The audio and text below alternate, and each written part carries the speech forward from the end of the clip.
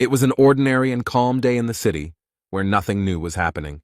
From the supermarket, surprisingly, it was filled with shoppers, and in the background, a television was playing the news. A guy takes a bag of chips from the shelf, but it looks like it's defective, and the news says the sky is covered in dust and smog due to recent sandstorms. A little girl next to him says that he is a thief because he steals food that he hasn't even paid for yet, but he denies it. Suddenly, breaking news is broadcast on television that an earthquake has suddenly occurred in the vicinity, but since it was not very strong, there were no casualties. And then they add that this earthquake is starting to gain strength, so it is advisable to protect yourself. There's still something being said on TV, but no one is watching it anymore because something much more interesting is happening outside. Suddenly the ground shook violently and rose up, as if something unusual had crawled out of it. In this place, as if from under the ground, a very strange and tall tower rises at a dizzying speed. All this is very frightening for people. No one understands what is happening here, especially a frightened little child. The whole store is shaking. People around are asking if everything is okay, if no one was hurt. The guy picks up the child and protects her from falling. He asks if everything is okay with her. The two of them look around and see what is happening outside, and the frightened child asks what happened. Meanwhile, a new unknown building appeared behind the shop window, frightening in its appearance. This strange building appeared not only in one place, it is also found in others, including England. In addition, this tower has disturbed people in Japan, as well as on all continents and countries of the world. There was a lot of debate and talk about it, but few people knew what it was or where it came from, and people called it the Nightmare Tower. Suddenly, people were told that they had been chosen to save the world, and those who pressed the button to accept the challenge were immediately sent to the battlefield. They were greeted by the system. It was all like a game. You could earn things and skills. But everyone quickly realized that this was not a game at all, and that everything was happening for real. Very quickly, this tower made itself known and caused unspeakable horror among all people. It happened one day when people were actively working around her. They had some kind of plan. At first, they didn't notice anything, but one of the workers looked up and drew their attention to the tower. A creature on two legs emerged from it, resembling a human, but it was clearly not a human.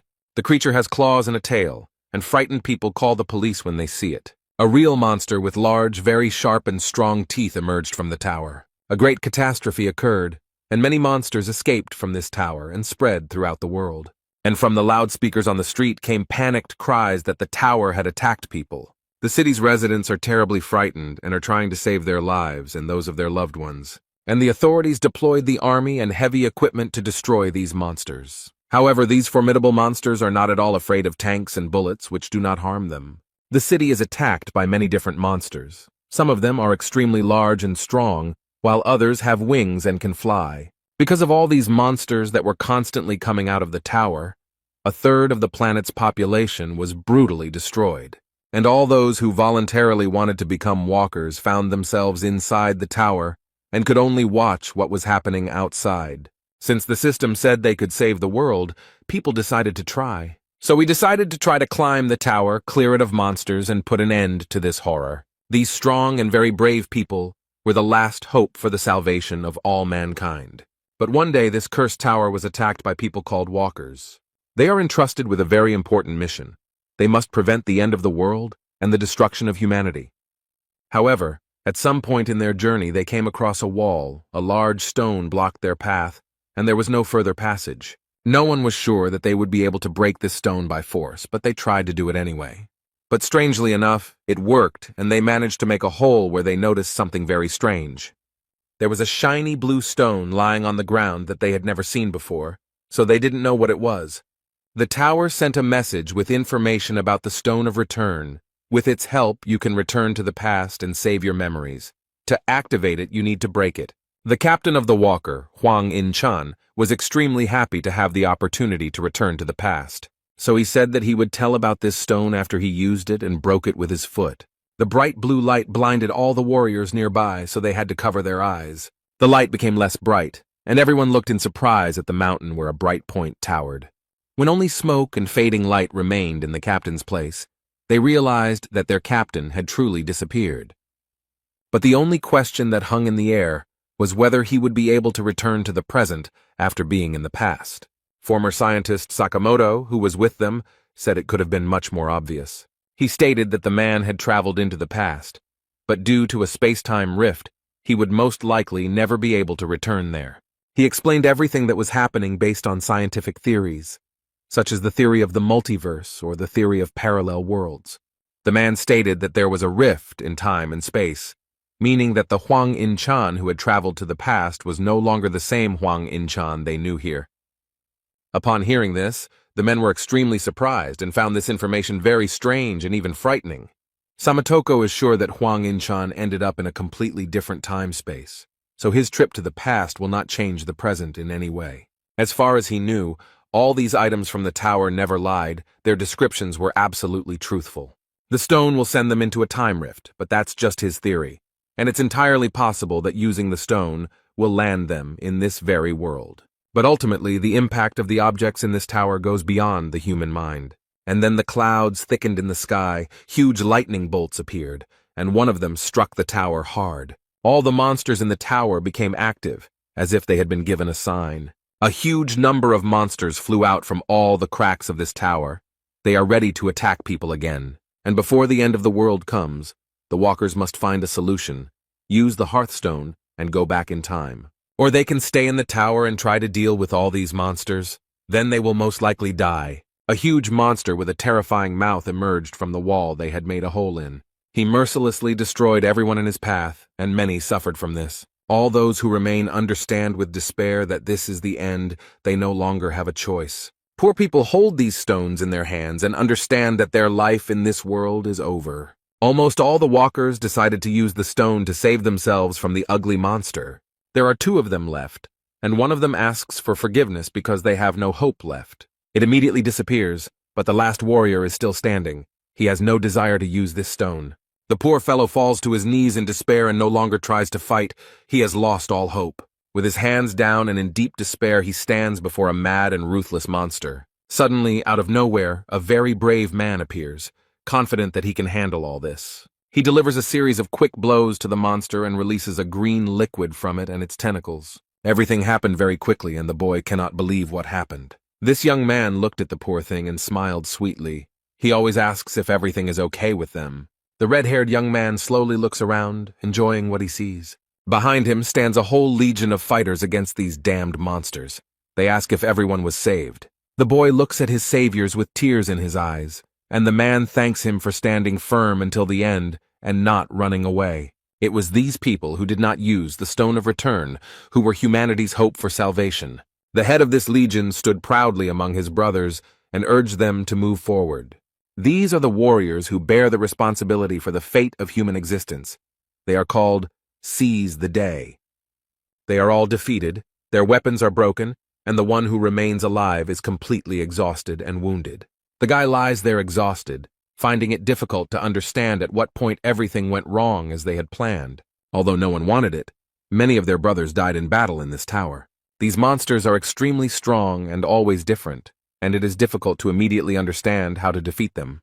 The boy steps on the creature and worries about his friend who is planning something dangerous. Jae Hwan attacks the monster from behind while it is distracted by his brother. He gathered all his strength into a fist and swung his weapon to destroy this monster. On the other hand, his friend attacked her and also made every effort to destroy this evil. With their combined efforts, these guys finally managed to destroy this monster. They dealt it a crushing blow. And after they did that, the body of this monster simply turned to dust. Yun Hwan said that fortunately there were no casualties, and that those who were injured would recover quickly after rest. It seems that this tower gave them the ability to heal wounds quickly and painlessly. With such success, they have every chance of reaching the top floor of this ill-fated tower. The guys are smiling happily, and Jae Hwan noticed something interesting from the side, so he got a little distracted. He saw the dragon suppression sword. It was imbued with the energy of the sun and moon. It was forged by the master of the 85th floor in 1,000 days to kill the dragon. The warrior picked it up and admired the beauty and power of the sword. The boy was glad that a stronger weapon had appeared.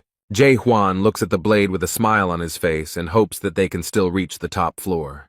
But now, looking back, he realizes that he actually thought that everything was going for the best and in their favor. Now they reached the 98th floor. This is the Purgatory Chamber. Here they met the strongest monster of all they had seen before. Their extremely durable weapons were almost completely destroyed. It looks like the monster simply melted them, and their legion seized the moment was almost completely destroyed. The poor guys couldn't survive this battle. Jae-hwan watches all this in horror and can't believe that it will all end here. At this time, the monster swung its huge limb to destroy another brave hero. He easily throws the poor thing into the wall, which cracks from the powerful blow. The boy screamed loudly in severe pain and appeared to have suffered serious injuries. You can tell from his eyes that he has already lost all hope of moving forward. The poor guy remembers the past, how much he went through with his friends in that damn tower. He understands that there is no chance now, and that continuing the fight is most likely useless. The boy had already lost all enthusiasm in fighting these monsters that had taken the lives of his faithful comrades. But he can't accept that they've already been through so much, and now he's just going to die one step away from victory. Jae-hwan stares at the terrifying monster he has to deal with. But suddenly he notices a brave man very close to the head of a terrible monster. This brave man, this is Yun-hwan. He gathered all his strength to finally destroy this monster. The Seize the Moment Legion warrior is very strong as he manages to pierce the monster's armor. He inflicts a lot of injuries, and does not give this creature the opportunity to destroy even one more person. Yun-hwan calls his friend and asks Jae-hwan to finally pull himself together. The guy tries to hold out as long as possible and inflict great damage on this monster that has taken many lives. He jumps high to deliver another powerful blow. This warrior is trying his best. The young man asks for help because he understands perfectly well that he cannot cope on his own. This terrible creature turned its red, burning gaze on the poor boy. Jae-hwan doesn't move. He still stands in place as if nailed to the wall. He is stunned by what he sees. His friend no longer holds his weapon as tightly as before. This terrible creature pierced a strong warrior of the Seize the Moment Legion. The young man could no longer fight. Jae-hwan screamed his friend's name in horror and despair. He couldn't believe that this actually happened. After this, for unknown reasons, the monster turned in the opposite direction from the guy. It's as if he's running away from something. Something very strange is happening to this terrible creature. The monster broke through the stone wall with its head. It destroyed it with its strength. The young man understands that all this is very strange. These creatures usually do not act like this, so it surprises him. Jae-hwan gritted his teeth and focused all his anger on the monster that took his loyal friend with him. The boy felt that he still had the strength to fight. He had to avenge all his brothers. So the last warrior gets to his feet and picks up his weapon from the ground. He still needs it. The young man doesn't want to let this monster go so easily. He speeds up and quickly approaches it. He doesn't know if he can survive the battle, but he does it for the sake of all those who fell in the fight to save humanity. The Legion warrior uses his power and, like magic ropes, wraps it around the monster. Suddenly he noticed a light on this creature. It seemed that these ropes were causing him irreparable harm. The guy adds strength and makes the liquid flowing inside the creature flow out. Jae-hwan now realizes that the monster escaped because it was already weakened and damaged enough to be easily destroyed. The creature falls to the ground with a loud thud, raising a large amount of dust. The walker puts in even more effort and approaches him at breakneck speed to deliver the finishing blow. The monster could not withstand this powerful blow and suffered a crushing defeat. The creature lies in the burning liquid that recently nourished it, and now suffers from it itself. The young man sighed in relief and turned to Yun-hwan, who explained that it was time for them to leave. But the boy was in no hurry to get up from the ground. He had a large wound on his stomach. The poor guy didn't have the strength to get up. This monster seriously injured the boy. It caused him irreparable harm. Jae-hwan looked at his faithful friend and realized with horror that with such wounds he would not be able to survive. The boy smiled one last time at his brother, with whom he managed to reach the 98th floor of the tower. But this is where his journey ends. He apologizes to Jae-hwan for not being able to go further with him and help him. During the time spent together, the young people managed to get to know each other well and develop a strong friendship. Kim Yun-hwan's smile never left his face, and it always warmed the hearts of those around him. Even that terrible tower couldn't take that away from him, so the walkers began to call him the Knight of the Smile. But at that moment, perhaps for the first time, a smile appeared on his face. The boy understood his end. Jae-hwan's heart was breaking, but he turned away from his friend and asked him to leave. He doesn't want this brave and strong warrior to leave him, so he goes another way. The young man looks down and walks away from Yun-hwan with a heavy burden on his heart, leaving behind only the memories of his sincere and kind smile.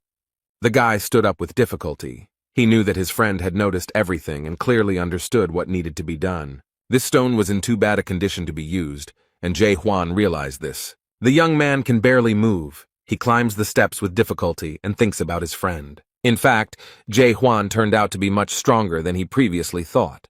The guy reached his goal and sat down to gather his courage and do what he had to do. He thought that it was Jae-hwan who gave him the confidence that reaching the summit was indeed possible. Yun-hwan gave this world his last smile. He is sincerely glad that his friend stayed here and will be able to finish his work. Then he pushed off the floor with his foot slightly, and what was supposed to happen happened. He disappeared from this world, and now his smile will not be able to warm the heart as before. Jae-hwan will miss him very much. This guy made this world at least a little kinder and better. He will miss Yun-hwan very much and will try to go all the way to the end for him. And his friend will continue to live in the boy's memories until he himself dies. But now he has no time to grieve for his friend. He needs to move on. He must continue on his way because now the fate of all mankind is his responsibility. The young man opened the door to the next level, and a bright blue light shone from there.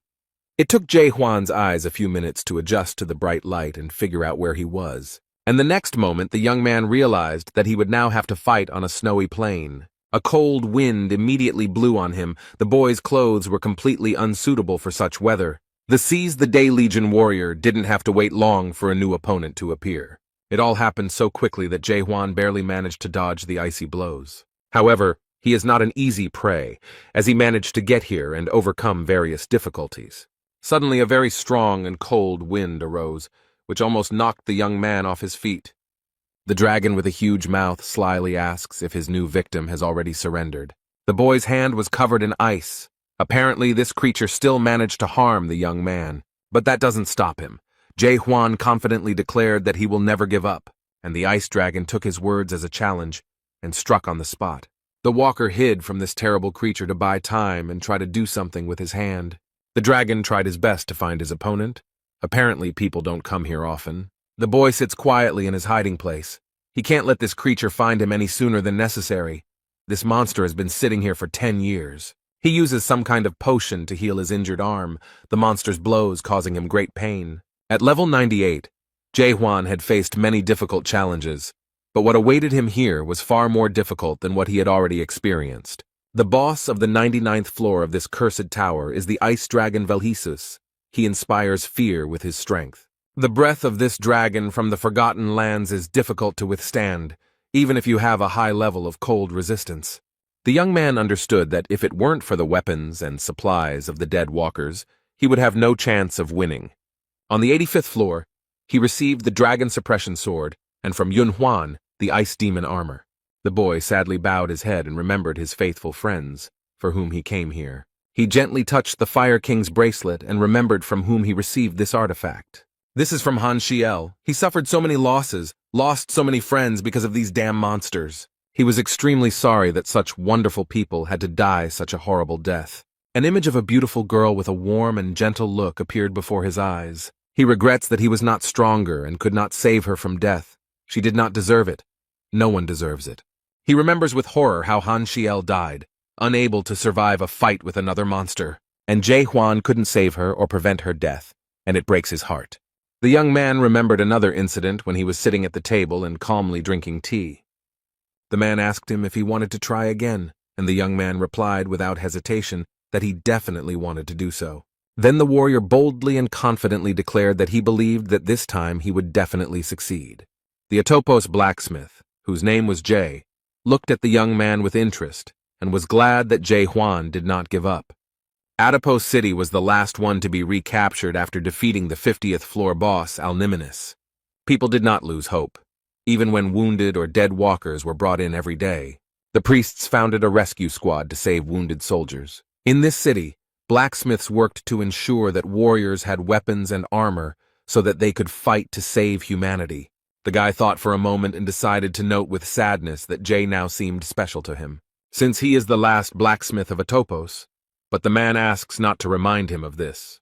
However, he added that Jae-hwan was the only person he worked so hard for, and noted that weapons from the lower floors were no longer being returned. Jae explained that he had little ore left, although there was a lot of it a few months ago. The guy understood that this was to be expected, because there were almost no living people left in the village. He has lost track of time and doesn't even know what year it is. There have been more than 10 tremors since the tower was built. And at some point, people stopped coming to the first floor. It became completely empty. With sadness in his voice, Jae Hwan stated that, in his opinion, humanity had been destroyed after all. The last blacksmith in town looked down sadly and continued his work. Apparently, he too realized that the boy was right. He asked the warrior if he had studied the tower well and if he had noticed anything strange there, other than the fact that the tower always remained the same. This made the young man think, and he still remembered some rather strange things. He noticed something where the wall had been broken and where the return stones had been found. There he saw a very strange inscription which read, "A tower within a tower, a nightmare within a nightmare." He assumed it might be a message from the people, but he had no idea what it might mean. Koval said that 2 days ago Grandma Kylene disappeared and this information scared him. Time stops in this tower, so if someone disappears from it, there are 2 reasons for this. The first option is that a person used the Stone of Return and found himself in the past. Or there is another, no less terrible option, that the one who disappeared jumped from the tower. Halen from Halen's potion and Jay from Jay's workshop were among the few remaining walkers. The blacksmith tries not to show that he is sad or worried about her. But Jae Hwan understands that underneath this mountain of muscles, this strong man hides a gentle heart. Suddenly the boy asks his blacksmith friend to teach him blacksmithing. The man's hand trembled when he heard such a bold request from this young man. Jae didn't answer, apparently needing more time to think about the request. And Jae Hwan waited patiently for an answer. He sincerely wanted to master this difficult task. A Seize the Day Legion warrior emerges from his hiding place, ready to continue the fight. The dragon reported that since the tower was built, no one had climbed to the 99th floor alone.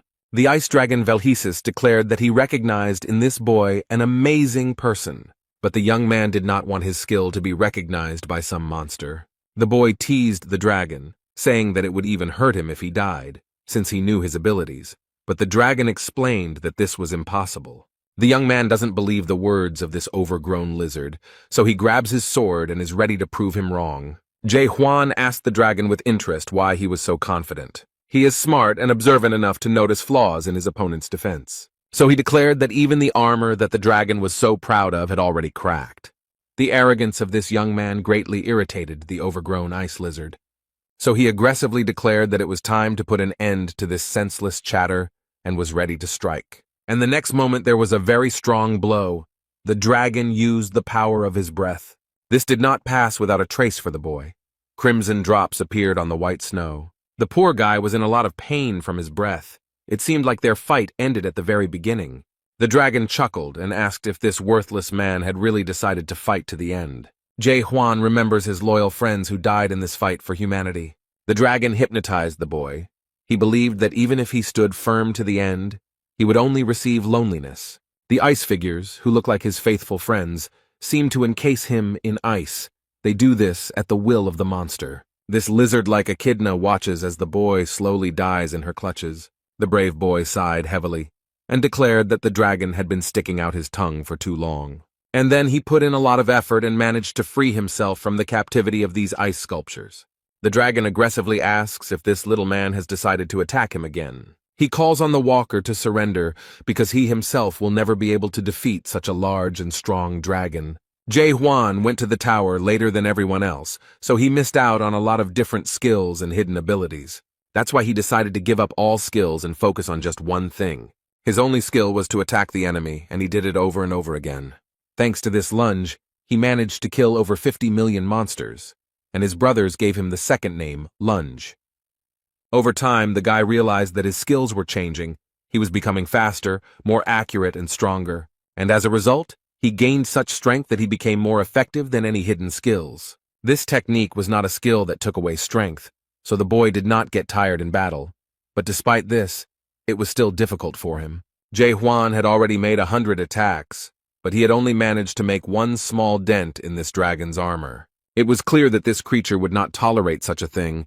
The dragon immediately prepared for his powerful icy breath. The walker realized with despair that he had no time to evade. But suddenly, at the last moment, he noticed something very interesting, and it gave him hope. Jae Hwan noticed a light coming from the wound on his opponent's neck. He remembered everything that happened on the 98th floor and how he defeated the previous monster. The guy realized that he had already seen this same light on another monster, and this was great news. The walker has already gripped his weapon much more boldly and tightly. He hopes that he has a chance. So without hesitation, he takes advantage of the moment and attacks the dragon with his signature attack. The warrior hit the target accurately. His sword pierced the enemy and destroyed his armor. Now Jae-hwan knows for sure that he can do it. He is full of confidence in it. The wounded monster was very angry. He did not understand how this insect dared to do such a thing. But the young man smugly declared that he had not hit hard enough and that he should have simply torn the monster's head off. The ice dragon has spread its wings and does not want such a situation to happen again. He stood tall and declared menacingly that this time he would wipe him off the face of the earth. And without thinking twice, the dragon used his icy breath to destroy his offender. The poor guy barely had time to dodge all the attacks. If even one had hit him, he would not have survived. This is a very difficult test for Jae-hwan. He barely dodges. The boy is surprised that this monster can make such powerful attacks. With great disappointment, he realized that there was no chance of winning. The dragon has cornered him, and he won't be able to defeat this creature. But the monster looks pitiful, its jaw hanging open after being wounded. He explains that if at least 10 pedestrians had come here, they would have dealt with him. And he added that if people had not been deceived by the Dream Demon Stone, everything would have been completely different. The boy doesn't understand what stone the dragon is talking about, so he asks him what he means. However, it is clear that he will not explain anything, but will immediately attack the guy. Jae-hwan does not wait for his death peacefully, but runs away from this dragon. This monster just watches as the guy who maimed him simply disappears. He has reached the door through which he came here. This will be his salvation. The warrior left this floor and closed the door tightly behind him to make sure that this creature would not appear here now. He understands perfectly well that he was a millimeter away from falling. If the claws of this monster had reached him, he would not have survived. Jae-hwan remembers the dragon's words about the Dream Demon Stone, but he can't understand what he was talking about. What kind of stone was it? How did it deceive everyone, and what could have been different? Many questions immediately arose. The warrior was glad that he managed to get out of there alive, but he still returned after 5 years. This time he was much stronger and better prepared for this fight, because he already knew what awaited him. The system bombarded him with various messages congratulating him on completing a new level. This time he managed to destroy this monster, so the guy received many congratulations on reaching the 99th floor. Jae-hwan looked at what was left of his opponent and asked what the Dragon Dreamstone was. This creature answered with the last of its strength that it knew the answer to its question without him. But he added mysteriously that he would understand everything when he found himself on the top floor. As a reward for completing the level, the young man received a new weapon, the Ice Dragon Sword. This weapon is infused with the breath of the Ice Dragon and can determine when its wielder is ready for battle. Suddenly, the young man looked down and noticed that something very strange was happening on the ground. Some substance that flowed out of the ice dragon begins to move and rise upward. She rose very high and formed a door right in front of the brave warrior. And at the very top, the number 100 was formed, indicating that this door leads to the top floor of the tower. The guy took a deep breath and collected his thoughts. He was ready to boldly move forward. Without thinking twice, he goes inside, not knowing what will happen to him next. After the boy walks through the door, the number 100 slowly turns into some other inscription. In its place appeared hieroglyphs, indicating that a control room was hidden behind the door. Jae-hwan had already peeked out the door and was looking around with genuine interest. And he was very surprised by what he saw there. Probably the guy expected to meet another monster there. But what I saw there was something completely different. A multitude of different screens and photographs showing the tower and the city. The young man came closer. He was very interested in examining all this and looking at the tower from the side. All these pictures depict places he has already visited. The boy sees the place where the walkers should come. He also sees a topos, a city where those who have not yet perished at the hands of monsters live. He was so focused on these images that he didn't notice someone approaching him and saying they were glad he had come. Jae-hwan looked around and immediately got into a fighting stance, and the voice said that he thought the boy would return to a topos first. And then he calms him down and explains that he shouldn't worry because he completely forgot about him and didn't have time to prepare everything. The boy received a message that surprised him because it said that he was the first to complete the training of the 294th world. His achievements were recorded in the immortal Akashic records, and this record will be visible to the monarch of the great land. The guy read it and realized with horror that it was actually a workout, although it didn't look like one. He is overwhelmed with emotions, and they turn into water that envelops the poor guy. The warrior was extremely excited. A large puddle of water had already formed under his feet, caused by his stormy emotions. The voice asks if he is surprised and hopes that the boy will soon recover from the shock. A huge wave of water rose up around the young man, ready to swallow him up. The creature smiles slyly and remarks that if he does not cope with his emotions, they will consume him. And then the lion head with bright eyes adds that it is probably too late to pull yourself together. And he tries to explain to the guy that there is no reason to be too upset, because he achieved a good result, considering that he is an ordinary person. However, this brave warrior did not give in to his emotions and tried his best to calm down. His stony expression shows that he is in a state of complete calm. His interlocutor is surprised because the guy came to his senses earlier than he expected. The young man unceremoniously, and without mincing words, asks what kind of creature this is and who he is anyway. Then he remembered that he had not introduced himself at all, because he was very glad that this young man had reached the 100th floor himself. Such cases had never happened before. He said that his name was Devil Bystrian and that he was the master of this tower. The warrior noted that if this was just training, then the game itself had not even begun yet. The demon smiled slyly and noticed that the boy had a sharp mind. But first he wanted to show him something. And the next moment he clicked his paws with sharp claws, showing what he had prepared. A large screen appeared in front of him, showing people who were in the tower for the first time and looking around in surprise. The guy watches the video carefully, which shows how he started his journey. These are his memories that show him how he met Seal, how she joined their group. Bystrian slyly noted that at that moment they looked quite happy. He then recalled joining the Seize the Day Legion and talking about how his head was not a weapon, but a sword. These were quite difficult memories for the boy, because everything that happened in that tower was terrible. And the creature noticed that this young man would never again see the faces of his faithful friends. The video shows their difficult battle with monsters, in which many people died. Then, at that moment, no one expected that everything would turn out exactly like this, and that this would happen. Among all those who died in this battle was Seal, for whom the boy fought very hard. He was overwhelmed with emotions. He didn't want her to die.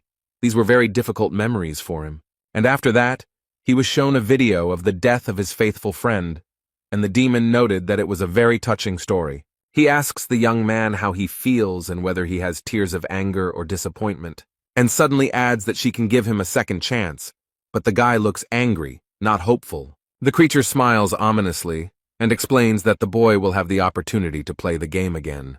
He tries to console the guy and adds that this is a great opportunity for him. Like a cunning snake, he convinces the boy that he will be able to relive everything, knowing what awaits him, and adds that in the world of people, this is only possible on the pages of books. Instead, Jae Hwan wonders in horror if this is the end because he expected all this horror to end someday.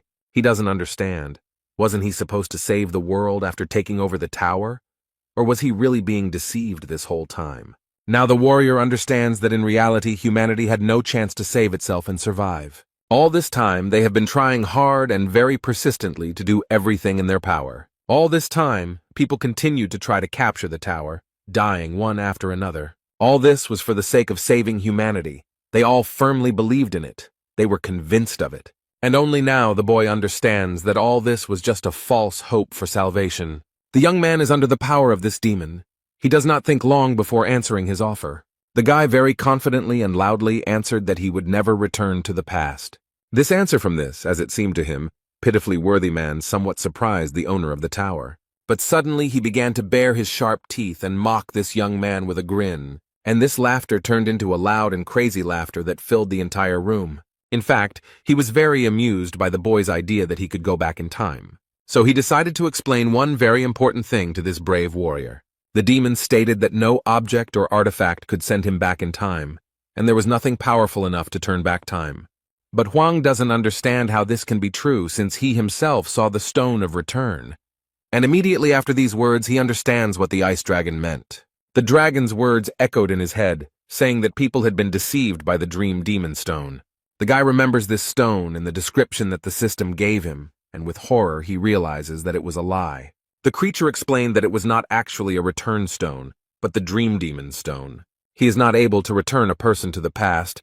he simply locks him in demonic dreams. Bystrian explained that he could not even imagine that people would want to go back to the past and fix it so much. The demon then added with great sarcasm that only humans are subject to such obsession. Huan, with great sadness and memories of the people who used this stone, noted that this is true. When they had managed to resolve all these issues, the demon announced that the real game could now begin. But she explains that this is not a return to the past, but a start of this game from the very beginning. The boy was asked if he wanted to start the game, and to the demon's great surprise, he refused to play.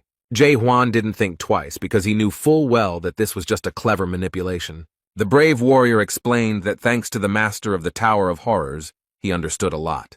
A new report has emerged that the Tower of Terror, also known as the Tower of Regret, is created by a dream demon and is placing walkers in artificially created dreams. The young man explained that he had already been in the dream demon's dream and would not return there again. And that is why the boy grabbed the weapon and boldly declared that he would kill the owner of this tower. He did not believe in the cunning and insidious plan of this monster. The warrior was going to kill him and leave. The creature took a deep breath and explained that there was nowhere else to go. This was the end of the tower, although the boy stated that he didn't trust anyone anymore.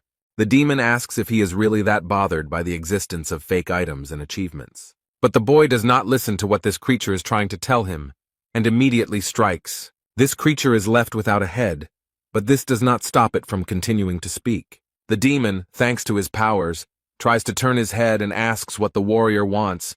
He can give him skills or artifacts, whatever he wants. In the end, the young man had come a long way and deserved a reward, but Huang replied that he did not need anything. Bystrian slyly asks if he wants to return to his previous normal life. The demon explains that he was a prisoner in the Tower of Horror's dream, and therefore no monsters exist in reality. Huang doesn't understand how these monsters can't exist. The creature snapped its fingers and the boy saw ordinary life before he came here. People are chatting peacefully, preparing to go to the cinema and discussing films. The guy doesn't understand what's happening. How could this happen? Was he really that fooled? Suddenly there was a strong jolt and Huan was suddenly moved to another place. He found himself in public transport, similar to a train. The guy was amazed by everything that was happening here. In reality, no one died, the earth did not turn into a desert, and most of humanity did not disappear. The demon noted that it must be great news for him that his friends and relatives were not killed. Bystrian snapped his fingers again to move again, and wanted to show him the most important thing. He saw many hospital beds where patients still lay, unconsciously connected to various machines. The young man moved closer to the hospital bed to get a better look at what was happening. He saw himself on the bed, connected to the machine. The guy was very impressed by this. The demon explained that decades had passed in the Tower of Terror, but not even a month had passed in the human world. The creature noted that the boy would never be able to defeat him because he could barely lie down during training, and he added that there was a huge gap between people and dragons that he would never be able to overcome. Huan boldly stated that it was a great relief to him to learn that the creature was a dragon. He announced his sword and said that he had fought dragons before, so he wouldn't have any problems. The demon was very angry. He did not like such impudence on the part of this pathetic creature. A brave warrior entered into a fight with a very powerful creature, and who knows how it might end. The heavy wooden door opened, letting a little sunlight into the dark room. Huan comes in completely exhausted and with severe wounds. He calls Jay and tells him that he's back. But the room where Koval was most often looks as if no one has been there for a very long time. However, the main character needs weapons to fight all these evil demons. So, using the knowledge his friend shared, he tries to make himself a good sword. 72 days passed. The warrior fought the dragon every day, but no matter how hard he tried, he could not leave even a scratch on it. But on the other hand, Huang didn't die either. For reasons unknown to him, the dragon didn't kill him. The control room shows a video of a guy working in a forge and thinking that no matter how long it takes, he will achieve his goal. The dragon watches this young man with great interest. He is very surprised and even amused by him. He believes that he should keep it for himself because it is a good product that can be sold successfully. This dragon had been cultivating for a long time, and this was the first time he had encountered such a situation.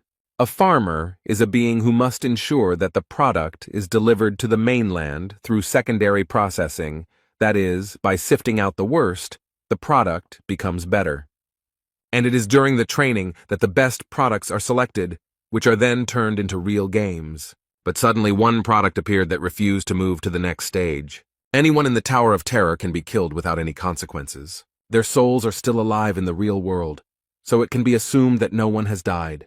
But there will be a lot of problems if he accidentally damages the soul of his product. The Reapers, who are closely monitoring all of this, will never forgive him for such a mistake. Therefore, the dragon believes that he needs to sell it as soon as possible. It's time to move on to the next level, because he still has to pay off the debt for buying the tower.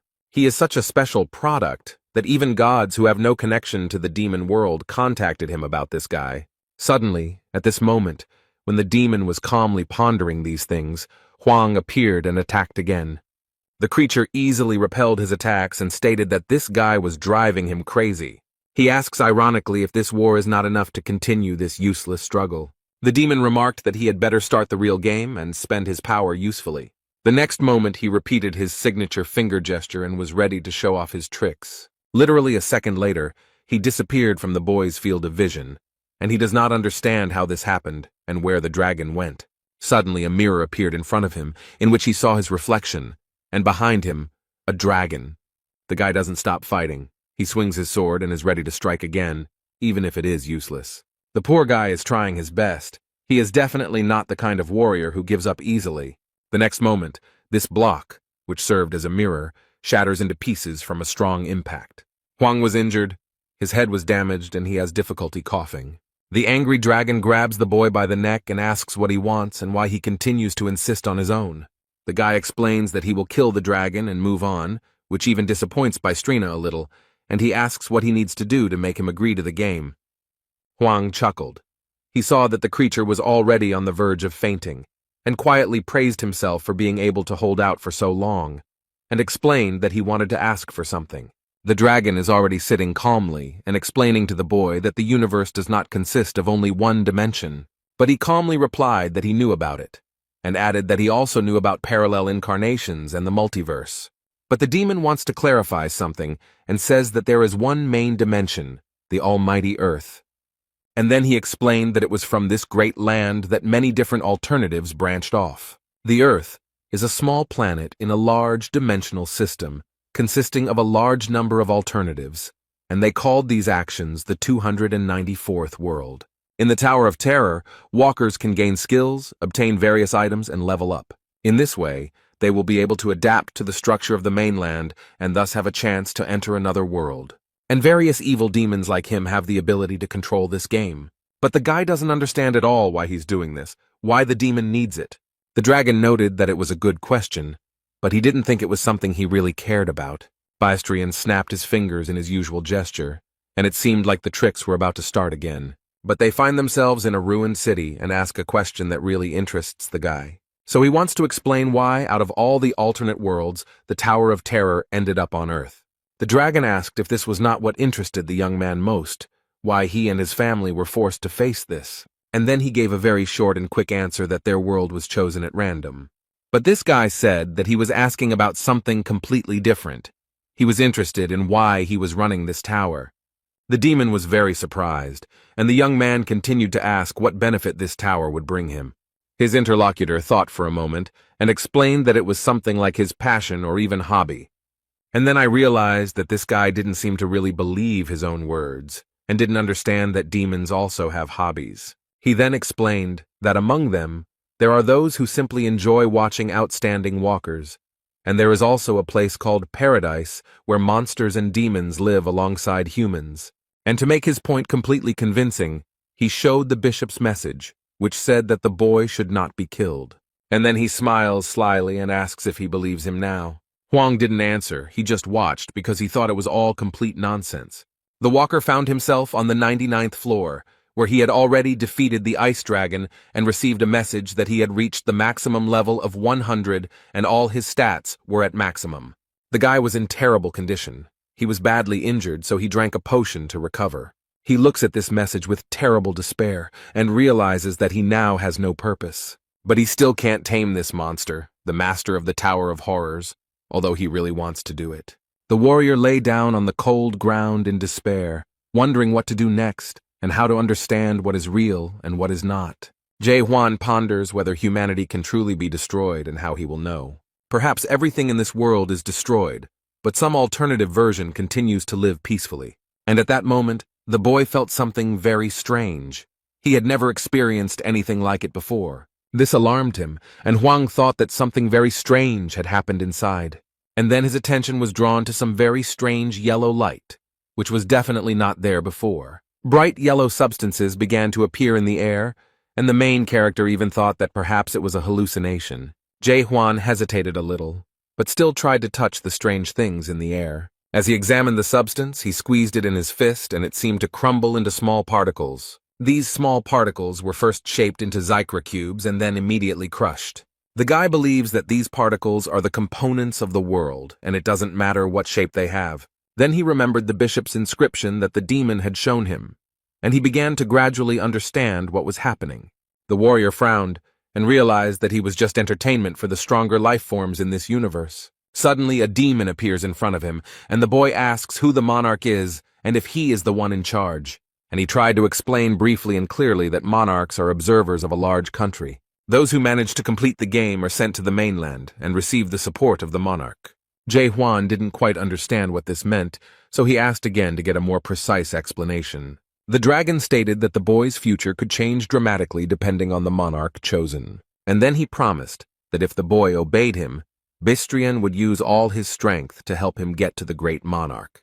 But the demon noted that this would only happen if the young man agreed to play the entire game to the end. Jae-hwan noticed that the creature now spoke like an annoying store clerk. And the next moment the guy agrees to join the game, but will do so only after 10 days. 9 days have passed, and the boy is still training with the sword to be in top shape before the game. The demon sits calmly in his control room and watches all the actions of the young man. But he is looking forward to it. There is very little time left, and he remembers that he bought this tower because he was deceived. These memories made him angry because he remembered how false they were. He was told that the tower had been built by the Lord himself, and that it was so old that its value could hardly be overestimated, so it would definitely be a good buy. But he regrets that there is no function to voluntarily exit the game while keeping all your achievements. And now he himself is trapped in the tower, unable to exit the game because Hwang refuses to move on to the next level. He sat there in despair for so long and had already resigned himself to his unhappy fate. But finally, all this will end tomorrow when Hwang starts the real game. The warrior received a message asking if he wanted to return to World 294 without losing his memory and start the game. The dragon is looking forward to the moment when the guy confirms the application. He is very excited. But completely unexpectedly, the guy attacks him. The main character still wants to kill the demon. He asked with great surprise what was going on here and why Jae-hwan was doing this. The guy had been dreaming about this for a long time and had been training for a long time. He deliberately took his time in order to prepare well. The walker holds his weapon tightly in his hands and makes a remark to the demon, which he could have guessed. The young man, with a threatening expression on his face, explained to his enemy that from now on he would hunt him. With these words, he strikes his opponent again. The guy is very confident in his abilities. He noticed that after hallucinating these gold particles, it became more difficult for him to control the sword. But he explained that every time he tries to take a shot, he gets a very strange feeling. The guy thinks it's like waking up, like he's breaking this dream. Therefore, Jae-hwan does not intend to stop and stubbornly continues to attack this creature. The main character, with a smile on his face, waves his sword and declares that this is the feeling of life. However, a magical symbol appears under his feet, which the boy does not notice at all. In place of this symbol, a huge tree immediately grew, which the boy saw on the 91st floor. It is called the Black Iron Tree. The monster regenerates his arm and explains that this should have happened a long time ago, adding that he has never seen anyone like this guy. The dragon smiles slyly and watches with pleasure as they do this to the boy, paying a huge price for it. The protagonist finds himself completely trapped in the iron roots of the breeder tree and wonders what this creature plans to do with him next. Bistrian calmly replies that this walker will not be able to finish the game without his permission. The demon finally abandoned all attempts and hopes of convincing this stubborn warrior. But I decided to try again and asked why the guy decided that his studies should be continued. However, he added that the Tower of Horrors will automatically close after 100 days of training. The dragon explained that he needed the boy to survive, so he needed to complete his training and move on to the game. The boy has no intention of staying there alone, so he calls on the demon Bystrina to stay. The protagonist stated that on this vast land he is called the Sanctuary of Irritation. The guy knows a lot about this monster. He says that it lived 784 years and visited 128 worlds, and now continues its vile selection among the walkers. The demon cannot believe what he hears and has no idea how he knows all this information. Jae-hwan boldly asks if this bastard was planning to hand over his mathematics to the Black Monarch. The monster asks in surprise where he knows all this from. How can he know all this? The boy saw golden letters, a message from the demon to the Black Monarch that the selection would soon be over if he could convince the farmer. The main character explained with a sly smile that he was the one he had been waiting for so long. Suddenly a bright light appeared and the warrior managed to free himself from the shackles of the iron tree. And freed from the roots, the boy attacks the monster that imprisoned him there. With just one blow, the demon Bystrin lost his arm, but this time he was very surprised and frightened by it. Something very strange has happened. Will this guy really be able to defeat his opponent? The protagonist uses his power again, but this time the enemy defends himself. It seems that Jae-hwan managed to injure the demon the first time, so now the demon is holding his hand. He can't believe that this idiot managed to give him such a cancerous tumor on his arm. The expression on his face reflects all his confusion and shock at what happened. The walker holds a very strange sword in his hand that emits a blue light, as if it is enveloped in something. There are some very strange things happening around. It feels like the game has started to reboot. The guy looks very confident in his abilities, so he stands proudly and stares at the demon Bystrina. When he reached the 100th floor, he began to wonder what it all meant. The main character began to doubt whether this was really a dream. He then wondered if the demon really could not or would not kill him. Then he wondered if he could be reborn after death, and he had many questions. The elements of this world crumbled into particles and text appeared. The warrior watched the demon carefully. And now, after a long period of doubt, Jae-hwan has finally reached the stage of absolute certainty. He has discovered something new, penetrated into understanding through and through, and now he can use this powerful force. The vortex of energy quickly approached the demon and very easily and completely destroyed his defense. The dragon was surprised by the abilities of this walker and became very angry with him. This creature opens its mouth with large fangs and asks what is going on here. The system issued a message about the lifting of temporary restrictions, which shocked the tower owner. So he became extremely angry with him and explained that he would no longer feel sorry for him and would give Hwang a chance to surrender before it was too late. But the boy will not do this. He will proudly and bravely stand against the demon in battle. Bystrina noted that the young man had achieved a lot in such a short time, but there is a limit to everything. A multitude of sharp thorns instantly grew out of the ground, and the dragon declared that no man could defeat him. This stubborn young man was not so easy to defeat. He looked at the weapon he received as a reward for passing the last floor, but he squeezed it tighter. It was the only thing that could help him in this difficult struggle. The timer shows the countdown of the loading time, and the demon pushes off the ground with its paws, ready to attack. The creature approaches the boy extremely quickly. Its rage knows no bounds. It will not let this pathetic insect ruin everything for him. Bystran shouts that Jae-hwan will still participate in the real game, and by doing so, he makes his situation worse. The timer has reached a round number, and the main character is preparing for the decisive blow. The main character skillfully dodges all the sharp spikes and strikes the enemy. The boy remembers how he defeated all his previous monsters, especially those he encountered on the upper floors. But full of confidence that he would succeed, he dealt another blow to the monster with whom he had been fighting for a very long time. The demon is angry, but he can't do anything. He only begs that all this doesn't happen. Now Bystrina finally realizes that this is not just a reboot, and that he will soon have problems. He cannot comprehend with his mind how this ordinary man was able to accomplish all this. There was another blow and a bright light appeared, as if after an explosion, and the demon suffered more and more. The main character does not stop for a minute. He continues to attack to destroy the enemy. The dragon screams wildly from pity and severe pain, opening its wide mouth full of fangs. Jae-hwan stands proudly and holds his weapon at the ready, but first he wants to clear up a few things. The guy wants this unearthly being to know that people are not just a commodity to be sold. But he added that they were not so useless that they could be digitized in some game at the behest of some demon. People were not things that could be given a price tag. Bystrina turned into a small creature. Hwang poked him with his sword and explained that he would no longer obey his plan. The main character raised his head and knows perfectly well what he wants to do next. He has already thought everything through. So he says that he will completely destroy this place and move on. He will rise higher and higher. Jae-hwan confidently declared that he would destroy this terrible world, and there was not a hint of doubt in his voice. The guy is confident that he can destroy the world created by these scoundrels. Suddenly the ceiling began to crack. Fragments rained down onto the ground, and the roof of the tower collapsed. Demon Bystron ducked to avoid being hit by shrapnel and asked the boy to stop. He pitifully begs not to do this and repeats again that there is absolutely nothing higher. However, the summer hero knows very well that in reality it is much more interesting there. But then he confidently added that he was sent here for a reason, and these words shocked the demon. The guy remembers that on many floors he came across strange inscriptions on the walls, and they interested him. He read about the Tree of Illusion on the walls, and wondered if the Tower of Horrors was actually created by the demon sitting at the top of this tree. The young man was sure that there were also inquiries about the dream demon Mulark, so he continued his search. Hwang asks if they are now at the root of the illusion tree. If that is true, then it also has a trunk.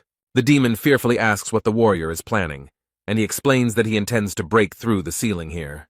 And the next moment he raises his weapon, and a huge stream of energy rushes upward. The system indicated that an unknown error occurred during loading, and then showed that training was complete. Now the guy is in a completely different place, but the poor guy looks very tired. But despite this, Jae-hwan is happy that he finally found exactly what he was looking for. He wanted to be here. This place is not as quiet and calm as it seemed at first glance. It seems that scary monsters live there. The creatures with large mouths sensed the presence of strangers in their territory and were ready to attack. These giant wolves surrounded the main character, but he is not at all scared. He is alone, and there are more than 10 of them, and these creatures do not plan to leave him alive, so they immediately attack. The wolf quickly approaches the boy, his eyes blazing with fury and his huge fangs terrifying. Jae-hwan is not afraid of any of these creatures. He makes a light lunge at it and immediately inflicts serious injury on it. He then looks back and sees another evil monster approaching him. This creature is extremely close to him, but this fact does not frighten the warrior at all. He can cope with it. The creature looks very bloodthirsty and evil, as if this creature was specially created to destroy everyone around it. The protagonist holds his weapon tightly and is ready to defeat this creature. He does not seem to consider it very strong. But against this huge wolf, he uses a medium lunge that literally cuts the monster in two. On the monster's head is a large horn, which is enveloped in a magical yellow glow, looking magical. The boy became curious and decided to take the thing for himself. Hwang easily pulled it out of the creature's flesh. He put the horns of these creatures in the backpack on his back and noted that the monsters here were not very strong. Jae-hwan heard the noise and looked around to see what was going on. Suddenly, some strange creatures appeared and shouted aggressively, "How dare this man do this?" One of them points his finger at the backpack and shouts something, but it is difficult to understand what he wants. The warrior looked at them all carefully, but could not make out what this creature was saying. And then he realized that they were pointing to the horns behind him, so the young man offered to make a deal. He would give up all these things, and in exchange he would want information about what this place was. But the monsters didn't seem to even listen to him, and it was unknown if they understood him at all. They went on the offensive. One of these green monsters immediately dealt a strong blow, apparently thinking that this would be enough for victory. The young man got angry and said that now he would have to kill these scoundrels with bulging eyes. He is ready and willing to proceed with his promise. He does not mince words. Jae-hwan didn't have to spend much time and effort to neutralize them all, since all of his stats were at their maximum levels. Now he is trying to get at least some information from this monster. The young man needs to know what this place is. The guy grabbed 2 antennae sticking out of the head of this incomprehensible creature, and it screams in horror that this is a game. The walker is still trying to get at least some valuable information out of him, but all in vain. The creature uttered a few words incoherently, which were understandable. They said, "Human, kill, now." And the next moment he bit his tongue, and it looked very strange and incomprehensible. The boy tore off the antenna and the creature died. At first they seemed weak to him, but now he thought they were not so simple. Hwang looked at what was left in his hands with surprise and interest, trying to understand what function these things performed. But he decided not to think long and left the antennas on the ground, and went to explore the area. To get a little more information, The protagonist decided to look at other creatures. He saw a small bag and received an information message from the system that it was a small backpack for storing things with a volume of 2 cubic meters. After leaving the tower, the system stopped working, and he thought he would gain access to the other dimensional system. But this did not happen. But fortunately, he at least has access to information, and after examining the bag, he noticed many interesting stones there. The boy examined the stone and was informed that it was a spirit stone, and that it gave him the ability to increase energy. He collected them back into his bag, thinking they might have some value and wondering if anyone made them here. Having completed his search, the guy wondered what to do next and where to go, but he still didn't find out anything about this place. Suddenly, the sword he received as a reward for defeating the ice dragon made itself known. The guy sat down and looked at this thing in surprise, not understanding what was happening to it. And the next moment, the dragon's mouth appeared, as if a ghost was trying to get out of there, or it was a hallucination. It all ended as suddenly as it began. Nothing else happened, and everything just disappeared. The main character props his head up with his hand and tries to understand what just happened. After sitting like that for a minute, he was able to examine everything more closely, and noticing the crumpled paper, he suggested that it might be a map. The guy opened it and saw there a tree of illusions, as well as some other castles, possibly a settlement, and a strange inscription, Chaos. He remembered that the idiot in the tower hadn't told him about this place, so he would have to try to find out for himself. At first, this forest seemed like a very quiet and peaceful place, but these palm trees and greenery create a deceptive impression. A little further away from Jae-hwan, wolf-like monsters angrily open their mouths, ready to attack. Their opponents move towards these creatures fearlessly, quickly, and energetically. It is unclear what they are, but they look very human and seem to know what to do. The girl with red hair looks at the spores with confidence, but her eyes are unusually bright. She threw the blade, probably intending to hit one of the monsters, but something went wrong. Because she stepped on some guy's foot and apologizes, explains that it happened by accident, and promises to change her hunting location. He smiled at her, and when she turned around, it was clear that the man was angry, and thinking about how badly she must be handling the weapon that had accidentally hit him in the knee. The other boys looked in horror at what awaited them ahead and screamed in fear. A terribly angry bighorn, also known as a bighorn, is quickly approaching them. This terribly evil creature with huge fangs and an open mouth runs towards the girl, who does not seem to be scared at all. All this happens near a high cliff, and the people below are trying to prepare for a difficult fight. Huang watches them from above and comes to the conclusion that this girl looks much stronger than the others, but they don't seem to be very friendly. At this rate, they'll all just die. I wonder how they even got out of the tower with those skills. The man has gathered his strength and is ready to join the battle. He uses his skill, Breath of the Fire King. The girl screams that she will help him and immediately hits him hard on the cheek. She then smiles cheerfully and apologizes again, although this time the guy calls her a whore. The red-haired girl noted that it was very rude to call her that, because she just wanted to help. Hung Nim doesn't notice the monster approaching him with its mouth wide open while he argues with the girl. It seems that the protagonist realized that they would not be able to cope with this creature, especially if they were so careless, so he decided to help. Jumping down from the mountain, Jae-hwan used his sword, made a medium lunge, and easily defeated the monster with one blow. Han Nim seemed to be too close to the monster, so he got slapped quite a bit and he didn't like it very much. There was a lot of smoke, so no one immediately noticed the stranger, only his powerful weapon was visible. Jae-hwan wields a strong and large sword that emits a beautiful blue light. The main character stands proudly on his prey and carefully looks at everyone present. He didn't seem very impressed by what he saw here. These people didn't look particularly strong or smart. They discuss whether everything that happened here was legal and whether they can take Bighorn's body.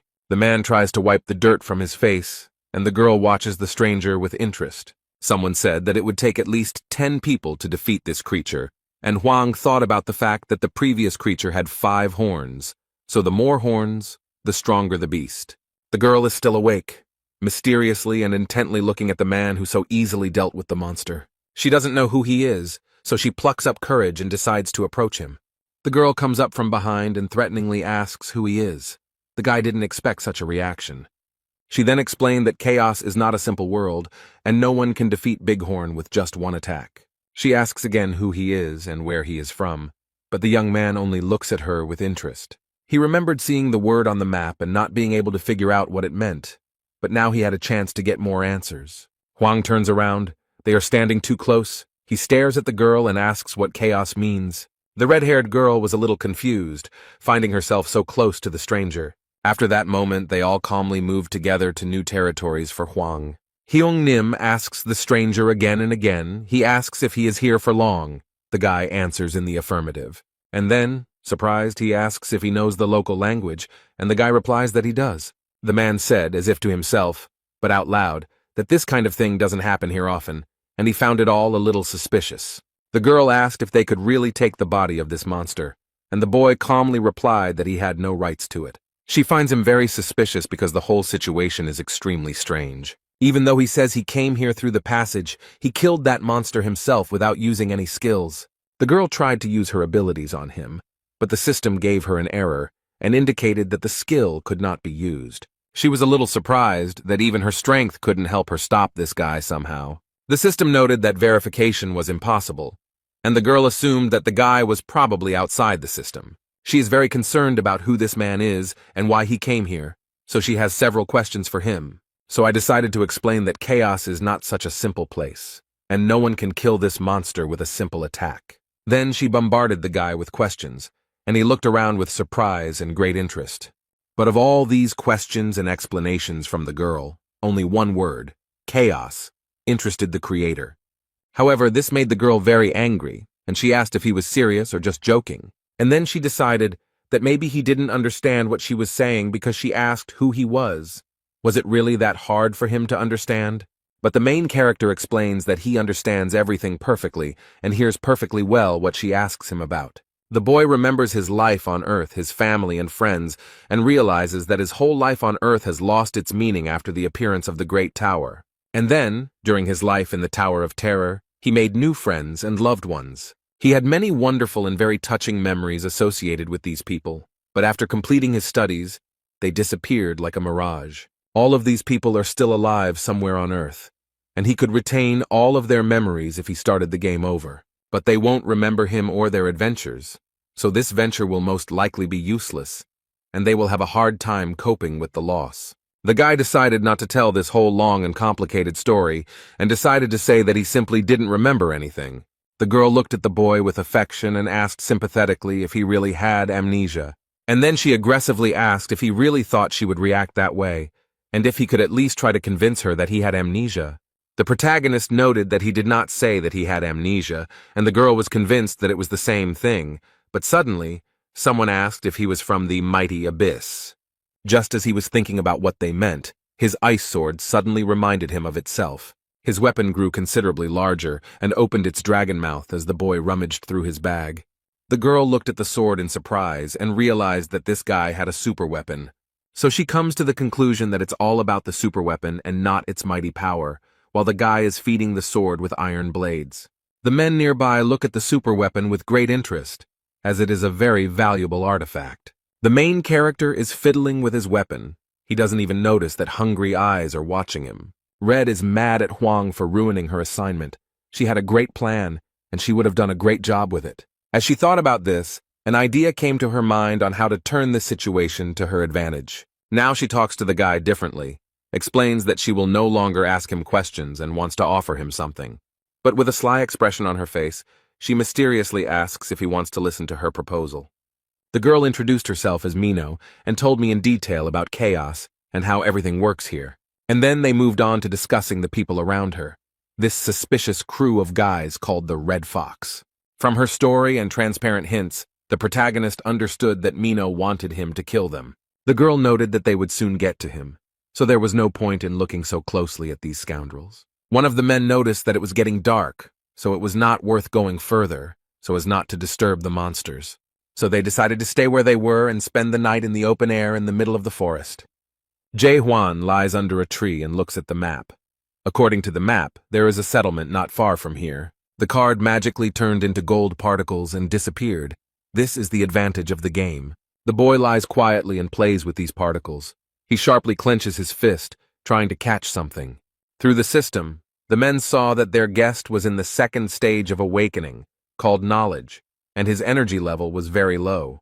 They calculated that his energy level was much lower than their leaders, so they realized that he had defeated the monster only thanks to his weapon. But they know that super weapons can only be obtained in the abyss. These are the branches of the Tree of Illusions. Huang heard everything and realized that these scoundrels were up to something. They would be surprised when they found out that this was where he got this weapon. The tower owner said it wasn't a very impressive weapon, so they probably wouldn't want to hunt for it. The protagonist looks at the stars in the cloudless sky and thinks about how to get to the almighty Earth. The Red Fox Legion fighters were already confidently moving towards the boy. Huang realizes that they have already started to implement their plan, and soon everyone will be here. Mino is shocked and asks the guy why he is lying there so calmly, because those bastards are going to come for him now.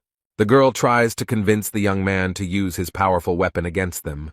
But Jae Hwan calmly turned to Mino and explained that he did not have any weapons with him. He explained that he had lent his sword to someone on the night shift, but the girl was furious and couldn't believe he had done that. He was surrounded by many people. The leader stated that he would find a better way to use his weapon, although the girl noted that even with this weapon, he was a complete zero. Mino is not as simple and sweet as she seems at first glance. She asks these idiots if they really want bloodshed. The main character looked at the girl with genuine interest, and now saw her true nature, and it seemed that he liked it. Instead, all these people follow the orders of their leader, who threatens to kill them. The redhead doesn't wait for Huang to do something. She knows how to stand up for herself. She uses her skills skillfully. The girl throws blades well, and the first two were all convinced of this. And the girl doesn't even think about stopping after them, and immediately finds a new victim. Mino is actually a very skilled and intelligent girl. She holds her weapon tightly and is ready to use it again. The dagger flies towards one of these villains with insane speed and force. The protagonist stands proudly next to her and does nothing, apparently believing that she can handle it herself. And that's true, Mino can definitely handle this bunch of losers on his own. They seem to already realize what they've gotten themselves into and probably regret their decision, but it's too late because they've already made her angry. She smiled sarcastically and stated that by their decision, they had doomed themselves to a terrible fate. Their leader stands behind the rest of the Legion and admits that he knew she was a witch from the start. This became obvious when she unceremoniously set the monster on them. The man frowned and asked aggressively through clenched teeth who had approached the ghost warrior. Mino smiled cheerfully and sincerely and playfully asked what difference it made to him who did it. But she added that these bastards had killed so many newcomers who didn't understand anything that many of the Chaos inhabitants probably wanted them dead. Instead, Heng Nim noted that the ghost warriors would not help these unfortunate people. And then, with one movement, he repelled all the sharp daggers that were rapidly approaching him. The man pulled out a weapon that belonged to Jae Hwan and threatened that this witch would die right there. Although it didn't particularly frighten her, Mino muttered hesitantly, "Was he really counting on just a super weapon?" But the cunning man smiled slyly and explained that he had an ulterior motive. The girl looked around and was a little surprised by what she saw, although she noted that they were all at least level 1 in strength.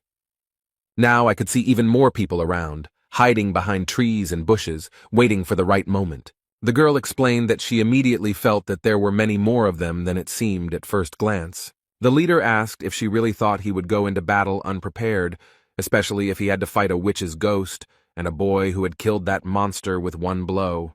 But he would have acted differently if he had known that he would get this amazing superweapon so easily. He wouldn't have gone that far or called so many people for help, but it's already been done.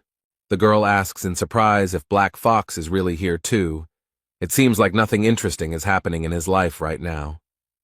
This man, who just now stood out in no way, has now turned into a real monster. He declared with his huge tongue and fangs that she could consider this an honor. Black Fox Clan, who is the head of the Red Fox Clan and holds the 3rd degree, explained that more than half of the clan was gathered here.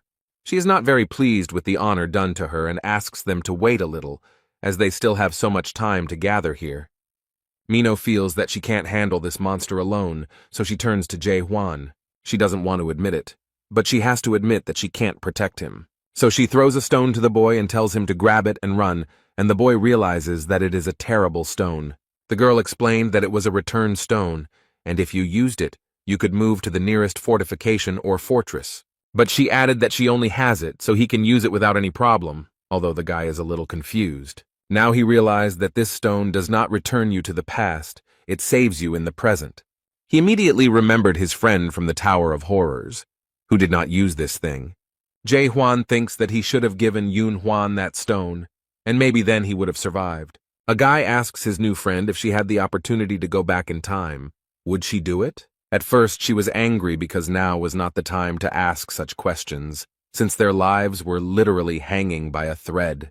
And then she still answered that, of course, she would not return, and this greatly surprised the main character.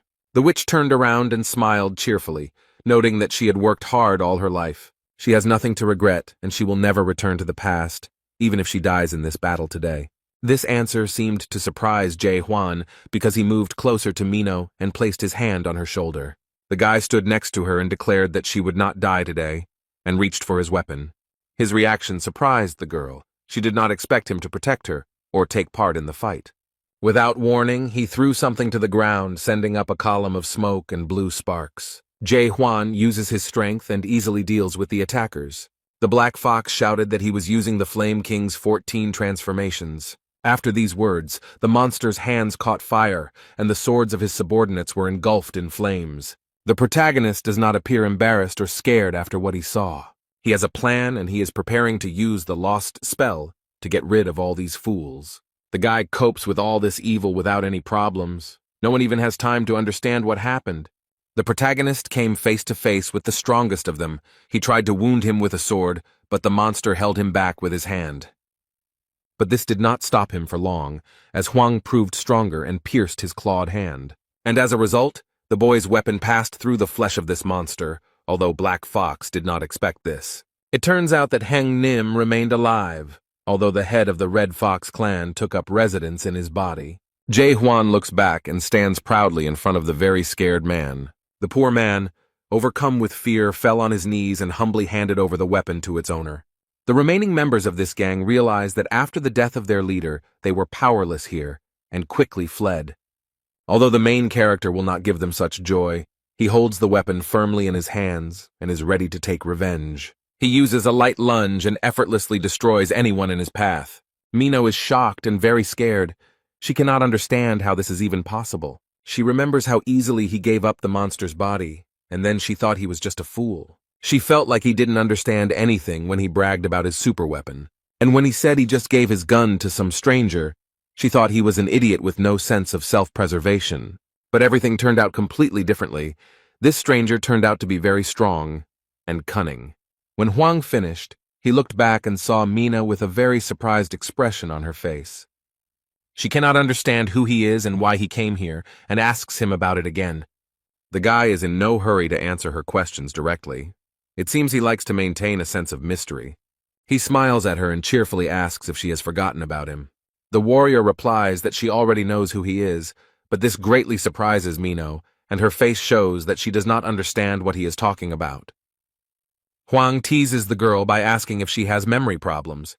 He thought he was the only one with such a problem, but this remark angered her. However, Mino decided not to discuss it further and asked him to return the stone to her, but he admitted that he had lost it. The poor thing is seething with rage and cannot believe that he could lose such a precious thing. They are sitting by the fire and relaxing after a very eventful evening. The young man sits quietly and looks at the stars. It calms him down. He feels peace and bliss. Instead, the girl tries to find her stone in his bag, but it seems to be in vain, and she fails. So she gets angry that all this is happening because of some stranger. The guy noticed that she already knew everything, so there was no need to ask him questions, but she didn't quite understand what he was talking about. Hwang explains that he knows who he is, and looking at the fire explains that he is an ordinary person. He then asks his interlocutor if she is human, and she reluctantly replies that she is almost human. Then the boy thought of something, clenched his fist tightly and replied that it was good. This seemed a little strange to her, so the girl wondered what he was thinking about now. And then, realizing that the guy wouldn't say anything else, she turned away and thought about something of her own. She wondered if it really was necessary to be just a human to become so strong and skilled. The girl asks if he has really forgotten everything that happened to him on Almighty Earth, and Hwang confirms that he does not remember anything. Then she bowed her head sadly and remarked that he was very lucky that he had forgotten everything. Most people here would envy him. And she added that it was obvious how they all ended up there and why. but the guy didn't understand why it should be obvious. But he asks with interest how she ended up here, and the girl stops when she hears this. She gave him a sly look and noticed that he would immediately regret his question as soon as he knew the answer. They achieved their goal. The girl took him to a very beautiful place, which turned out to be the Gorgon's palace. They approach the building and Mino notices that they have arrived at their destination. Huang carefully examines the entire new territory and tries to understand what kind of place this is. The circular space with columns reminded him of the first floor of the Tower of Terror, where newcomers came. The square was completely empty and there was not a soul around, but suddenly a red light came on. And then something very strange happened, which really scared the main character. He didn't expect it. He saw many people suffering, crying from pity or writhing in pain. These were the last seconds of their lives. Mino noticed that there were 1,000 times more of them this time and added, "Does he now understand how she got here?" But frowning, she added in a threatening voice that he should never ask her that question again. The poor people in the round square are still screaming and writhing in pain, and the girl, lowering her head, noticed that they were in chaos in the kingdom of the dead. If you die on the almighty earth, you will go to chaos. But if you die here, that's the end. The soul will turn into nutrients for the illusion tree. At this moment, men in white boots appear and rush to do their job. Their uniforms are white with gold trim, and the captain orders them to line up and escort. They rush to meet people who have just arrived. Their job is to welcome them. The captain wrapped one of the new arrivals in a warm blanket and noted that he looked very weak, which was probably the cause of his death. The captain's name is James, and he was called to point out the two waiting on board.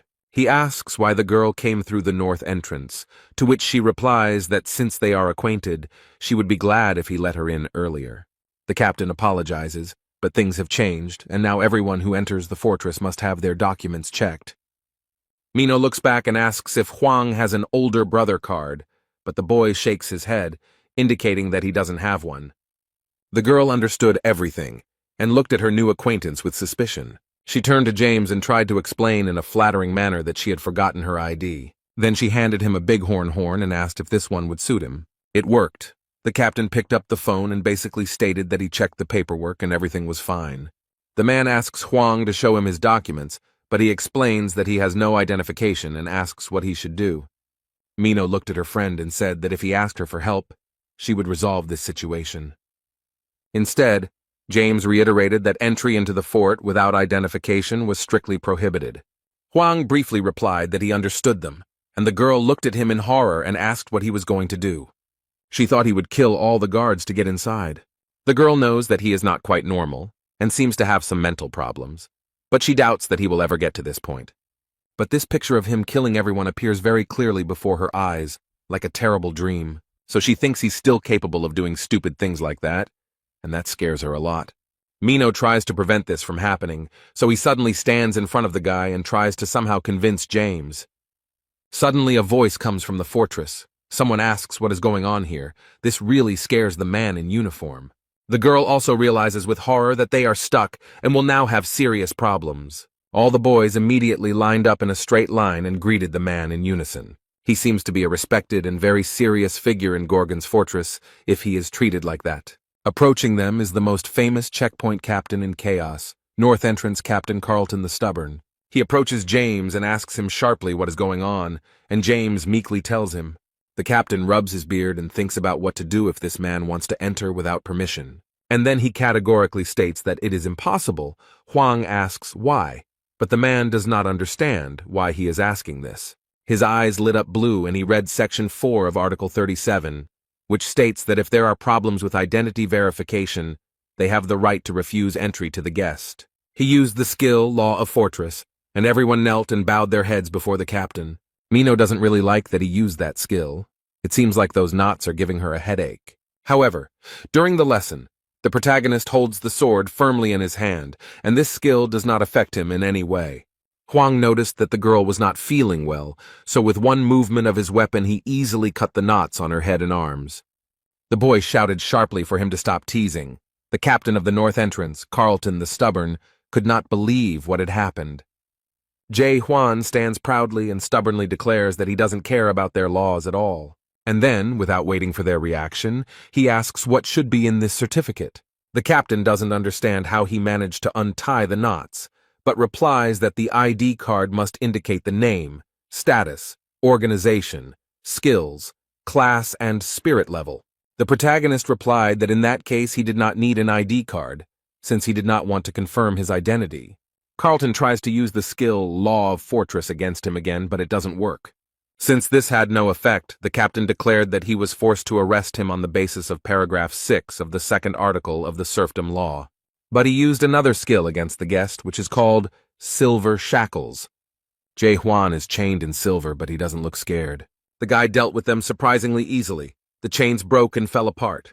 The captain's subordinates are shocked that this guy managed to free himself from the shackles of their respected captain so easily. The man, no less surprised, asks how he managed to do it so easily, because it is impossible to get rid of these chains on your own. Hwang points his finger at Minho and asks if he can do the same as her. This really scared the poor thing, and you can see the fear in her eyes about what might happen to her as a result. She understands perfectly well that in this situation the horn was a bribe, and the chief captain will not like it. But besides her, there is James, who received the bribe, and 2 men who witnessed it. They were also seriously frightened, and cold sweat ran down their foreheads from fear. The girl tried to stop him, but Hwang had already thrown something at the captain at the north entrance. He caught the object in his hand easily and casually, and seemed a little surprised that the boy had done so. The man looks at something in his hand with interest and attention, and Hwang gestures for him to take it and throw it. James is incredibly angry, he shouts how this bastard dared to bribe the captain. However, the man stopped his subordinate and asked the boy if his name was Jae-hwan, and the young man answered in the affirmative. And then he looked him straight in the eye, called him a gossip monger, and said that he had been waiting for him. Minho was scanned by some device and told that her soul was more than 15% destroyed, so she needed to take medicine. The captain explains that her soul has been affected, so he assumes that she knows what to do in this situation. Hwang asks with interest what this destruction of the soul is, and the girl, having taken the medicine, asks if he really doesn't know or understand anything. Soul corruption is a chronic condition quite common among the inhabitants of the house. The soul of everyone who resides here gradually deteriorates and is eventually completely absorbed into the place. That's why the horn of this animal is so valuable, and in the meantime James reports that they have escorted all the newcomers to the village. The bighorn horn is the only thing that can prevent the soul from being destroyed, so this man was happy to receive it. The girl also remembered that thanks to him she received such a valuable horn for free. North Entrance Captain Carlton Stubborn pointed the device at the boy and explained that he would now test him too. It's like some kind of eye-shaped camera that scans a person's face and gives out all the information known about him. The protagonist stands obediently and waits for this thing to tell him something about himself. However, after scanning, she found some error. It seems that this device does not provide any information. The system only showed that the process of destruction of this guy's soul went unnoticed. James and the captain are shocked by this information, as everyone in this city is suffering from soul destruction. And this thing shows 0% destruction, and it makes them wonder who he is. Carlton thought for a second, then smiled slightly and said he understood. The man takes the boy by the hand and explains that he has checked his stone and can now take it back. Hwang asks in surprise if they really don't need this thing, since it seems quite valuable. He addresses him as a messenger of gossip, and explains that the spirit stone is not something to be given to just anyone, but the guy ignores the fact that he is some sort of messenger. But the captain didn't explain anything. He just smiled slightly, and noted that he knew about it. 2 guests entered the fortress, and the captain was asked if they could be let in. Instead, the man asked James if he knew what a spirit stone was, and he explained that it was something that increased spiritual energy. Carlton noted that this was not the only thing worth knowing about this stone, and showed his subordinate something quite shocking. When he took off his white glove, his hand was in a terrible state, and his subordinate asked if it was because of the stone. The captain explained that no one except the messenger of gossip has power over this stone, and only he can bypass the destruction of the soul. Although he doesn't think that this guy is actually the messenger of the gossip, he somehow managed to control the stone. James asks if they can really trust this guy, but the captain explains that he does, deep down. Carlton recalls how he was measuring the level of destruction of his soul, and his subordinate remarked that the device must have broken. But as far as the manager knows, the device is fully functional, and can only show this in one case. This can only happen when his soul is the purest of all that exist in chaos. But James does not understand how this is possible. It doesn't matter whether he is the messenger of the gossip. What matters is that he can control the spirit stone, and what to do with it will be decided by the fortress itself. James asked if this was related to the illness of the owner of this fortress, but the captain of the northern entrance doesn't know about this at all, so he has nothing to say. And then you add that I heard that someone tried to let them through by giving a bribe, and this scared the man. Now he doesn't know what to expect. Huang walks around the fortress grounds, looks around and thinks that the streets here are very confusing. He's also concerned about why this girl is following him and who is in charge here. The captain punished her for not showing her ID and for offering a bribe to a security guard.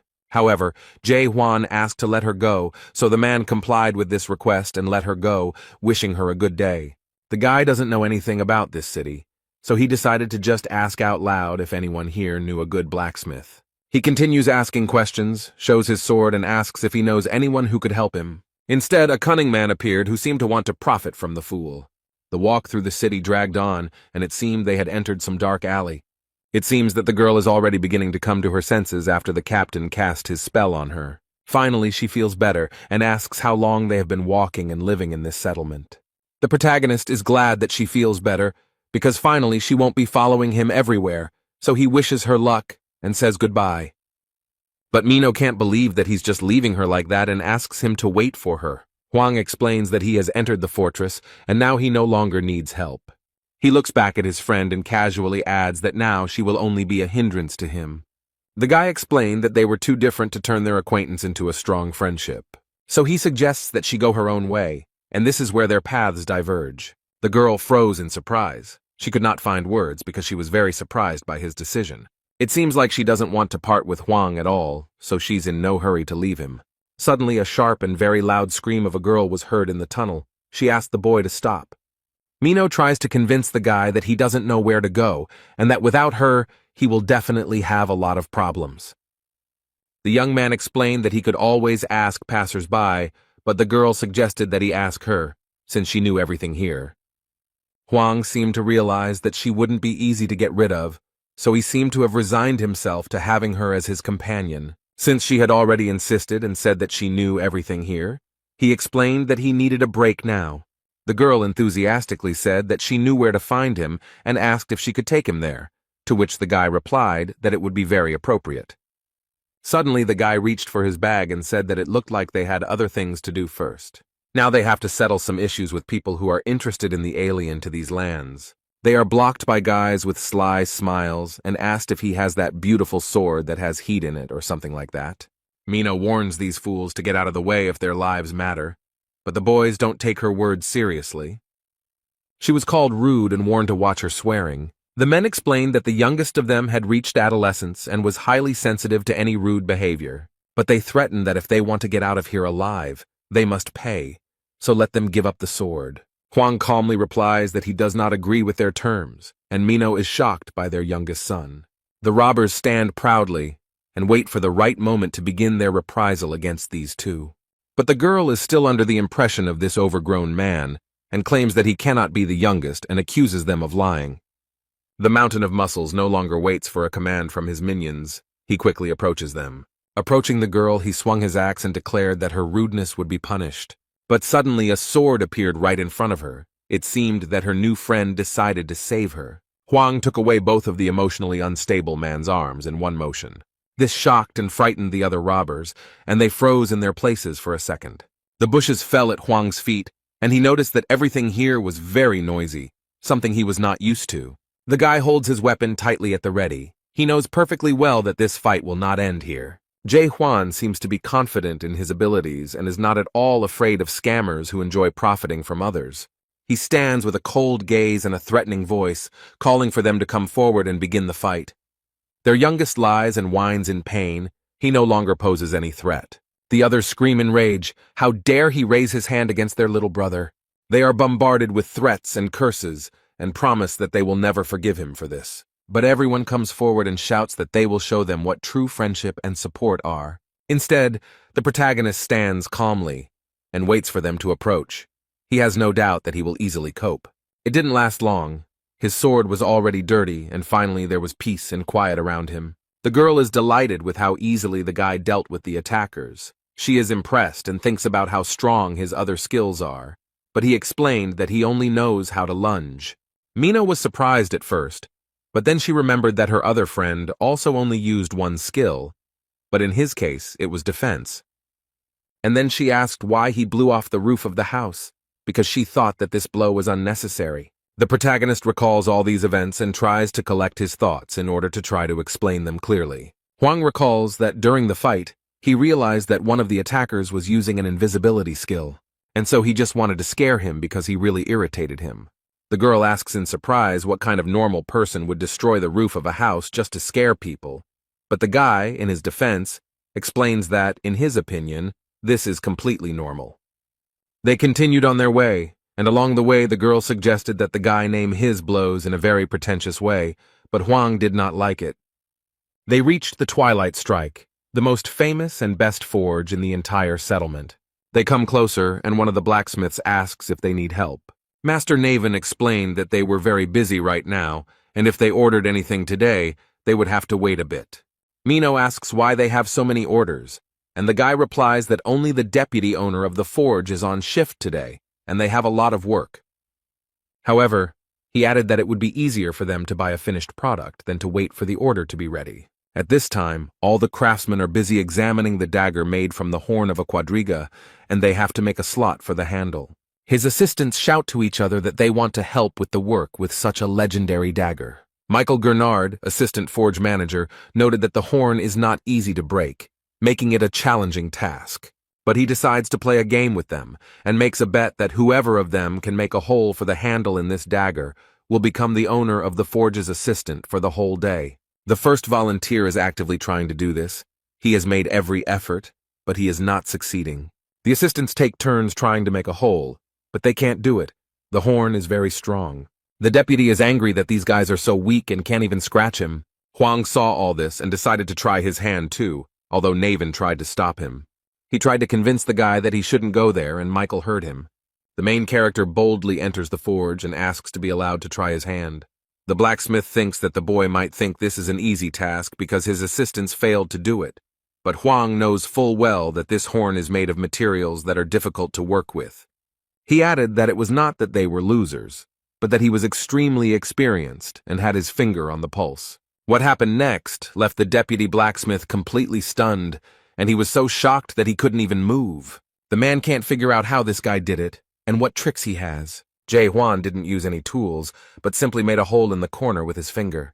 The boy proudly asks if he can now become the deputy head of the forge for one day. But suddenly cracks appear around the finger on the precious and rare horn.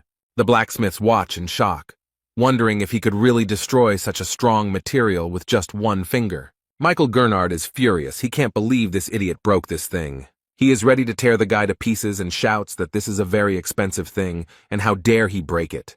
The protagonist justifies himself by saying that he thought he had calculated his strength, and Mino seems to be getting great pleasure from watching all of this.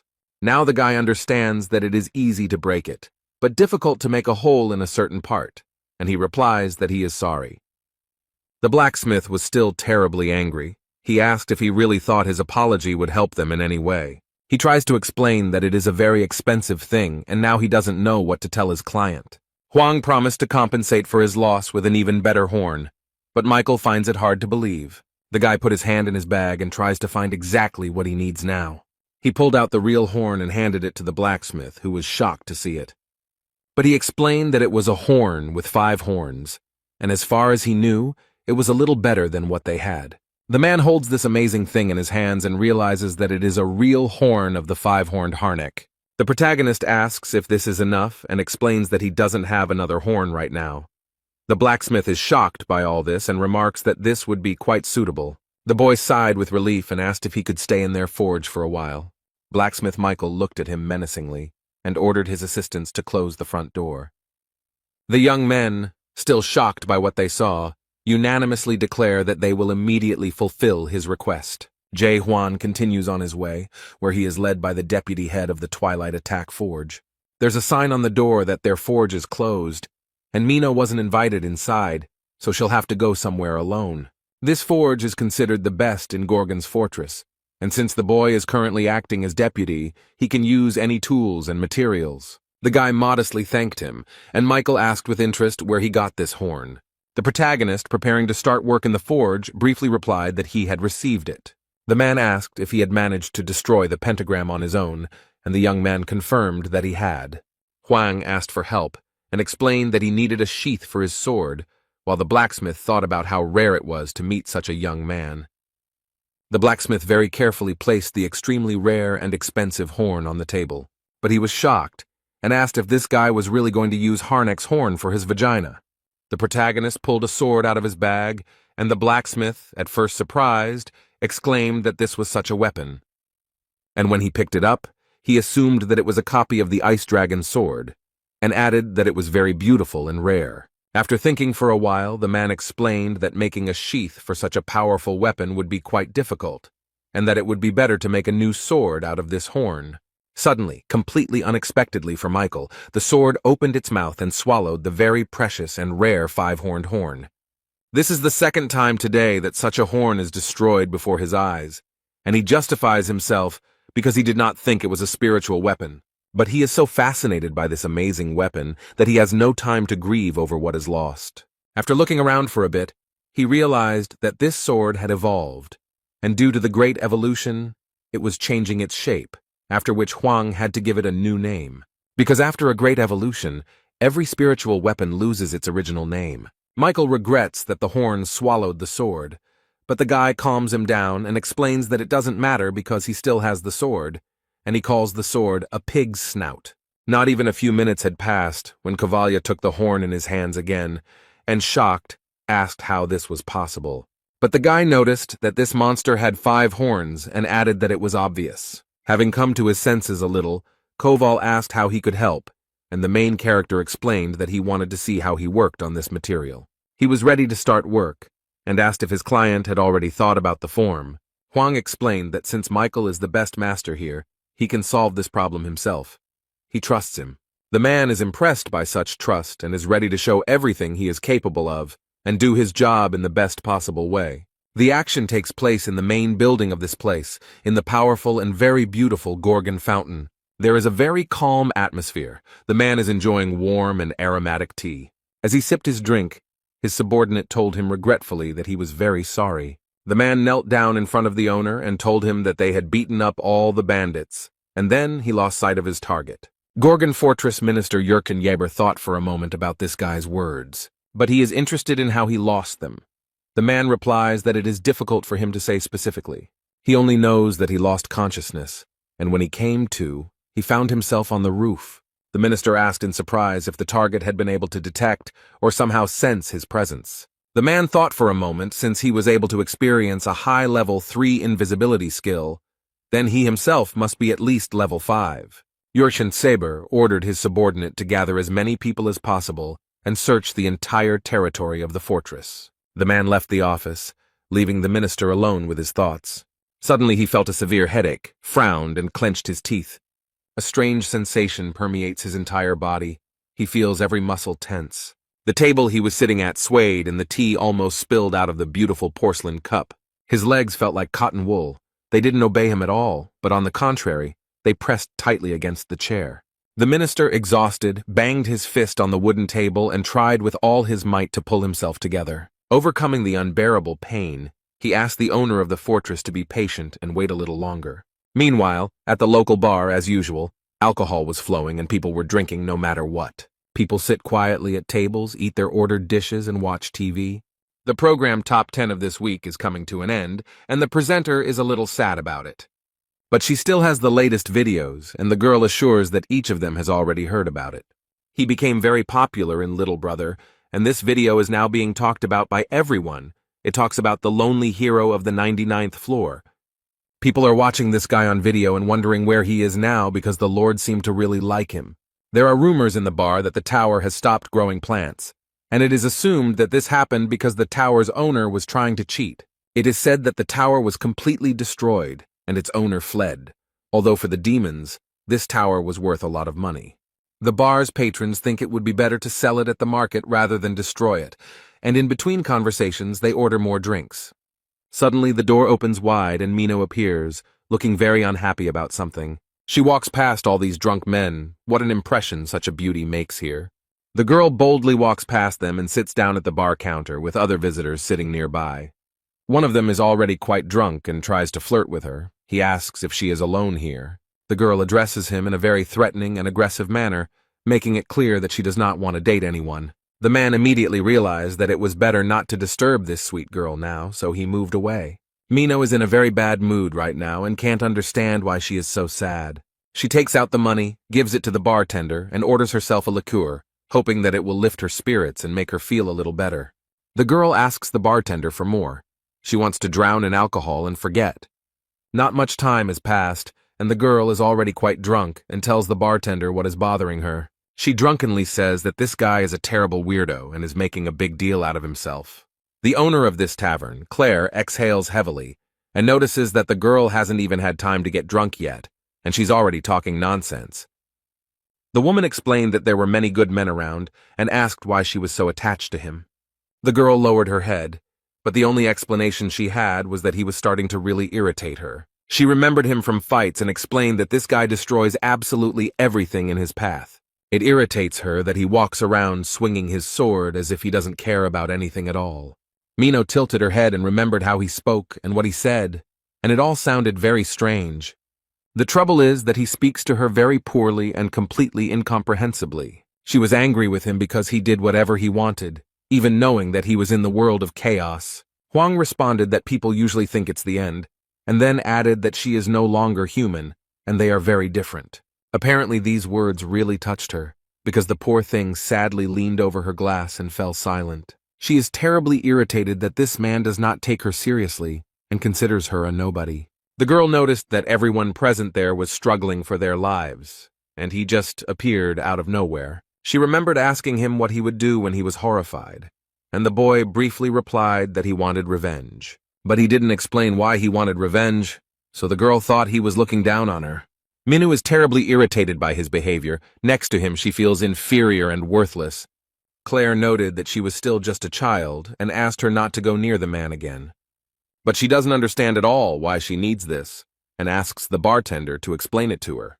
The woman looked at the girl with compassion and noted that if she stayed with him, she might die.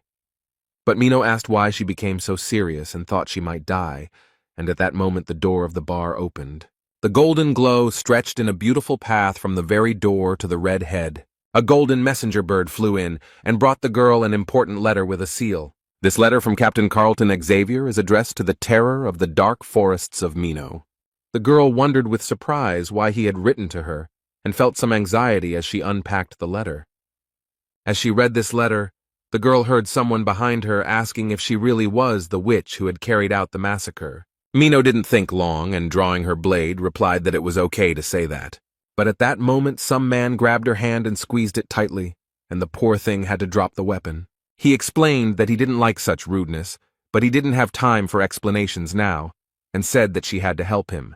Meanwhile in the forge, the men are trying to carry out their plans, but it seems that everything is not so simple. The blacksmith struck the horn, and it was immediately thrown back with great force. He had not expected this at all. Completely unexpectedly and as if out of nowhere, a huge monster appeared. It was that very pentagram. The man is terribly frightened. He cannot take lessons and asks where they can get his horn. The poor guy doesn't understand at all how to do this because the monster is huge and scary. The protagonist noticed this, lifted the man to his feet and asked him to pull himself together. Jae Hwan asked threateningly if he had forgotten that they were already halfway there, and he added that since this man promised to help, then let him fulfill his promise properly. All this happened because the blacksmith persistently tried to break the horn with his tools. But for a long time he couldn't do anything. He was very tired and said that this was too high-level material for him. Huang covered his eyes with his hand and explained that the situation was unequal, noting that the first stage of rebirth is the stage of doubt, which can destroy the essence of the world. The second stage of rebirth is the stage of understanding, that is, the ability to recognize and accept the destroyed world. The blacksmith seemed to discover a strange, secret vision within himself, and looked in amazement at the horn on the table. The thing began to move and seemed to change its structure and shape without any apparent reason. A large black substance begins to rise and form something completely unlike itself, which seriously frightens the man. There was a strong, bright flash that made blacksmith Michael Garnard close his eyes. and when she opened them again, he couldn't believe that what he saw was actually happening. From this strange black matter emerged a huge and terribly evil monster. The man seems to freeze in place from horror and complete incomprehension, and Huang asks him to come to his senses. But he added that since the blacksmith promised to help, he must do it now. Michael is horrified and cannot understand if this monster is really Harnick's horn, and that he used his pathetic skills against it. Suddenly, in the middle of this space, he saw a door. The man thinks that he is sleeping, so he wants to wake up as soon as possible. The blacksmith quickly runs to the door, being completely sure that this is a dream, and Huang does not have time to stop him.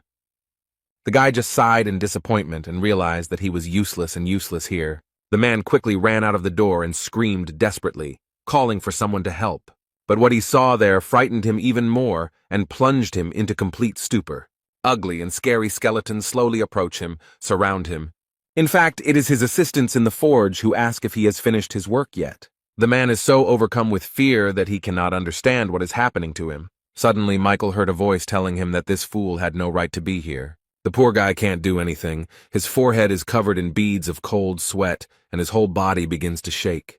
The boy has to attack this creature himself, trying with all his might to subdue it. He thrust the instrument into her with all his might, while wondering if this world really existed. Jay Huan has finally achieved success. He forges with confidence, and this material lends itself to him. The horrible creature began to fight back, and the boy wondered how it had managed to get here in the first place. The main character tries his best to hold on to the monster so as not to fall. But it seemed he had already realized that this would be a much more difficult task than he thought. The monster turned out to be quite strong and terribly angry, so the boy decides to jump. He then applies twice as much force to speed up and try again. Huang uses his blacksmith's hammer and deals a blow to the creature that breaks its bones. Meanwhile, Michael cannot come to his senses and screams loudly in shock. There are boundaries in this world that cannot be crossed, and no matter how hard you try, a person will never go beyond his capabilities and reach the level of horror. Michael thinks he's too old to work with Harnick's horn, and the guy should have come to him sooner. He understands that this young man came here to see the owner of the forge, but he has not been here for a long time, and adds that he is sorry that only a loser like him remains in this city. He thinks that he cannot consider himself a true disciple since he has not created a single tower, but Huang reassures him by explaining that he is good with weapons, so he should not give up. And he added that no matter how hard he tried, he could do it 1,000,000 times. But this phrase made the man laugh, because only a young guy could say such a thing. Michael noted that the boy might think he wasn't trying hard enough, but that was not the case at all. Believe it or not, this man tried again and again, but he never gave up. The guy remembers the blacksmith from the tower, who said that he has honed all the skills related to blacksmithing, and can repair all the weapons in the Tower of Horrors, with a probability of 99%. But despite such success, recently he began to be troubled by very strange thoughts. Instead of focusing on the 99% chance of success, he thinks only about the 1% chance of failure and does everything possible to avoid it. Huang noticed that Michael worked harder than the others, but did he know about the principle of craft skill? The skill of the craft of horror appeared much earlier. It existed from the very beginning, like fire and water. But is a person capable of understanding how the world works? Huang asked if he really used this skill without understanding its essence. The blacksmith thought for a moment he had nothing to say or add to his interlocutor. He believed that spiritual power transferred energy to the hammer and the tools adapted to work with the horn.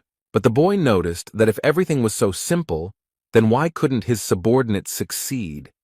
The blacksmith suggested that it was because they hadn't yet fully mastered the craft. Michael suddenly thought that since the principle of this skill was so simple, there was no point in mastering it. Huang points out that you have no idea what the skill is and continue to use it, and the man defends himself by saying that no one understands how it works. And then he persistently asked if this guy knew how the crafting skill worked. The protagonist calmly replied that he had just figured out how to do it, and reached his finger towards the horn. Under his finger, the material magically begins to melt and change shape. The guy was working on the horn, and asked everyone to look carefully and say what they saw. The blacksmith saw the decomposed particles of matter, but Huang noticed that everything was not so simple. Hard work made his world more stable. Michael doesn't quite understand what he's talking about, but the guy explains that there's nothing wrong with it. But he goes on to say that he doesn't really understand that if it doesn't work even after so many tries, then the problem is not with him, but with the world. Suddenly, the blacksmith remembered a conversation with a monster who explained that his approach worked for monsters, but not for people. The man asks what then is suitable for humans, but the creature does not know and explains that humans cannot achieve anything higher than becoming a disciple. But he still worked hard and tried to achieve this mastery, and it was terrible. And now he doesn't understand what to do, whether this guy is really offering to challenge the world, because this world rewards all efforts. The result justifies the efforts. Huang asked if it was really good, since this world makes you believe in your own inadequacy. The blacksmith is no longer young, but he can still continue the fight. The protagonist asked him to take a closer look and not to believe blindly. The man trusted the boy and looked at the horn carefully. He looked at it for a long time and carefully. And now he saw it, understood the essence and how it all worked, and now it seemed to get through to him. Michael saw the boy fighting the huge monster again, and wondered if he had always known about the existence of this world. This world without deception, where all ranks, skills, and levels don't matter. He finally saw everything for what it really is, and he can't understand how Huang didn't go crazy from this. And then he thought that maybe the blacksmith had gone crazy after all, and he set to work with wild enthusiasm. It looked very inspiring and at the same time frightening. His tools cut into the extremely hard material, causing sparks to fly from his work. After some time, the work was completed, and Jae Hwan had to continue his journey. Here he got everything he wanted, so it's time for him to leave, because the main character still has many adventures ahead. The sword seems to like the scabbard, otherwise it would have eaten it, and Michael asks if the boy has come up with another name for it. But he added that if Huang hadn't thought about it yet and didn't mind, he wanted to offer his own version. The man explained that he was inspired by martial arts and thought the name he came up with sounded cool. It is associated with the ability to enjoy solitude, and it seems that only one name suits this sword: Lonely. At this point they said goodbye. The blacksmith Mikhail kindly wished him a safe journey. They seemed a little sad that he was leaving so soon. But at the last moment the man asks him to stop. He is worried about another question. He puts his hand to his chest and asks with genuine curiosity what he really looks like. He is very curious about how he looks in the eyes of his master, what he is like in the world that Jae Hwan sees. The guy half turned around and briefly replied that he saw a person in him. This answer greatly surprised and greatly pleased the blacksmith of the Twilight Attack Forge. And the boy already set off on his way, boldly passing by all these terrible skeletons. On the city street he was met by Mino, and Huang asked why she was chasing him, but she tried to explain that she was doing it with good intentions. The protagonist looked back and asked if she was up to something sneaky again. The next moment she was already walking next to him and was surprised how he managed to guess so quickly. Without much preamble, Mino suddenly announced that she planned to kill him, and she said it very calmly. And just as calmly, without any fuss, the boy asked what they were going to achieve by this. The girl said that she wanted to take possession of his soul stone and finally live a full life. But when she saw the expression on his face, she realized that he was not joking. She is a little disappointed that he is not impressed at all, so she suddenly gives him the clothes as an apology gift. They walk through the city, and Mino asks what he will do now, since he never got to face this horror. He explained that Michael told him where to find him, so that he would find him and ask about the Tree of Illusions, and then go in search of a way to the abyss. The girl tried to understand what he was going to do, and suggested that he would still get to the abyss, but what would happen next? But Huang said that he was not going to return. And then he added what exactly he was going to do, and this information greatly shocked Mino. She could barely stand on her feet, took a deep breath, and asked in surprise who he was. And then she got very angry, screamed, "Where did he get this from? How could he do this, and who gave him such a right?" She asked why he thought he could do whatever he wanted and didn't care about anyone else. The girl considers him cruel and heartless, and adds that he does not consider others to be people. She explained that she is a human being, even if not very strong, but she is a human being and worthy of respect. Jae Hwan tries to listen to her and understand. He watches the girl carefully. He remembers their first meeting and how she said that if it were fate, she would die today but would not go back to the past. Suddenly he saw her body begin to disintegrate into tiny particles and messages, telling her not to be stupid and not to cause trouble. And the next message said that she should lure him, and if she did not keep her promise, the old woman would die. From this, Huang realized that they had a hostage and they needed him, so they wanted to lure him somewhere. The main character noticed someone very suspicious standing on the other side of the road and following them. He thought that he should give his head to some swindler, but it was all in vain. No matter how hard he tries to save people, it will not change anything, and only doubts allow him to see the whole truth about this place. This world is ruled by money and information, and it is also made up of people who have sold their souls for power and wealth. The guy decides to get rid of them and go in search of horrors, while Mino explains that you don't need a big dream to be happy, you just need to appreciate every day you live. She gets terribly angry and thinks that from this point of view he is not a person, and grabs him by the clothes. The girl boldly declared that she did not want to stay with him as long as he had such goals. When she broke up with her boyfriend, she said she hoped to never meet him again. But at the moment when she was saying all this, the guy saw something very strange. Now she begins to look like an ordinary person. He does not understand why this happened. Huang noticed a message that the witch had betrayed them, and all their plans of horror had collapsed. Meanwhile, the girl headed to the bar where she had recently been drinking and sharing her problems. She walked to the door and thought sadly about how this could have happened. She opened the door, apologized to her aunt, and asked if she had kept her waiting. However, the institution looks in a very terrible state. Everything is broken and scattered.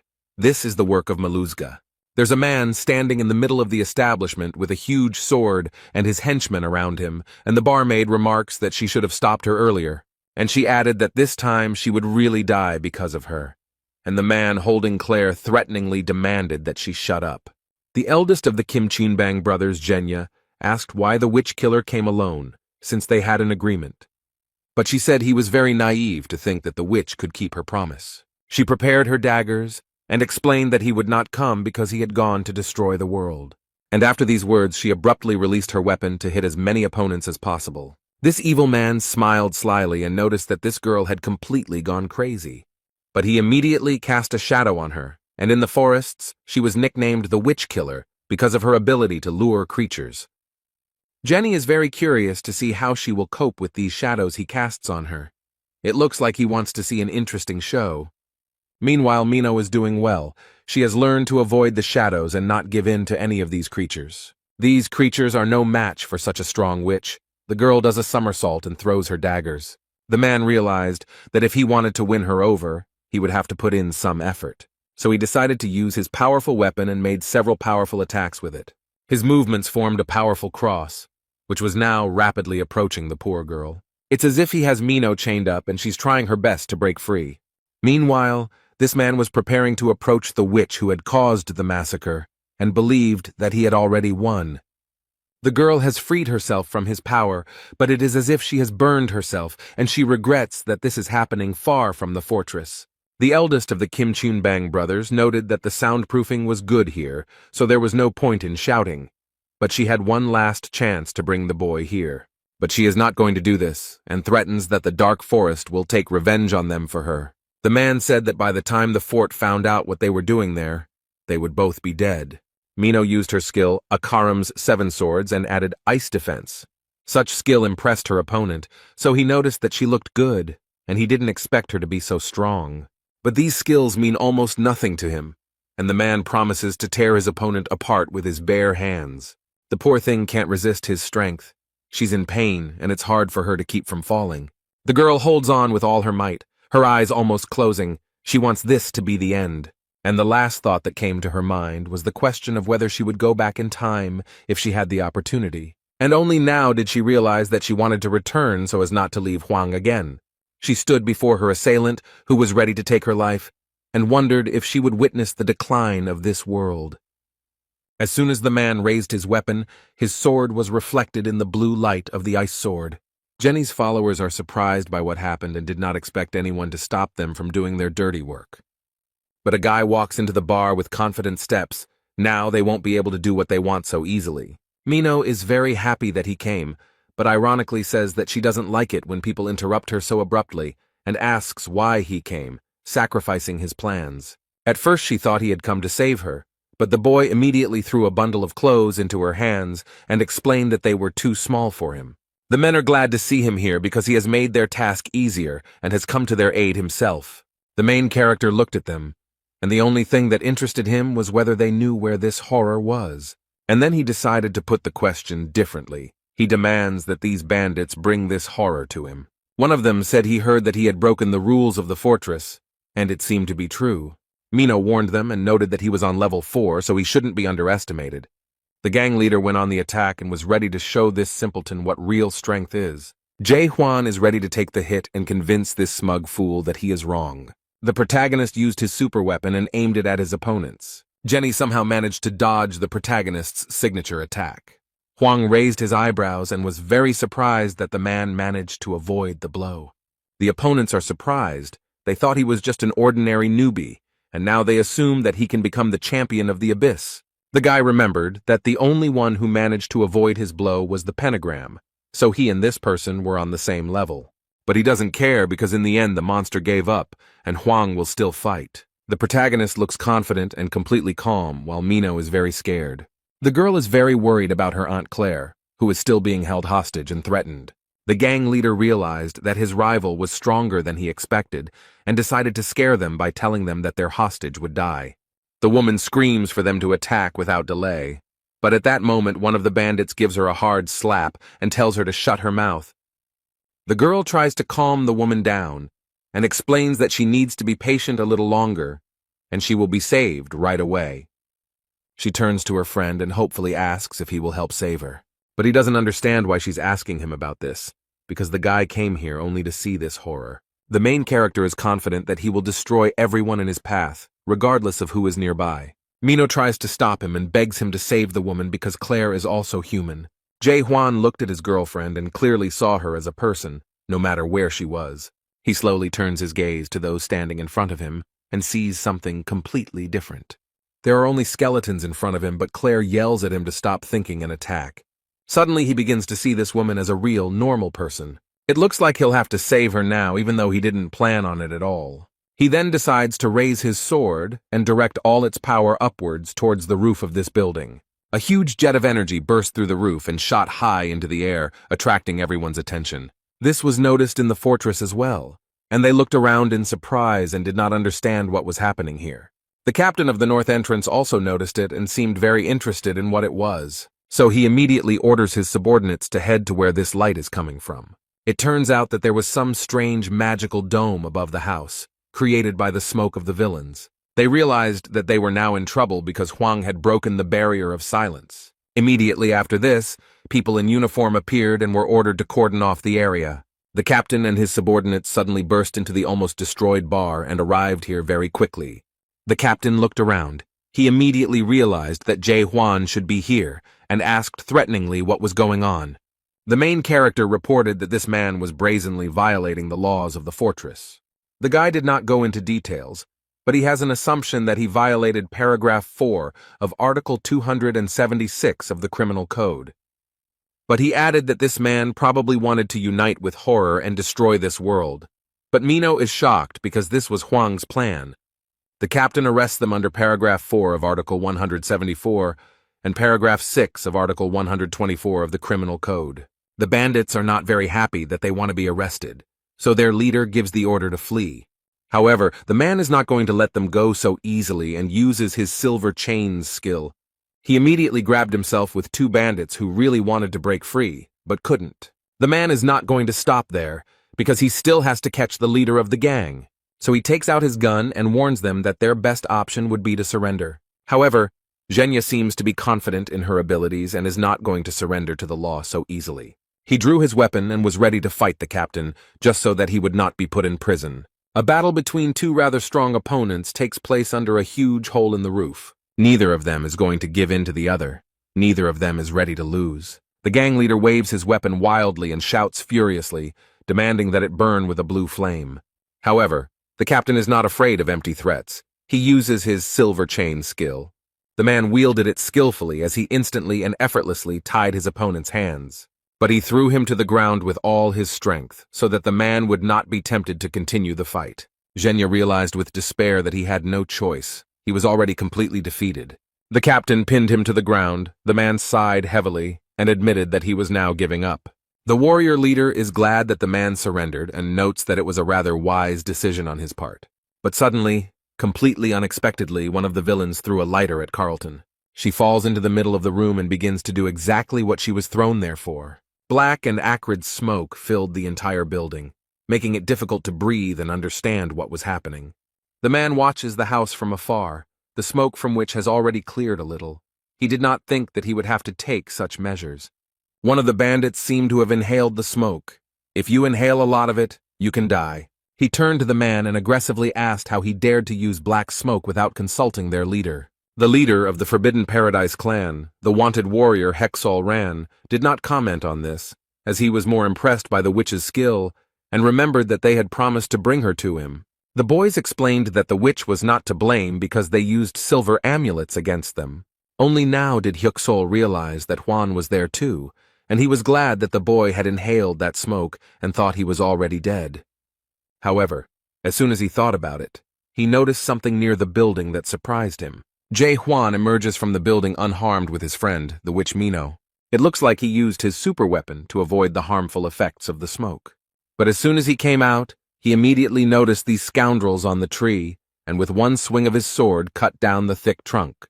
They are extremely shocked, and do not understand how this guy's spirit did not decompose under the influence of black smoke. The man suggested that it might be a messenger, but he had never seen them without antennae before.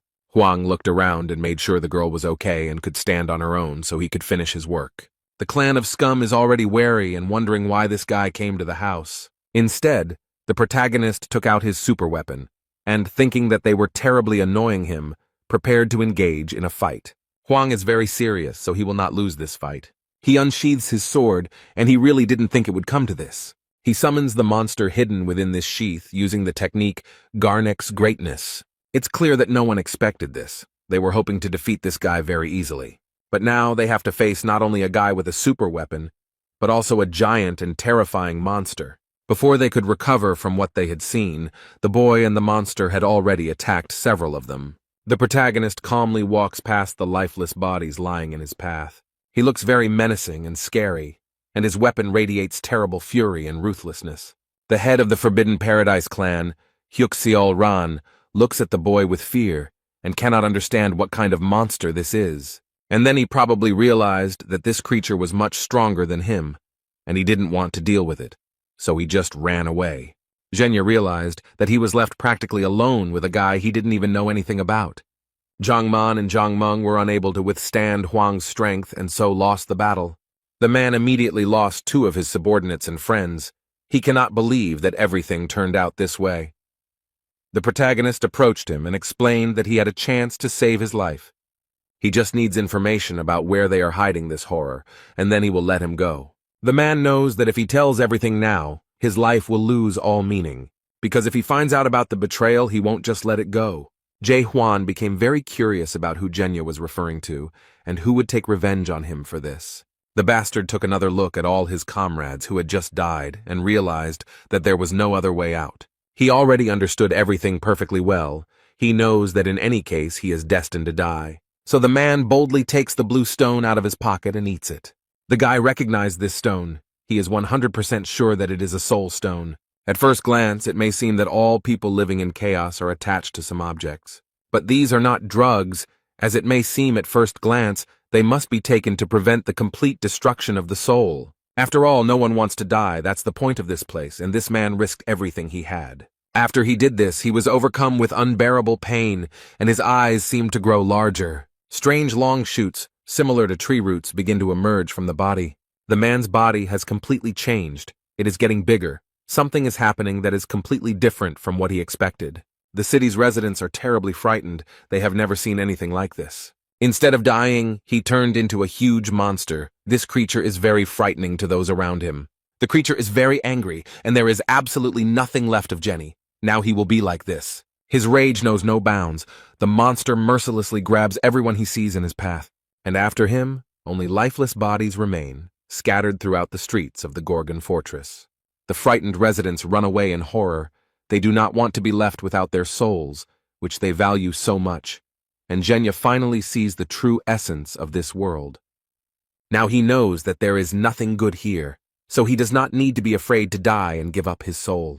Now he knows that he held on to all this in vain, but he could be truly free. This being is now satisfied. Now it has no fear because it has nothing to lose. The monster didn't see where Jae-hwan was, but now he finally found him and promised to destroy him. The boy stands boldly and proudly before the monster, and it is already stretching out its limbs towards him. Now he can see the world as it really is, and the boy in this world looks like an ordinary person, not like a skeleton.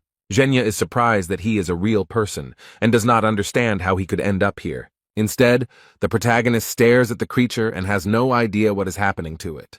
Hwang tried to use his doubt skill, but it didn't help him figure out who he was. But now he doesn't have time to think about it. So the guy gave up on this idea. The protagonist points his weapon at the monster, showing that he is ready to engage in combat with it. No matter who he is or what happened to him, this guy knows exactly what he needs to do. Jae-hwan confidently moves towards the creature and believes that his weapon is strong enough to defeat it. The ice sword is a very powerful weapon. The creature Zhenya has turned into seems scared. He didn't have time to do anything or even understand. His end came unexpectedly quickly. Thanks to the sharp blade, the head was separated from the body, and now he will not be able to scare anyone. It seems that this man's soul is dying irrevocably. He remembers for the last time the happiest moments of his life. In the world of chaos, it's raining, the bodies of the dead are smoking, and Jae-hwan doesn't care because he destroyed the monster. All that is left of him slowly disappears like rain erasing a pattern on the asphalt. And in an instant, nothing remained of Jen, the great swindler and criminal, but smoke. The protagonist realized that this creature had disappeared and would never return or recover, so he calmly hid his weapon. He pauses for a moment and looks at the place where his opponent was and thinks about his own existence. But he is still haunted by thoughts of horror. He is sure that he will definitely find someone here who will tell him about it. After that, he goes on a search. His mission is not yet complete. He has not done everything here yet. Mina never regained consciousness after inhaling black smoke.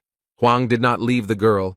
He returned to her, and in the meantime, his subordinates were worried about the condition of their captain. Carlton is also feeling unwell, but he manages to explain that they need to warn the fortress. He approaches the girl. She is very sick. Mino believes that she cannot be saved in any way, so she asks him to kill her while she is conscious. The guy is surprised to see the girl in human form. He doesn't know why this is happening to him. He sat down next to her and looked at her with sympathy. Perhaps he had some feelings for her. The young man tries, but cannot use the skill doubt against her. This worries him a lot. Why can't he see her as she used to be? There are so many questions, so many unknowns in this city. But he is ready to accept Mino's last will and do as she asks, so the guy reached for the weapon. He understands that good emotions cannot exist in this terrible world. There is simply no place for them here.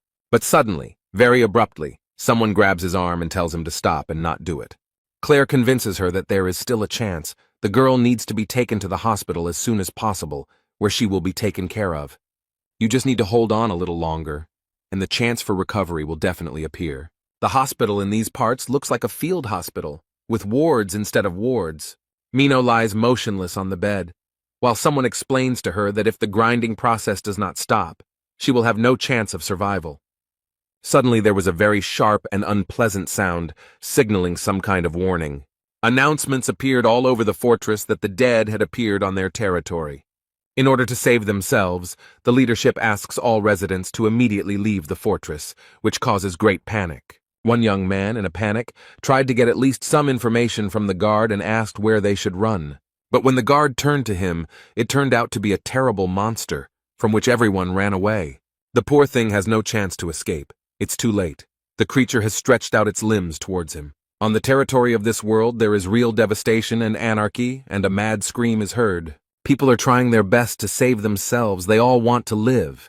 That's how this world works. And now they have very little chance of survival while such monsters roam the streets. Suddenly, as if from nowhere, warriors appeared, destroying these monsters one after another with one blow. They finished their work quickly, so now they look as proud as possible. Hwang calmly watches these events from the room where his girlfriend is located. Claire remembers everything Mino told her about him and asks if he really decided to go against all the rules of chaos. She believes that this person judges the world by himself and decides for himself who has the right to be called a good person. She understands him very well, because when you get here, you adapt not because you are stupid, but because there is no other choice. The guy suggests that people here simply don't have the courage to change anything. But Claire was skeptical of his words and asked what all this courage was for. Huang tries to convince the boy that it takes courage to step outside the box. Only with courage can one break accepted laws and rules to see a new path. The woman noticed that he was one of those people who always strived for something. Perhaps he was right, but she could not understand him because he had such courage. Claire raised her head, looked at Huang intently, and stated that she knew one thing for sure. She understands perfectly well that this guy is dangerous, so it is better to stay away from such people. Mino hopes he won't leave now, but Claire has made it clear that she wants him to leave. And this is not because of her personal dislike or desire, but because he gives people hope. And then he drives people to despair. It's terrible and very cruel. It's better for him to leave. The woman is angry with him. Before his arrival, everything was relatively fine, but now everything is going wrong. Instead, Mino asks Huang not to give up with a sweet smile on his face. The main character is lost in his thoughts. He looks at the poor girl and feels sorry for her. Most of the doctors and guards surrounded the captain. They found that most of the medicine had been used for the master of the fortress, so now they had little left. James shouts out an order to immediately bring all the medicines that are in the fortress. Jae Hwan watches all their actions carefully and thinks about how to help Mino. He noticed that the monster's horn was crushed in the bowl. Now it became clear how they used it. They tried to give it to their master, but even the horn of the cocked hat could not correct the situation. Huang asked if they could bring him back to life after he turned into a corpse. The man is very irritated by this question because he does not know the answer to it, so he answers like this. The protagonist grabs the captain by the shirt and lifts him up to shake him slightly. He slaps him and asks him to wake up, while his subordinates complain how he can behave like this to their master. However, the method seemed to work, as their attention shifted from the boy to the captain. He barely opened his eyes and said Jae Hwan's name, a little unclearly and very slowly. He holds his hand tenderly and has only one request. He wants the young man to kill him. But the boy asked incredulously, "Don't people usually ask for salvation?" The captain explained that according to Article 4, Section 1 of the Gorgon Fortress Law, this was exactly what should be done in this situation. The boy bowed his head over the man and looked at him with compassion. This man was so dedicated to his work. If he had had at least a few people like that around him, he wouldn't have been stuck in the tower for 40 years. Suddenly, the system reacted and reported that the captain's soul destruction level had reached 94%. This is already a very large percentage, and it seems that there is no chance of salvation at all, because the decomposition process will soon begin. There is some noise in the street, and all the guards are ordered to step aside and make way for him. The same man who, a few minutes ago, destroyed the dead monster that was wandering the city streets, enters the tent. James realizes with fear that this is the captain of the demonic extermination squad, Jahir, who has the 5th degree. He drew his sharp sword and declared that he must do his job in accordance with Article 4, Section 1 of the Gorgon Fortress Law. He has to kill the captain of the northern gate of Carlton and a girl he still does not know. This man waves a gun and doesn't ask if anyone is against his decision. But Huang doesn't hesitate to stop his weapon with his bare hands. It seems he has other plans. This action greatly surprised the captain of the demonic squad, because no one had ever done anything like this. The protagonist explains that he will not allow this man to be killed because he still has a few questions for him. Jahir frowned and couldn't understand how this guy managed to stop his blade with his bare hands. He tries to calmly explain that very soon Captain Carlton will cease to be human and will turn into a dead man, and this will lead to terrible consequences. However, he added that they are doing this with good intentions and just want to avoid this event. Huang pulled out Harnek's horn and asked if it could help him, and from the doctor's expression it was clear that it was exactly what he needed. Therefore, the guy, without thinking twice, crushes such a valuable item right in his hands. He did it to separate 2 sick people. The guy tries to save them both. Jaime sat down next to his captain and explained with relief that his numbers had stopped deteriorating, so there was hope. However, the result of Mino's treatment was completely different. These drugs did not help her as much. Its endurance level is very low, so the decomposition process does not stop, but on the contrary, accelerates. The level of destruction of her soul has reached 90%. It seems that they can no longer help her. However, Claire is still trying to save the girl. She asks to call Chan Ho, because he knows how to do dead man's strike. She insisted for a long time and explained that this blow could stop the destruction of the soul. The captain explained that they could not call upon the divine physician for such trivial matters. But after that, he calmly approaches the bed where the girl lies to finally do what he came for. However, Huang blocked his way. The captain politely explained that he did not want any arguments and asked him to disperse peacefully. The main character doesn't seem to be planning to do this. He has a very confident expression on his face.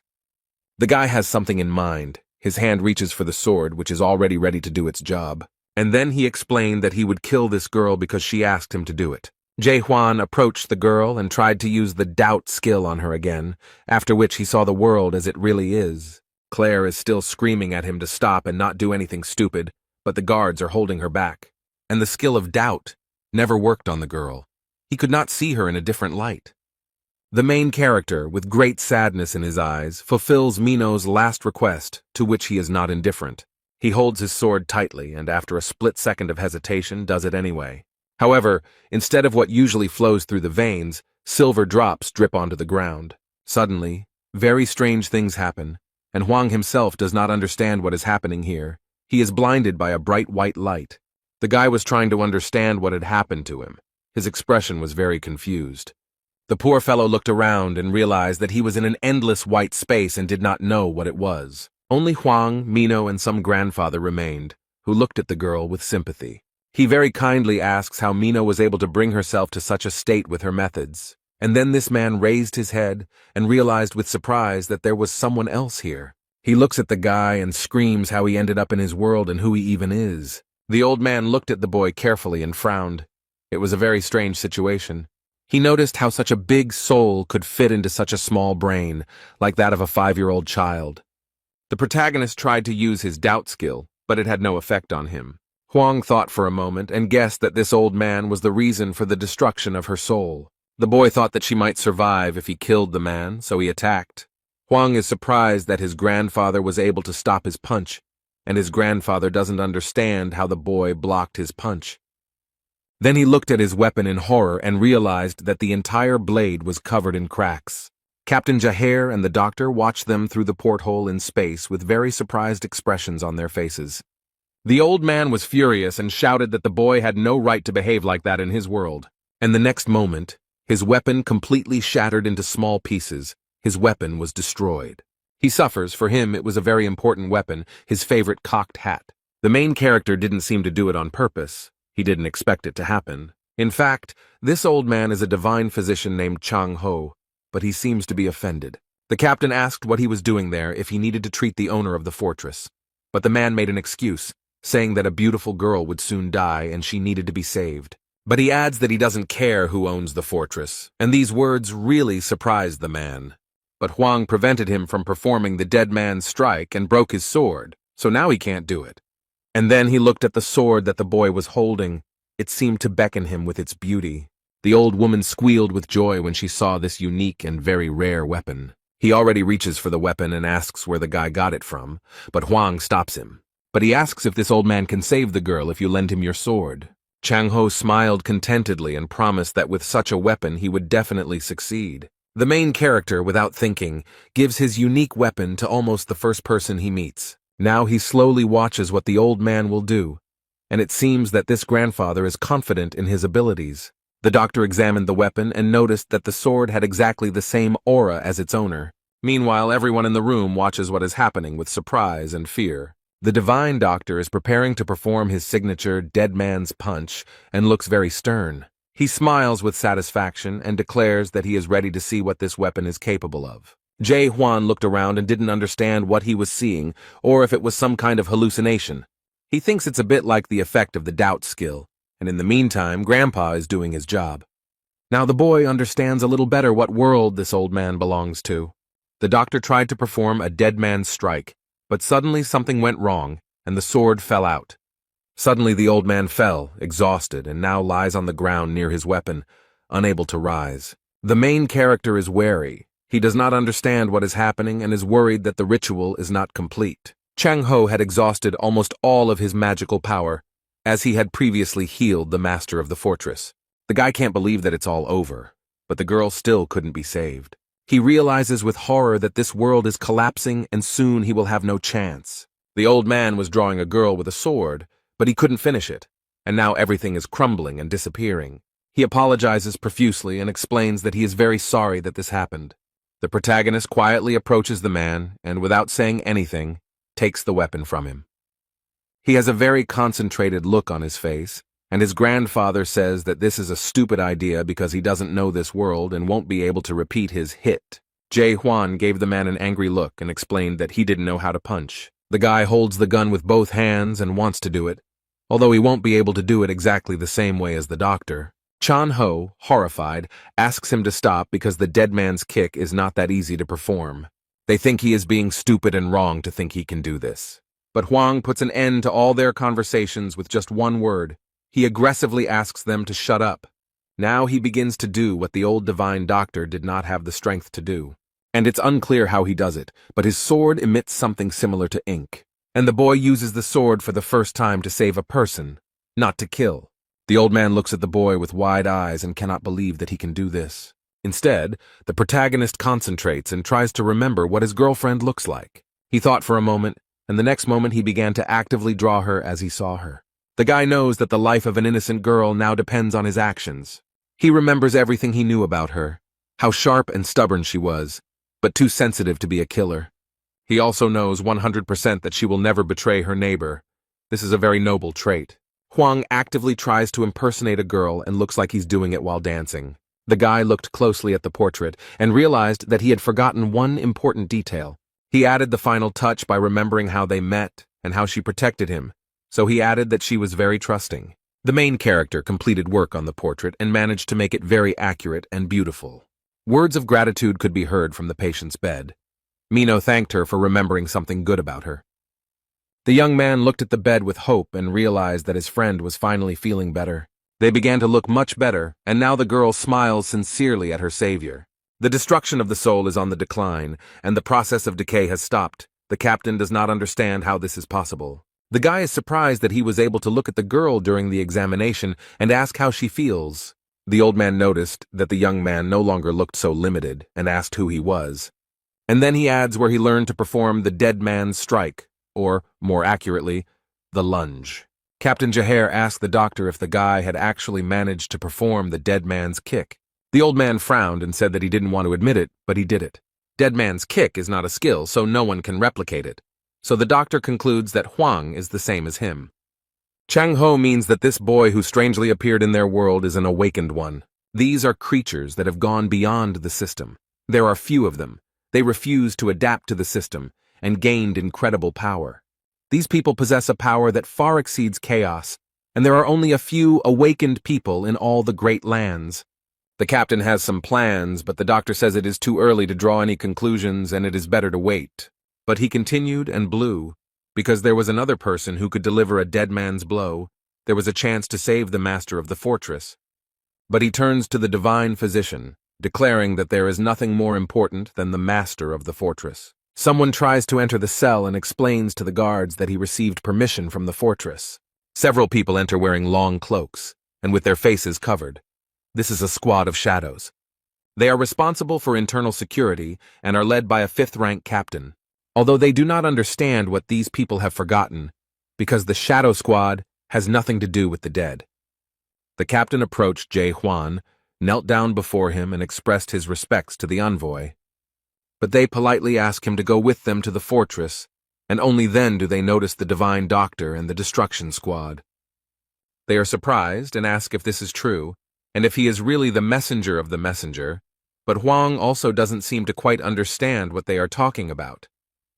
But I still came with them to the fortress, and many issues will be resolved there. The office is quiet and calm, the sun's rays pleasantly illuminate the room, and it's time to drink some warm tea. Jae-hwan and all the important people who were with him in the hall were also invited there. The man offers to introduce himself before getting down to business, so that he can understand who is in front of him. This is Jürgen Cheever. He handles the internal affairs of Gorgon Fortress, and the man said this with a very wide smile. The man remarks that this is exactly how the divine physician described him, and then asks him directly if he is the messenger of the messenger. Hwang replies that he is not a messenger. The shadow captain is surprised by this, but Jürgen guessed. The elder explained that the soul stone is capable of not only increasing spiritual energy, but also establishing affiliation with the clan of messengers. He added that if he didn't belong to that clan, then where did he get that stone and why didn't his soul break when he held it? But Hwang briefly replied that he found it. He was asked what happened to the owner of the stone, and he replied that he died. But the captain asked who dared to kill one of the 5 squads of the Great Land. The main character does not hide anything and calmly admits that he did it, but this really irritates the man. Jurgen asks him to calm down and explains that the guy probably had a good reason for doing what he did. Hwang said that they attacked him first and wanted to steal the horns he had gotten himself, so he simply gave up. This man knows that messengers of messengers can be very greedy when it comes to materials. And then he asks Jae-hwan to tell him in detail how he ended up in chaos with them. The main character honestly told everything as it happened, and Jurgen Cheever wants to sum up everything that was said. So this young man claims that he ended up in chaos by accident and accidentally received the Soul Stone.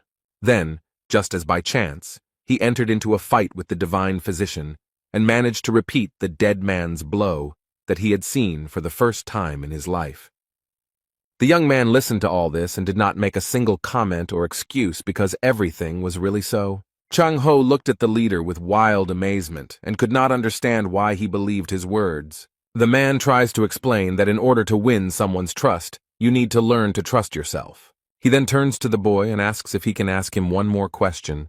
He asks if Hwang is human, which greatly surprises and even scares the protagonist a little. Then he raised his head and looked into Jurgen's eyes, but it was clear that the boy was worried. He did not enter the game but left the world and destroyed the tower, and therefore his soul has no form. There is a high probability that the Tree of Illusions mistook him for dead and sent him to chaos, but his body is still somewhere on Earth. However, it remains a mystery to the boy how this man realized that he was alive. He explains that no one in chaos would call their death an accidental fall into chaos. He then asked if he wanted to reveal his identity because he was afraid of threats, but Hwang did not give a clear answer.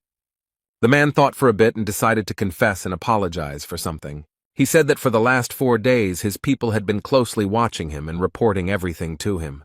But this is nothing new to Jae-hwan. He knows all about it and easily exposed that guy on the roof.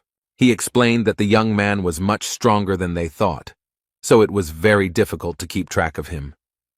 Despite everything, they managed to obtain some information and open the data files. It reads, Danger level 55, power level not determined, damage caused is approximately 380 million horns. He managed to do all this here in just a few days, and Jurgen Cheever is extremely unhappy about it. This greatly surprised the divine physician. It was impossible to determine whether he was a hero or a villain. They shout into the room that he is simply crazy, and Jurgen calmly replies that they can call him different things. But he explains that it is precisely people like this young man that he calls the main hero, who will have to overcome a large number of obstacles. Such heroes have special values, so they are usually famous. But Jae-hwan is not very famous. It seems like someone is trying to hide him from the public. And it seems that this creature is hostile. If it weren't for him, then Hwan wouldn't have had problems with the documents. So he is the main character, pursued by an incredible force that cannot be controlled.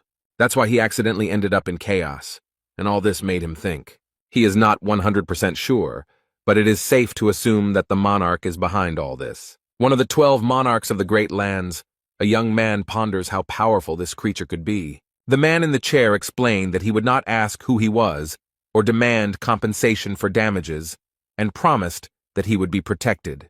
Is the Gorgon fortress so strong that it can withstand the onslaught of 12 monarchs of the Great Lands? Jurgen Cheever asks if the boy is being pursued by monarchs, and explains that there is a possibility that he is one of them. This turned out to be good news, since monarchs have no right to interfere in the affairs of chaos.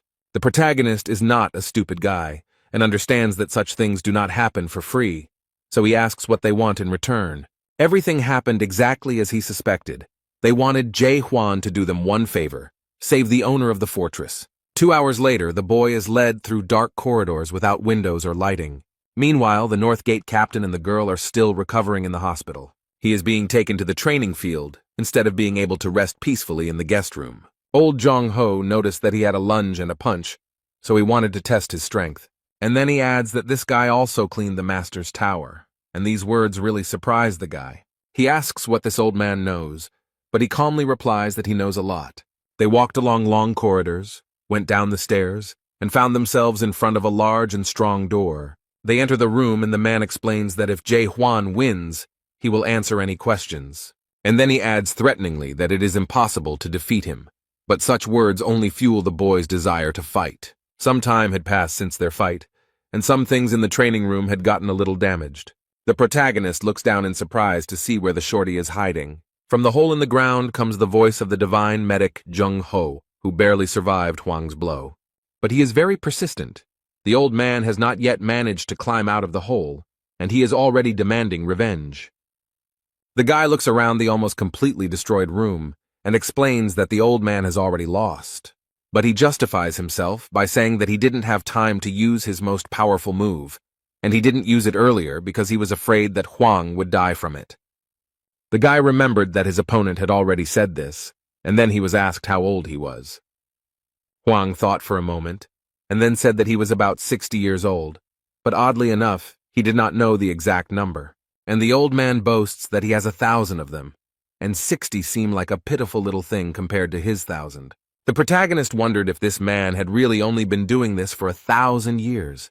He replied that it was true, and the young man remarked that it did not seem true, but rather that he had been doing this for about 10 years. This certainly hurt his opponent's immense pride, so he became very angry. That's why he immediately and very abruptly climbed out of the hole into which Jae Hwan had shamelessly pushed him. It turns out that he still has the strength to fight and call the boy a fool. He is ready to give him the strongest blow, and the old man wonders what this guy will say about it.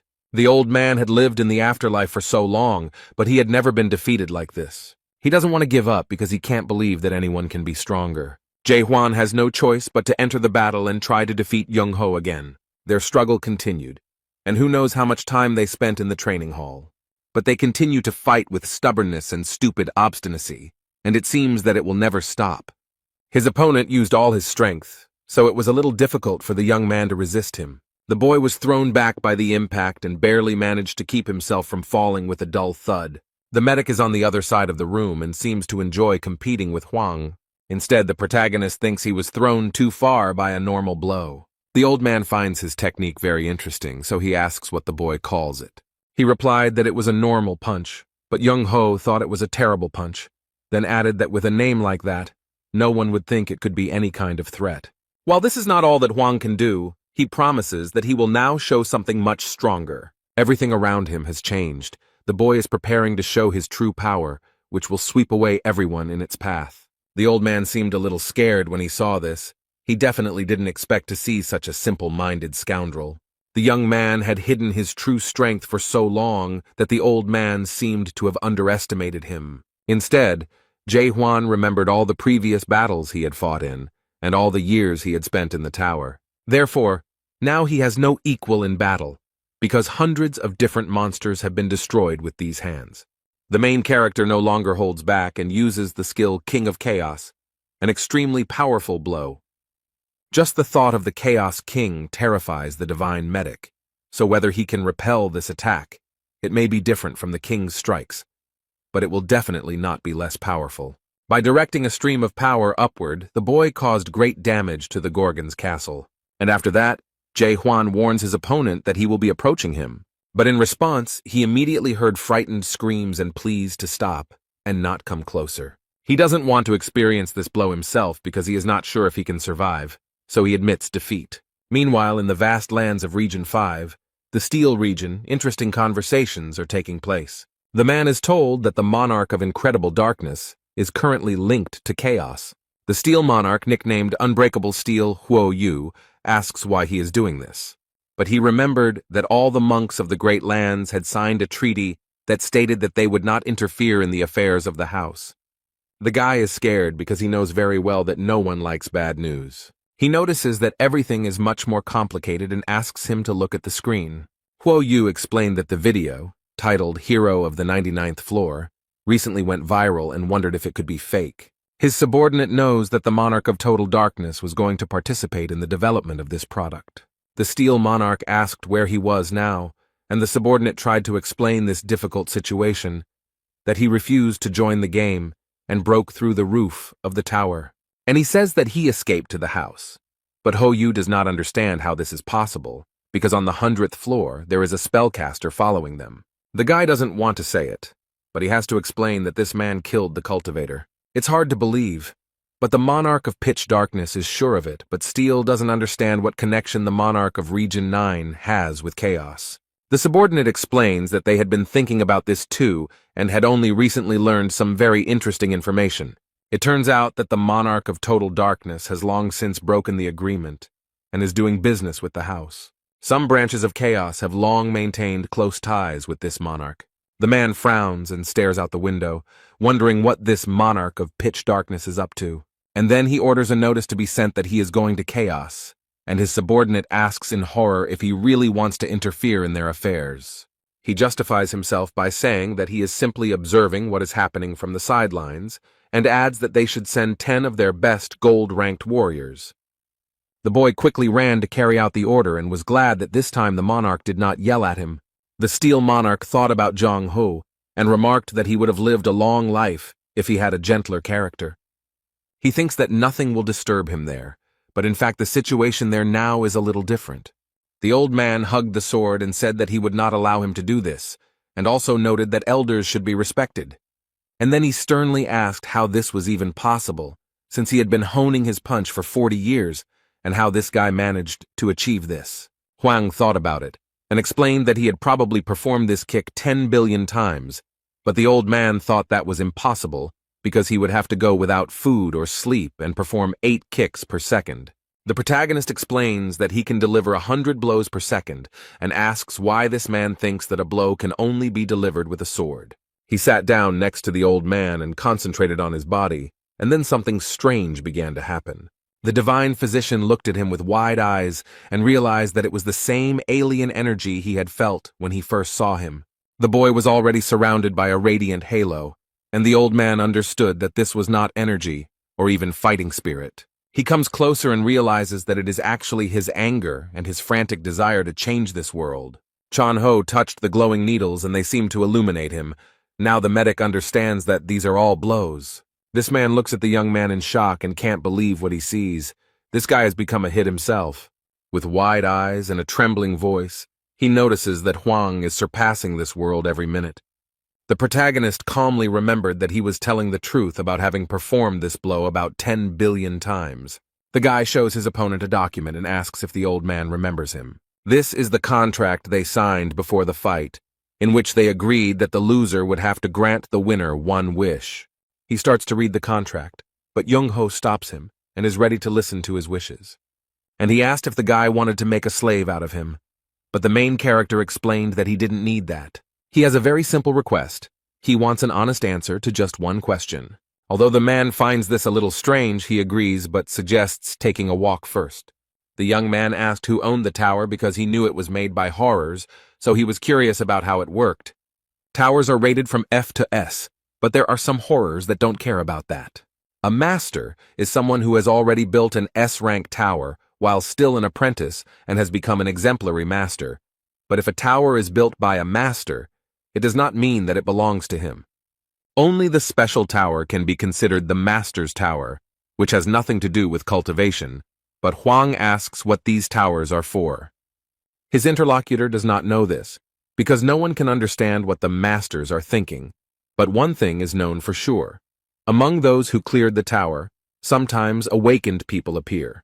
The protagonist asked if this was the tower that Jung-ho was from, and he replied that he was from the 4th Melville Tower. This tower is also called the White Whale, because on the first floor, where newcomers arrive, a white whale suddenly appears. He turns everything into sheer horror and begins to hunt for frightened and defenseless people. Now this may seem like something frivolous and trivial, but at the time it was a real disaster. The man remembers with horror his past and how many soldiers died in this tower. He thinks it's some kind of miracle that he managed to reach the 100th floor and leave the tower. These creatures are extremely scary. If they don't kill you, they will leave a scar for life. Jung-ho realized that the young man was also from the master's tower and asked whose tower he had cleared. Huang remembered that his name was Mularka. This greatly surprised the divine physician, and it seemed that he knew something about him. However, he noted that it was difficult to believe that there was an awakened one who cleared Mulark's tower. The boy asked if this grandfather knew Mulark, and he replied that he knew him well because he had traveled with him. The main character did not expect to hear this at all, so this information surprised him very much. He stopped and couldn't believe it was true, so he asked if he was really traveling with him. Young-ho probably decided not to go into details, so he briefly replied that it was a long story. And then, realizing that he was standing, he looked back at the guy and invited him to walk a little further. They reached a place that was very beautifully decorated with flags and lanterns with a warm yellow light. People sit at tables, drink cold beer, and noisily discuss their affairs. A fragrant and very appetizing-looking plate of meat and vegetable kebabs was served on the table. The old man sarcastically asks Claire if she will sell on the street like this from now on. She abruptly put the beer down on the table and responded aggressively that some guy had completely destroyed her building, hinting at Huang. The man noted that after everything that had happened, she had finally found the strength to open the bar again, so she really needed the money. The main character looks worried about something. He lowered his head and stared at the table. He looks closely at the plate and everything on it, and various thoughts come to his mind.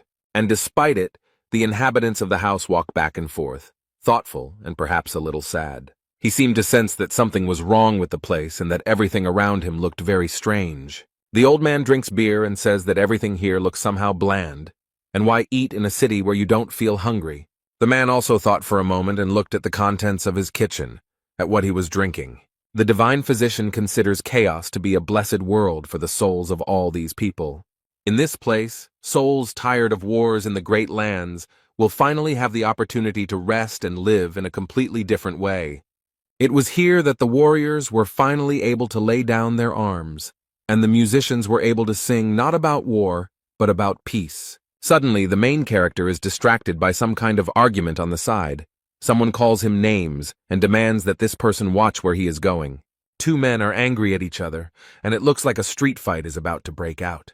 The protagonist realizes that this is just a drunken brawl and returns to his drinking. But having tried the beer, he is surprised to realize that it is not alcohol at all, but ordinary water.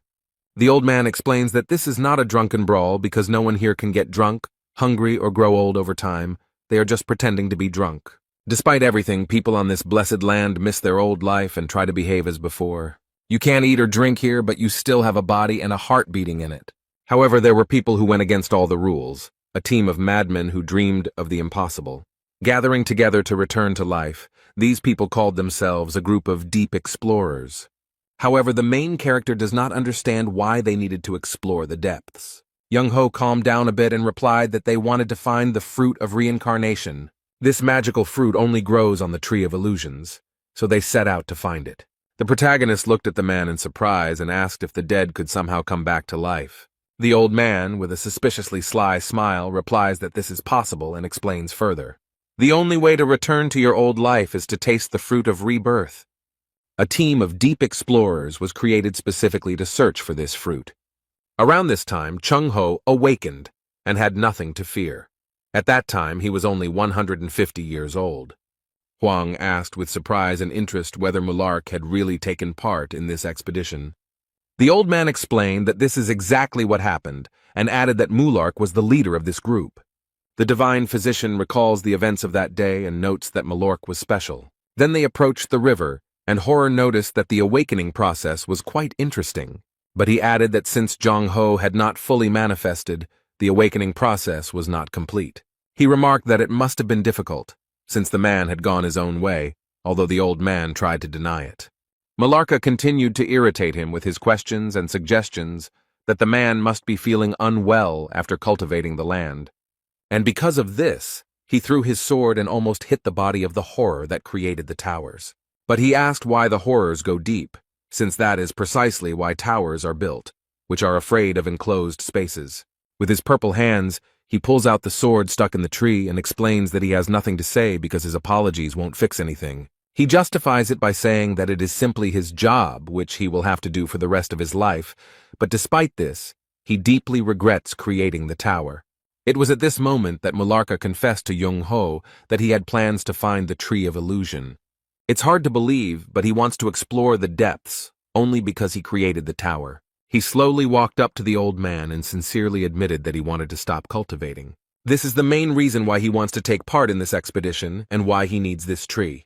The protagonist asks in surprise if he really wanted to stop cultivating, wondering if Mulark succeeded. The doctor explained that he had not reached the end of the expedition and was only at the entrance to the depths. but it seemed to him that Mularka had reached the tree of illusions. The fruits of the illusion tree began to fall from the branches, and the squad was able to return not empty-handed. However, Huang is thinking that if this old man managed to obtain the fruit of revival, then why is he still here? And at that moment, Claire comes over and tells the man not to lie. She looked at him with disapproval and noted that he knew that this expedition had failed. However, the old man insisted and pointed out that she was not even there then, so she could not have known everything. They received the fruits, but on the way to the house of fortress, some people were already waiting for them. All the lords and chieftains of the great lands gathered and cunningly set an ambush for them. They did this because they themselves were afraid to go down into the depths and get these fruits. Unfortunately, even the owners of all the fortresses and legions that took part in the expedition were unable to offer resistance. The difference in strength was colossal. These attackers were from another dimension, and they still managed to take the fruit from them. After each death, they ate the fruit and were reborn again, and this continued for 900 years. They even had a whole rebirth castle, and any lord could be reborn after waiting their turn. Now Huang understands why all the people in this place look so sad and unhappy. They all know very well that they will never have the life they strive for, and will never receive their fruits. The main character wanted to continue the conversation and ask more questions, but the old man suddenly fell asleep. Claire explained that there was no use waking him up, as he was already drunk, and that he must be tired after all his 1,000 years of life. The woman explained that after this expedition, no one saw Mulark again. He said his last words and disappeared. Suddenly, someone from the outside responded that his last words were, "I lost and I won." James said this, and he also thanked the guy for his help, because if it weren't for him, the captain would have died yesterday. And then he added that if the boy ever wanted to come to the house again, he should come to the south door. Jae Hwan won't need to show his ID since James already knows him. And then he decided to make a joke and asked the guy to keep it a secret from the captain and continue doing his business.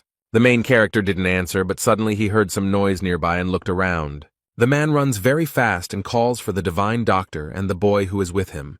He runs up to the table where a young man is calmly talking to Claire and asking her about various things. Their conversation was unceremoniously interrupted by the captain of the fighter squad, who seemed to be frightened by something. Jaher can't get his thoughts together, so the only thing he says is that they're in trouble now. The full moon is shining brightly outside, but it is barely visible because of the thick, dark clouds. It seems that these are not clouds, but energy that comes from the owner of the fortress, the main character, and rushes towards him. Huang thought that the owner of the Gorgon fortress seemed to be dead. The spiritual pressure is 10 times stronger than what he had heard from the dead before, and is felt most strongly in the fortress, or rather, under it. The boy remembers the words that Jürgen Cheever told him and promised to forget all the evil he had done. But in exchange for one favor, they must save their master of the Gorgon fortress. He asks the captain if the tower commander is getting out of control, and the captain replies that the guy got it right. He suddenly got angry, which usually happens no more than once a week. The captain warns the boy so that there will be no misunderstanding, that their master is a good man, at least he was one before his decomposition, but he added that he was one of those who went into the depths for the fruits of the tree of illusions. He suggested that Huang could also perform the dead man's strike, since he had already done so, as the divine physician would not be able to do so. The boy explains that he was just repeating the movements, but the old man could teach him. They reached the fortress very quickly, but felt tremors. The men are surprised that there is an earthquake now. It could mean something bad. Everything around is moving dangerously, and the fortress itself is barely holding on. It seems like it will soon collapse. The captain of the destruction squad is worried about his master. He wants to save him with all his might. The captain of the Tower of Destruction and the captain of the Tower of Despair suddenly appeared in front of them and greeted the boys cheerfully. Jahir insisted that they retreat immediately because they had urgent matters to attend to, and they knew it very well. But the men say that no matter what problems arise, they have orders and will not back down. The man frowned sternly and asked if they were really going to go against the rules of heaven. But this phrase seemed very funny to one of the new arrivals and uninvited guests. And then they very confidently explained that their paradise was a forbidden paradise. The next moment where they stood, there was no one left. They were very fast. The warriors, without any warning, immediately went on the attack and found themselves on the man. He reacted quickly and pushed Huang and Young Ho away sharply so as not to hurt them. And a second later, an explosion was heard at this place. The floor collapsed, and pieces of stone flew in all directions. Despite the fact that the blow was extremely strong, the captain of the fighter squadron put up resistance. He was attacked by two super-strong opponents at once, but so far he is coping well with them. Jae Hwan appreciated his abilities and mentally praised him for doing such a good job. Instead, the man struggles and thinks about how he didn't expect that the fortress would have its own people from the Forbidden Paradise. The captain noticed that these guys had changed a lot during this time, but one shouldn't think that he too stood still. But he asks them to think carefully about their actions, because if they retreat now, the master of the tower will grant them forgiveness. But these people are not seduced by such a vain hope. They do not seem to take the owner of the fortress seriously. The tower captain asks contemptuously if he is talking about this coil that is underground. This man cannot control his powers, and has long since completely lost the ability to distinguish between good and evil. This man makes a great claim that they were not serving the heaven they had served before, and that much had changed. But he asks the squad captain if he really remains loyal, despite what is happening around him. But man is confident in what he believes in, and his faith is unshakable. He knows that the master will return. One of them said that this is why they do not waste time on unnecessary conversations and attack the man again. He didn't even notice the attack, which is why he was hit in the face with a huge hammer. There was another loud bang.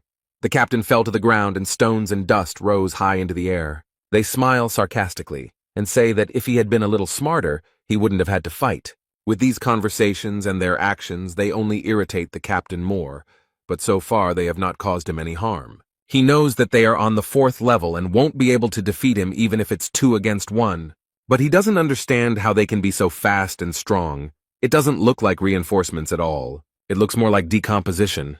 He suspects that something is wrong here and it could be very dangerous. That's why he turns to Jae Hwan and asks him to escape from here as soon as possible. But it seems that the main character has completely different plans. He hands over the divine doctor to other hands. Now the captain of the extermination squad will take care of him, and he is a little surprised by the actions of this guy. It seems that the protagonist realized that his friend was having a hard time dealing with these scoundrels, so they decided to take matters into their own hands.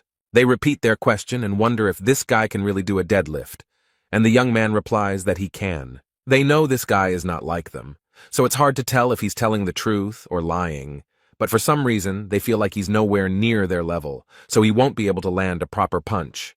However, while this man was thinking, the main character did not waste time and was ready to attack. He quickly got behind his opponents and asked them what they thought of the blow, whether it was strong enough. They completely underestimated their opponent, so now they have no chance of avoiding the blow. The captain of the Tower of Destruction had already received his portion of conviction that his opponent was strong after all. He fell to the ground with a crash, along with his big hammer, which this time did not help him at all. The other tower captain looked at this with horror, and could not believe that this had happened. He didn't have to wait long for the protagonist to get into a fight with him and feel the same as his friend. Huang noticed that the man was too self-confident and confident to defend himself. But immediately after that, he delivers a powerful blow which his opponent did not even have the opportunity to dodge. He managed to stay on his feet and not fall. It seems he is stronger than the man with the hammer. He grabs his weapon and tries to point it at the boy, but Huang very deftly dodges it. Instead of hitting the enemy, his weapon hits the soulless stone. But he does not give up and does not stop trying to take the life of the main character, although he does not succeed. The boy dodges his large spear and now feels a much stronger energy. He looks at the man and tries to understand what this energy is, and realizes that it does not look like revenge. His opponent's mask was broken, and he asked if Huang really hoped to save the tower's owner. And at that moment the boy understood what kind of energy it was, the energy of fear. He wondered why they, with such weak abilities, came here to fight. He explains that he cannot save their master because the job belongs to the old man. The young man stops his opponent's spear with a light movement of his foot and wants to finally finish the fight with him. The captain of the demonic extermination squad, Jahair, is extremely surprised by this boy's abilities, and it seems he also underestimated his strength. He jumps high and is ready to deliver the finishing blow without wasting any more precious time. He is confident. His stern gaze is intimidating, and he claims that it will not be difficult for him to destroy the two of them. There is complete darkness all around, and the only source of light is the burning torches on the walls. Dark energy is spreading through the dungeons of Gorgon's fortress, and the walls seem unable to withstand it. Important figures from the fortress arrived there and are strictly observing what is happening. It hasn't been a day since the dead strike, and the situation doesn't seem to be improving. The owner of the fortress is cruelly chained hand and foot to the columns, and these people do not understand how he brought himself to such a state. Only recently a doctor came to him, performed procedures, and prescribed medication. The owner seemed to be getting better and the decomposition process was slowing down. It is unclear why he lost control again, and when there was even the slightest hope of saving him, he could have been helped if he had held out for at least a month. The medic explained that now the dead man's strike that Huang would use would only be a poor imitation, and that the master of the fortress was now in a more serious situation than Mino. But an ordinary person would have been dead long ago. Young-ho assured that they could expect his dead man's punch in just a month. Although he has never tried it before, he believes that 2 people could help the master, but only if one of those people is Jae Hwan. Jurgen Cheever has thought carefully about the whole situation and seems to suspect something. He glances around out of the corner of his eye and is convinced that one of them definitely knows about Jae Hwan, which means there is a traitor among them. Jurgena remembers how the master told her that people have come who can control the decay of the soul, but they are not the messengers of the messenger. With good intentions, he wanted to meet them and see for himself the strength of these people. The man warned him that it was a risky undertaking, since the business of decomposing the soul was quite dangerous. He insisted on sending the captain, since the owner of the tower was quite an important figure. But this man was very confident in his abilities, and stated that he had survived the hell of war, and would not sit idly by when it came to the people of Gorgon. Unfortunately, this venture turned into a terrible tragedy, and this stubborn man now sits with his hands folded. He went into development and no one knows what happened to him there and what led to this. However, in the end he returned from there with a broken soul. But there were witnesses to this event, and one of those who knows what happened then was Mena. Now he stands nearby and warns everyone to be vigilant because the situation is very serious. Jurgen Cheever suggests calling a doctor, but he explains that the Gorgon fortress will collapse if they wait any longer. However, he knows that they cannot carry out a dead execution without a doctor, and asks if he really wants the warden to die. But Mena is convinced that they won't be able to deal with him even if they join forces. And then, completely unexpectedly, he offers his help and says that he himself can do the dead man's blow. Jurgen seems to be against this because it is a last resort, and during this attack they must preserve the host's spiritual energy. And then he adds that for this ritual they need the ghost stone, but it doesn't seem like that's a problem. Mena explained that everyone already knows and understands that this man cannot be saved. At that moment, someone quickly approaches them from the dark corridor and shouts that he is already here. The dark shadow captain approaches them with a box containing a very important item. Jurgen is shocked. He cannot believe that the traitor was someone very close to the commander. Now he also realized that this box contained a crystal that belonged to Jae Hwan. Mena complained and asked why they were hiding such an important item from him, since the future of the Gorgon fortress depended on them. And then he puts pressure on the man, stating that he knows perfectly well what will happen if the decomposition process is completed. But she asks if he intended to turn their master of the Gorgon's tower into a real dead man. Everyone knows what danger an ordinary person who has turned into a dead person can pose, and this one can turn into a special undead and bring trouble and destruction wherever he goes. Jurgen is worried as the fortress caretaker is becoming increasingly violent, and the doctor is still missing. He hesitates. At first glance, it may seem like a rational decision, but his heart tells him that something is wrong. The fact that they have the crystal means nothing, because Dead Man's Strike is a special skill of the messengers, but where can they get it now? But this man seemed to have taken care of everything and assured me that there was nothing to worry about. After all, he has already found people who own this technology, but they look very suspicious. Mena explains that they are not the Forester's messengers, but they know how to strike. Jurgen Cheever can't watch all this calmly. He knows it's wrong. But this does not stop anyone. Everyone actively begins to prepare for the ritual. However, if the blow is dealt in this way, the master's spiritual energy will be trapped within the crystal.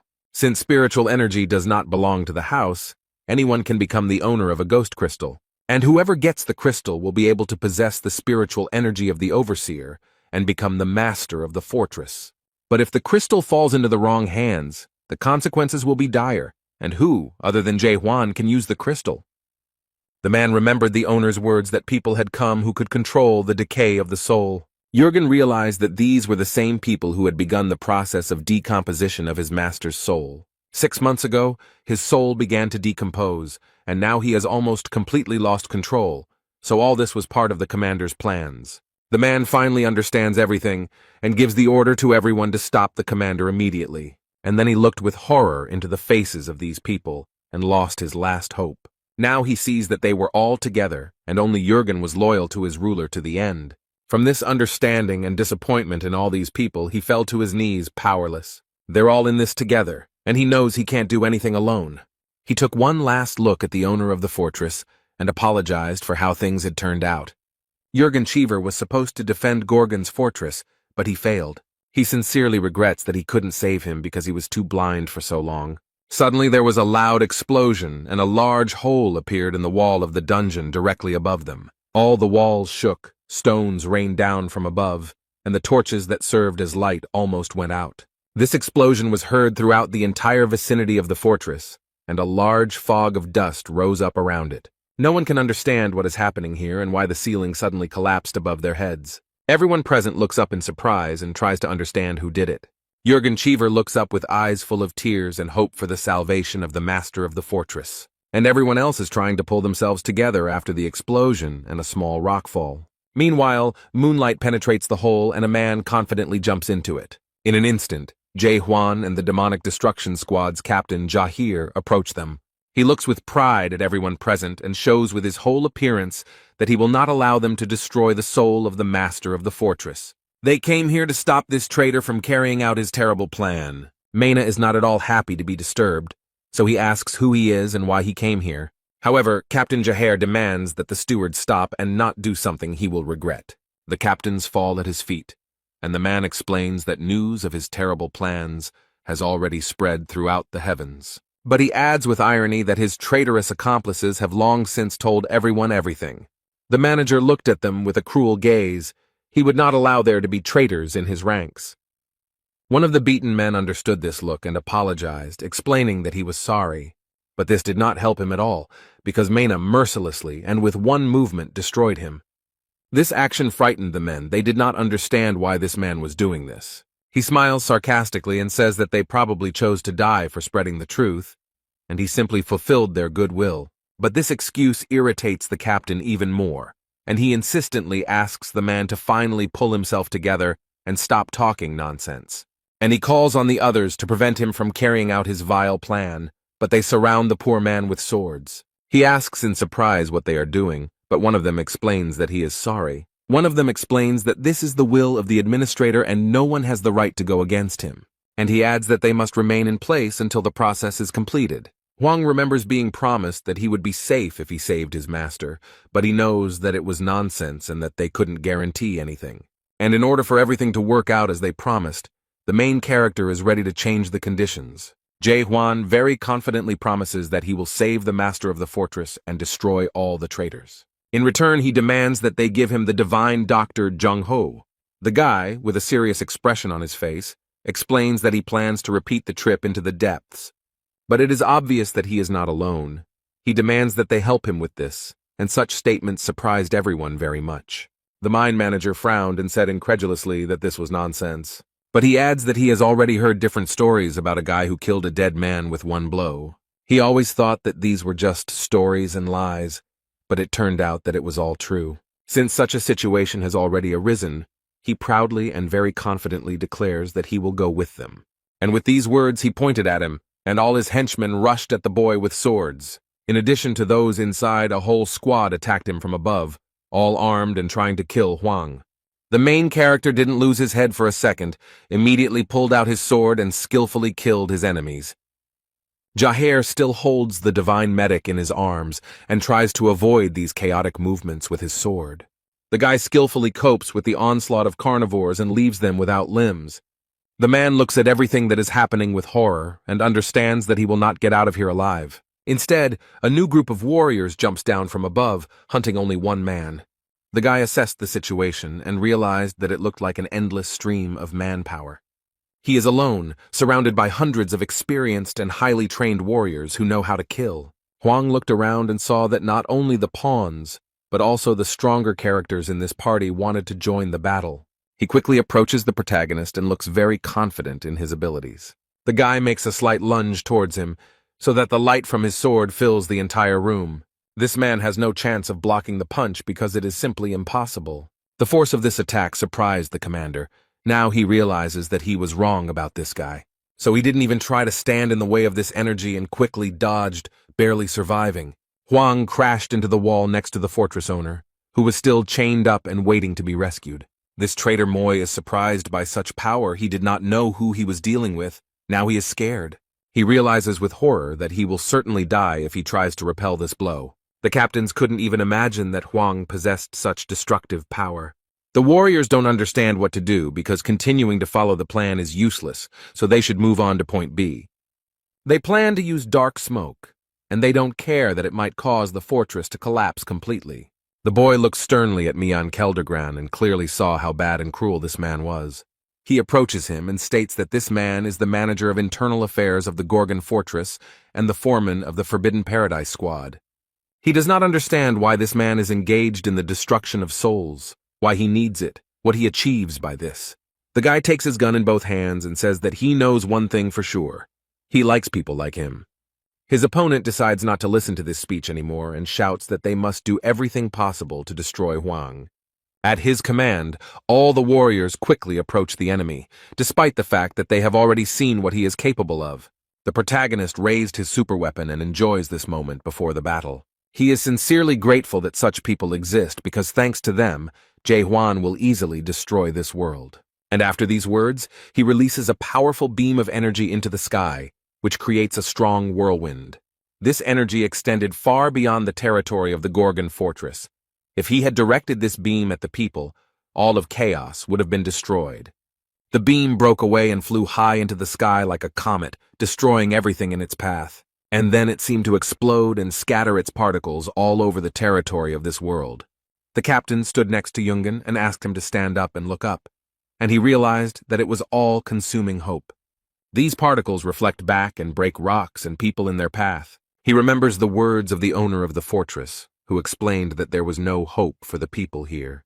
The master explained that strong hope will become a good support that will not be destroyed by any difficulties. The man cannot believe that the boy, in a world of destruction, sees this unshakable hope. Mine didn't survive after such a prank by the main character. He lies motionless, mortally wounded. But he still has the strength to say that Huang is a complete idiot, and perhaps it is the desire to say this that keeps him alive. And then he smiles slyly and declares that it is too late, and the Gorgon's fortress is almost destroyed. The protagonist did not plan to listen to these farewell speeches and mysterious words, so he sped up the process. Captain Jaher runs up to him with the old man on his shoulder, and strangely, he is still asleep. How much he has missed. The man is sure that nothing will be able to wake him up, since everything that just happened here could not cope with him. But Huang doesn't have time to fuss around the old man to wake him up, so he simply throws him to the ground. He immediately screamed that his back hurt, but the boy noted that he could have woken up on his own. Meanwhile, the owner of the Gorgon Fortress still sits motionless in his usual place. His hand lies on the ground, covered in signs of decay and transformation. But suddenly she moved, and the system showed that the destruction of the soul had reached 99.9%, and oppression began. Everyone is seriously scared, exactly what they have been afraid of for so long, and so much has happened. The fortress's master remains motionless on his knees while the system assesses the victim's level of danger. The system cannot determine the degree of danger, so it concludes that the victim is dead. An automatic danger warning for Gorgon's fortress was also immediately triggered. All the city's residents run away in panic and do not understand where to run to save themselves. The soldiers were ordered to evacuate everyone immediately to avoid creating further problems. James looked at the fortress with huge eyes and didn't understand what the hell was going on. What he saw could not help but frighten him, because it looked terrible, and it was scary to think what was happening in the fortress. Someone runs up to them and asks the captain of the destruction squad and the fortress caretaker to evacuate immediately. The old man takes out his new sword and asks the boy to help him escape. The guy noticed the new weapon and asked when he managed to get it, but the medic noted that they did not have time to talk. The divine physician set to work, and in the meantime the fortress in which they were located was almost destroyed. He actively does the same thing as last time. The man draws his sword. He tries to do everything right and as quickly as possible to avoid major disasters. The man is lost in his thoughts and sees his vivid memories behind the back of the owner of the fortress. Chung-ho remembered how good and fun it was for them in the bars with the owner of the fortress, and how sincere he was. Dead Man's Strike helps to bring back all the long-forgotten memories, and Grandpa noticed that Huang did the same thing when he saved Mino. But he added that such vivid memories could help avoid a bad outcome. But the next moment, Jung-ho heard a strange voice that made him very worried, and the picture before his eyes changed dramatically. He no longer saw the cheerful and smiling owner of the fortress. He sees horrific images of carnage and brutal battles, all accompanied by excruciating pain. And then there are the creature's eerie eyes, which inspire awe even to think about them, let alone see them. A man with frightened eyes and a trembling voice declares that this is not the owner of the fortress. But it was too late to do anything because the creature had come to its senses and opened its glowing eyes. Jae-hwan asked what happened, but the old man didn't explain anything, only said that something was wrong. But he repeated his words again that this was not the master of the fortress, and these words frightened the young man a little. The divine physician screams in horror that it is someone completely different, but the shackles are already broken, and this creature finally comes out unhindered, no longer hiding in someone else's body. Apparently, it has become huge because men have to raise their heads high to see anything. Now, instead of the owner of the fortress, there is a huge and terrible monster, and who knows what it can do. And so he opens his terrible eyes and sows unspeakable horror in all who see him. This huge creature is happy to finally get out of its cramped and small body. Jung-ho didn't expect this. He is very surprised and scared.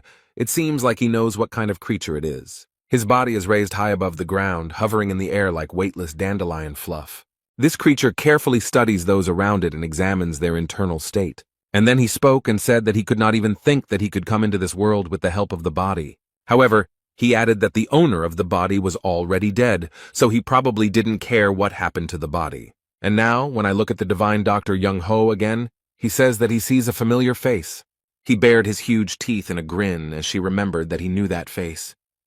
The creature turns to him as if half awakened and asks why he is still in chaos. And he adds mockingly, "Didn't he find what he came to Glebina for 9 years ago? He is the master of the Fortress of the Dead, located in the center of chaos, and only he can open the gates to the depth." The protagonist tries to use his doubt skill but can't figure it out. This creature looks very much like a dead person, but it is something completely different. Huang cannot understand who it is. The master of the dead fortress waved his hand and pretentiously asked why this man was still here. But then large black rays burst out of it, absorbing everything in their path. It is difficult to resist such a force, and the creature asks if all this is because it wants to save this unfortunate world. Jung-ho is scared. He doesn't know what will happen next and what to expect from pure evil. In the end, with one flick of his finger, he easily erased the entire world he had created. And then this terrible creature turned its attention to the boy, who was standing calmly to the side. He looked at Huang and noted that he was an interesting person, and his voice sounded even more frightening, and added that he was fully awakened with a living heart. The old man suggested that the creature had taken advantage of the royal privilege of dead man's gentleness. Perhaps it had used it on the owner of the fortress.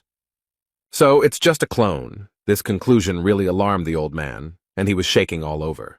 He can't believe that the Fortress of the Dead's doppelganger could be so terrifying. Jae-hwan turns to the old man, who looks at the young man with fear and listens to what he says. The protagonist calmly asks if he understood correctly that he failed. The guy has already pulled out his superweapon and is holding it tightly, ready to use. And then he explained that if their plan had failed miserably, then his goal was to kill this monster. But when this monster heard it, it seemed very funny and completely impossible to him. He asks again what the man is going to do and starts laughing even louder. King Catastrophe laughs madly, his voice penetrating your skin and making you tremble. Chung-ho tried to convince the young man not to do this, since he would not be able to do anything against such an opponent. But he added that even Mulark would not be able to go against him, despite the fact that he was just a brawler. It might be unrealistic. However, the protagonist is very confident in his abilities, so he insists that the old man not be afraid and convinces him that he can fight him. The old man was shocked to notice that this boy was too calm in the face of real death. And this monster laughs louder and louder, trying to scare his opponent. Jae-hwan didn't move for a moment. He had already seen many potions in his life. The Tower of Terror had hardened him greatly. The monster opened its mouth wide and the hilt of a deadly black sword protruded from it. He grabbed it with both hands and pulled it out of his throat, then demanded that he show him his best punch. He calls the boy a stupid awakened being with a living heart, but Huang doesn't respond. The creature smiles slyly, holding a giant sword in its hands, and eagerly awaits the boy's first movements. This weapon that the King of Catastrophe wields is called the Void Sword. It is a terrifying weapon. Chung Ho recalls that it was this sword that turned the entire expeditionary force into dead men. It was the most incredible combat experience for him, and now he can't believe he's seeing it again. He moved closer to the boy and seemed to grab him, but Huang restrained himself. He looks intently at the young man and declares that this look is familiar to him. He has seen it before. And he stated that Huang is aiming to get into the deep, but this shocks Jung Ho because he missed the guy's confession. He can't believe this guy is going to the depths. The old man didn't even manage to get there, but he wouldn't want to try again. The creature sarcastically stated that it seemed that there were still those here who wished to reach the end of the world. But then he adds menacingly that this guy is too weak for such a difficult journey. The monster laughs and says that the boy doesn't even reach the level of horror from 400 years ago. And then the monster stretches out its terrible and scary hands to the main character's head. The poor thing seems to be swallowed up. He tries to fight, but it is simply impossible to escape from these embraces. Huang held the sword and managed to use it skillfully, so now the bastard was left without an arm. This fight is very difficult for the guy, but he always finds a way to defeat his opponent, whoever it is. He consoles himself with the fact that he has lost his arm, and hopes that in the future he will be able to destroy it with the same success. The creature swung its dark sword and almost hit the boy, but he barely managed to dodge. Immediately after this, the monster repeated its attack, and this time wounded Huang's hand. The guy is not distracted by this and lunges, hitting right in the chest. But for the King of Disaster, this blow is not a problem at all. He acts as if nothing happened. And then he thrusts his sword into the ground, making a loud noise and raising a lot of smoke. He tried to explain to Huang that the destruction of the soul is a disease of all times. It will never go away. The main character, being at the site of the injury, already feels that the same energy is emanating from there as from the dead man. After the void sword inflicts a wound, centuries or even millennia may pass. The soul does not stand the test of time. It wears out over time and eventually breaks down. And after this destruction, a person turns into a terrible creature, the dead man. But this still doesn't stop Jae Hwan. He proudly declares that he will tear the King of Disaster to pieces. The monster taunts, saying that all he can do is cut a small piece from a dead soul, and then he emits streams of black energy, which are already absorbed by him on the way. The protagonist didn't know what he was signing up for when he threatened to kill this creature. These beams turned into many swords, turning them into dead men and pointing them at the boy. With one easy movement of his hand, he caused all these weapons to quickly approach the enemy. Young Ho covers his head with his hands and screams in fear as countless swords fly towards him. But Jae Hwan covered it with his body and used his weapon to repel all these attacks. The monster noticed that the boy didn't feel too bad, considering that he was holding an ordinary toy from a horror movie. The old man saw that the boy was wounded and screamed in fear. He was not indifferent to this boy. The protagonist is aware of his wound, but he has no time to think about it. After all, at this moment a monster is rapidly approaching him, wanting his death. They met in a duel and crossed hands at night, creating a powerful wave of energy. He is so strong that he sweeps away everything in his path, and even the divine physician cannot resist him. The monster smiles sarcastically and remarks that this guy's soul won't live long if he continues to fight like this. The main character understands that this monster is right, and at this rate he won't last long. The guy can't figure out his opponent's weaknesses even with the doubt skill, and can't concentrate because of the tiny particles flying in front of his eyes. Huang remembered how the old man told him that his world was white, and in it, he could recreate the images of all the people in his life who had died through his imagination. Each awakened person has his own unique world. This world is built from a special word, and is usually an expression of desire or emotion. In addition, strong, awakened ones can pull a rather large creature into their world. This gave the guy a little hope. It seems like he plans to make his plans come true. He wants to try to create his own world. And this hope gave him strength, thanks to which the main character managed to repel the blow of the terrible monster. Jae Hwan has distanced himself from his opponent and is preparing to put his plan into action. He focuses and plans how it should look, and I have to give him an advantage in the fight. The next moment, He is already building his own world, into which he plans to draw the enemy and play by his own rules. He created a very dark and hostile world called Moon's Eye, and now he will feel better. Chung-ho looked at it all carefully and immediately realized that it all looked very much like hell. The old man realized with horror that this boy had been living in such a terrible world all this time. It is a very scary world. The doctor cannot understand how one can exist with such a feeling in the heart. After all of this is built on hatred and disgust, and he cultivates and nurtures all of this within himself. The King of Horrors asked in surprise if this was really his ideal world, if this was what fed him. All this seems very interesting to this potion, and he begins to laugh madly. Jae-hwan doesn't waste time on all this unnecessary talk, but immediately goes on the attack and plunges his sword into the enemy. He is full of strength and hope that now everything will work out for him, because the scars on his eyes have finally disappeared.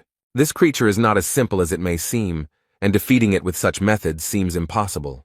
The monster's limbs rise up around the boy, but he doesn't retreat. These things wrap around his arms and block any movement, leaving him powerless. And then they wrap it around his neck. This creature claims that it is attacking him and does not even understand what to do next. After this, the King of Calamity extended his bony hand to the poor fellow. He grabs him and throws him hard to the ground. The protagonist can do nothing about it. The boy feels severe pain from the blow and is unable to use the sword to save himself. This creature repeats this movement once more. It again throws the boy as if he were a doll belonging to it. Chung-ho realized with horror that his friend's affairs were going very badly, although there was little hope of victory. The monster places his foot on Jae-hwan's chest and believes that people like him will never give up their feelings of hatred. Another sword bursts out of his body with which he plans to finally finish off the boy. He pointed a gun at him and admitted that he hadn't met such interesting characters in a long time. He smiled slyly and added that he had a great time and a good time. But everything comes to an end, and now it's time for them to end it because it's starting to get boring. The main character thought with horror that these were his last minutes of life, but he didn't want this. He still had many plans. He is not ready to give up so easily and does not want to die, so he uses a sword. With his blow, the boy cuts the creature in half and prevents it from doing what it had planned. The monster did not expect such a turn of events. He thought that his opponent was already completely broken.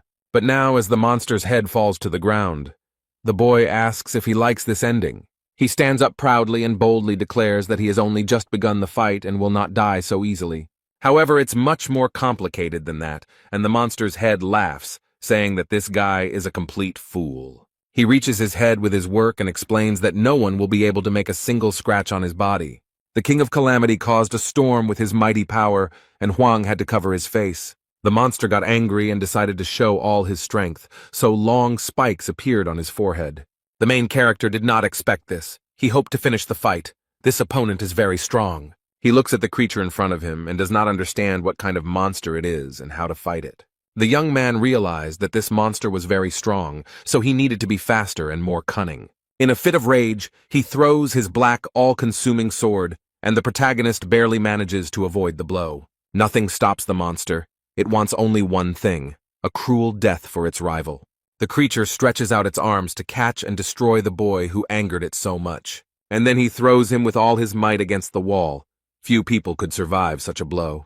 The poor guy was hit so hard that even the stones around him couldn't withstand the pressure and fell. But the main character is much stronger than it might seem at first glance. He coughed several times.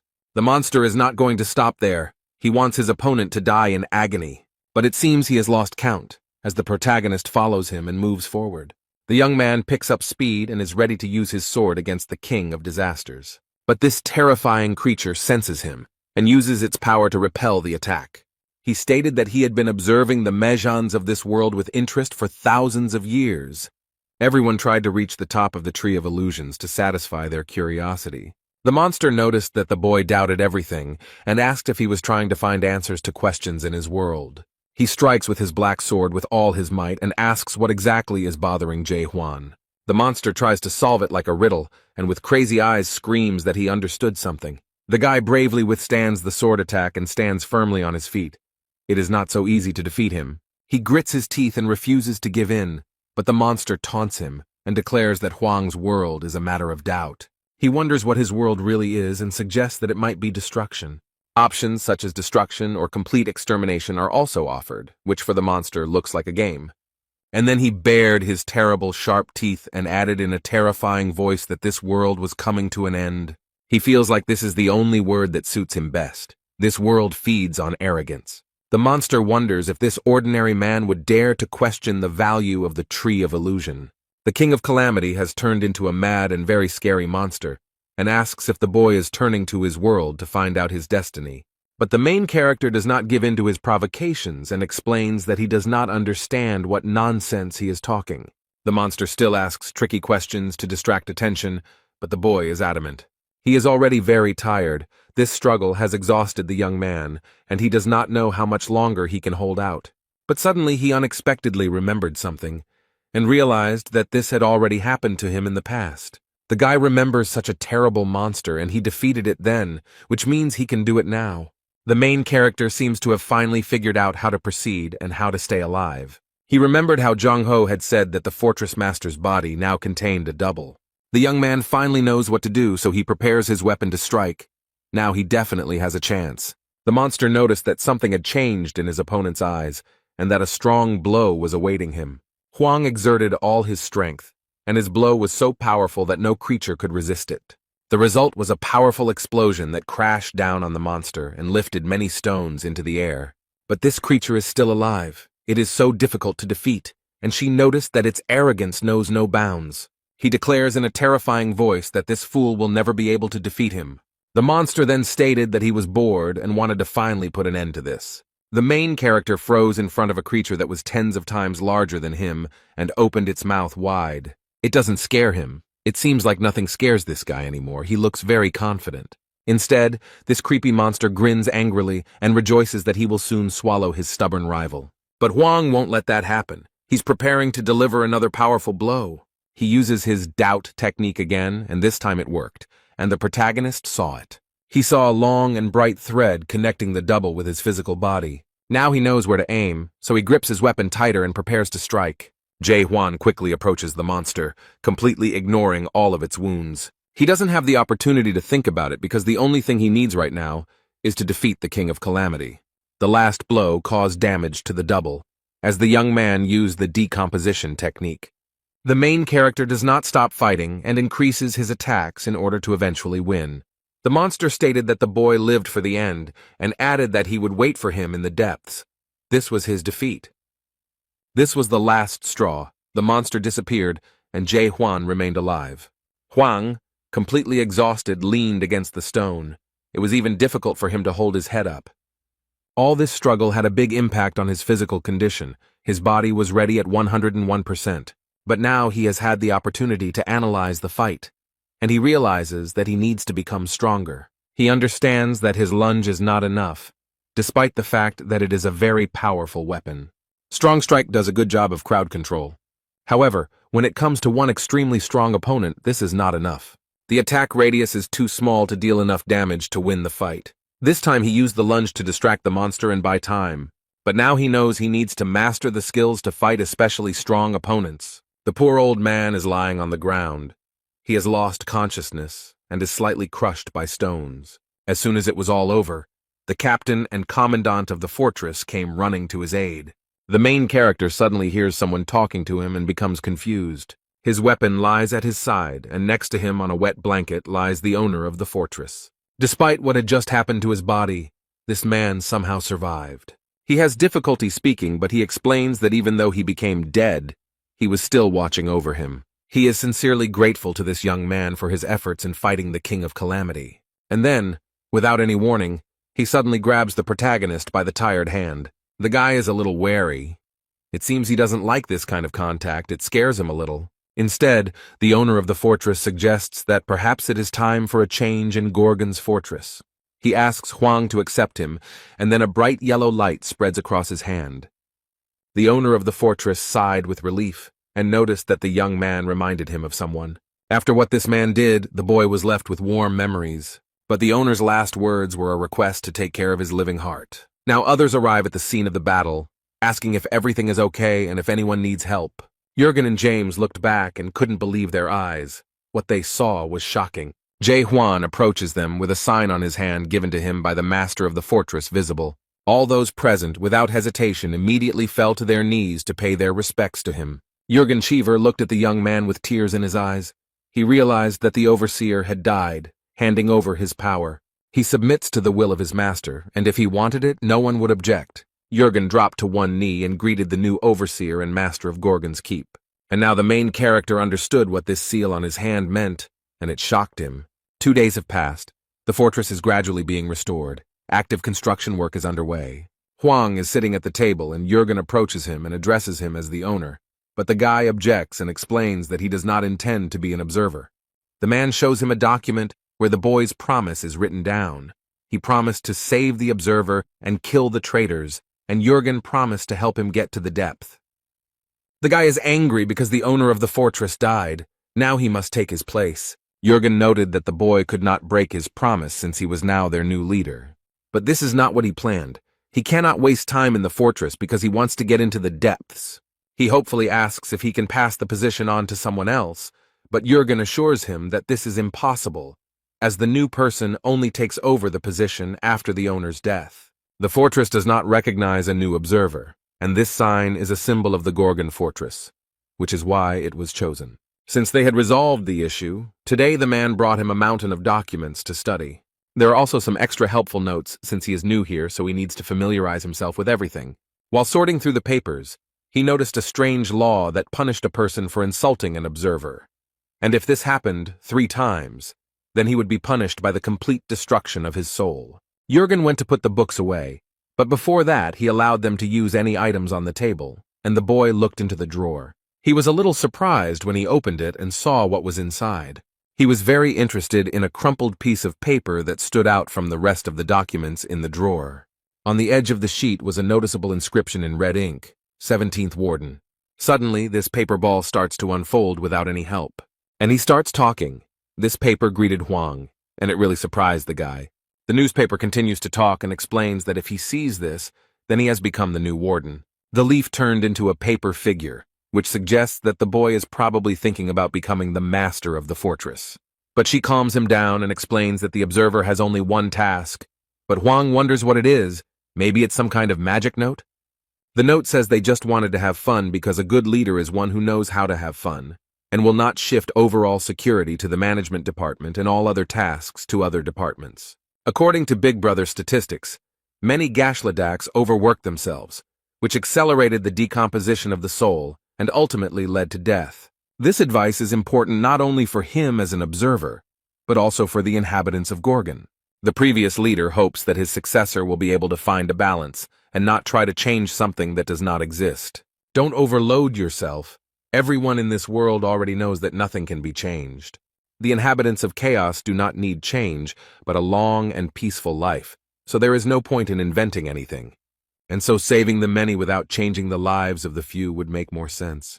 Therefore, the former warden has only one request for his successor, not to be insatiable. After all, a good leader is one who does nothing, the note ended. And then he curled up into a ball again and fit into the box, and the boy thought about these words. After this note, he seems to begin to understand what kind of life the caretaker of the Gorgon fortress lives. If the existence of the overseer is limited only to the preservation of life, then he thereby deprives the world of the possibility of any changes for the benefit of the majority. Jürgen approached and found the boy very thoughtful, so he asked him what he was thinking about so persistently. The young man seems to have come up with something and wants to tell this person about his plans. He confidently states that he will abolish the position of the caretaker of the Gorgon's fortress, although this will be an ambitious request.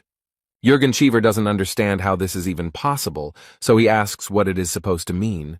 The guy decided to start over and asked what a lock was.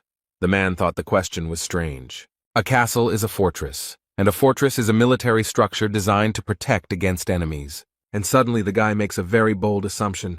There are no more enemies. But he asked the man what would happen if there were no more people willing to attack the castle. In this case, the existence of the fortress would lose its meaning, and the guard would no longer be needed. However, this all sounds very false. Jürgen is convinced that it is simply impossible. But the main character is firmly convinced of the opposite, and insists that this is quite real and possible. Jae Hwan proudly and very confidently states that this will happen because he is going to unite chaos. In chaos, people are not buried, but a soul flight ceremony is held to mourn the soul lost forever. During the ceremony, the soul is forgotten. During the ceremony, the life of the deceased is spoken over and over again until it is completely erased from the memory of chaos. This is the last thing the world of chaos can give to those who leave it, recalls Jürgen Emil Groschek. He is no longer there, so eternal memories will become fertilizer for the tree of illusions. This whole ceremony will last a whole week, and sooner or later everyone will forget about him. And during this week they will remember him and share their memories. They will talk about the dead man non-stop until there is nothing left.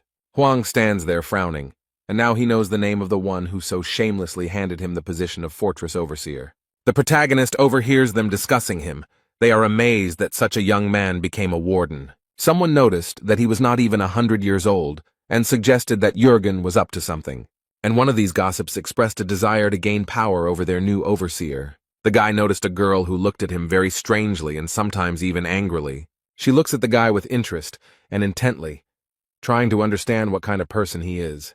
The man boldly approaches the protagonist and attracts Jae Hwan's attention. He has a smile on his face, and at first glance he seems quite nice. The man asked if this was their new boss. Jung Ho turned to the leader of the Holy Maiden Guild and noticed that she was one step behind Old Raccoon of the Lhasa Scholars Guild. She agreed that it was very interesting and asked what bets the doctor was making, who he was betting on in this competition. But the man was very skeptical about her words, since there was nothing to bet on. Here, even without competition, everything is clear. You don't need to think long to guess which of them is stronger. The man asked the new warden how old he was, and he replied that he was about 60. I thought for a moment and wondered if something had really changed in Gorgon Fortress, or if this guy was the son of the former overseer. Everyone around thought that this man was rude, and that age didn't matter at all, and that it was stupid to call him a son. Didn't he know how people got into the house? However, the leader of the Forest Guild believes that there is nothing wrong with his words and extends his hand to introduce himself. His smile doesn't look sincere, but rather mischievous, and the man says that his name is Jang Il-han. And he himself thinks that he has a wonderful opportunity because their new leader is an outsider, and he will finally be able to return all the humiliation that he experienced 10 years ago. He received a request from the previous overseer for permission to establish a new office in Gorgon Fortress. He was caught by the commander trying to bribe the guards at the northern gate and arrested for attempted bribery. The former manager did not allow him to set up any representative office because he had problems with the law. He didn't like it at all. He was cruelly rejected and humiliated, but now this man is already dead, and the commander of the northern gate is in the hospital. He considers the guy inexperienced, so he is convinced that now a great opportunity has opened up for him. She shook hands, and her interlocutor used a high-level combat formation skill. The golden fibers spread very quickly from his hand to his entire body, and Huang couldn't help but take possession of them. Somehow the main character found himself in front of the 8th gates of hell. Suddenly, the huge and heavy gates open, and the young man hears heavy breathing behind him.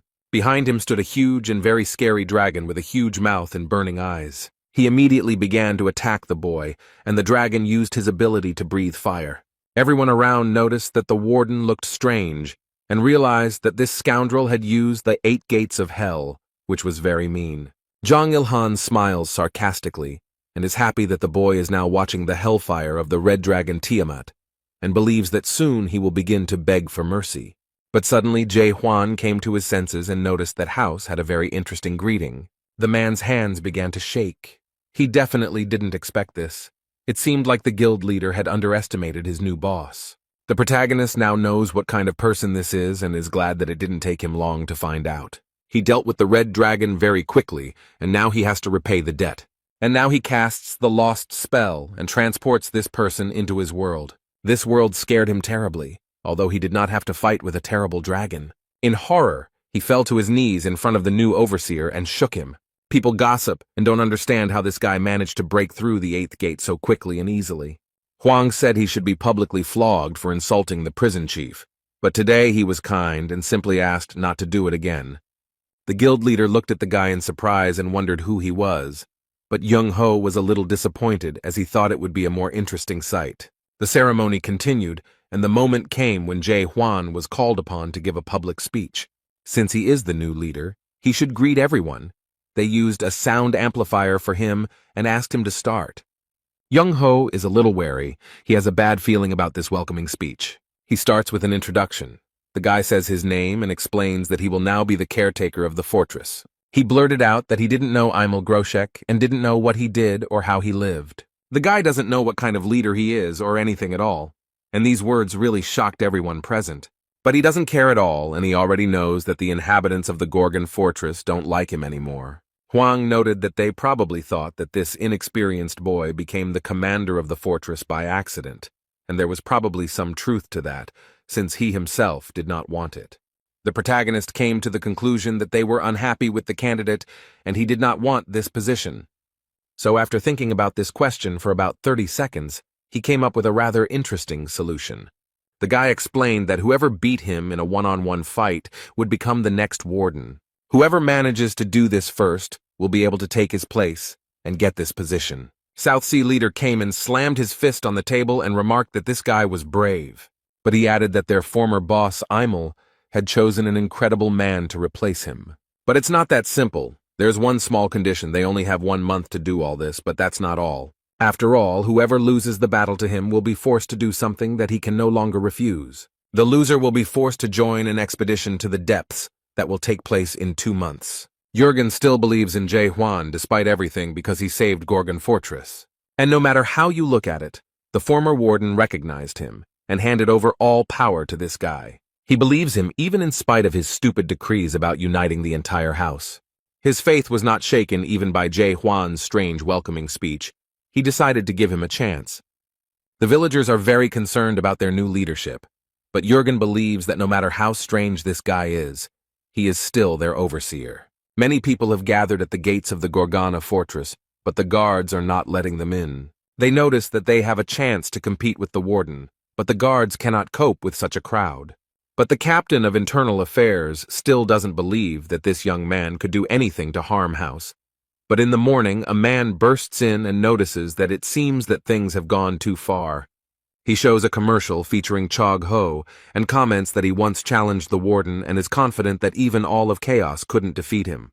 It seemed that Jurgen was not prepared for this information, but he was not prepared for the guests either. Having received this information, he quickly ran down the corridor to resolve the issue with the prison warden.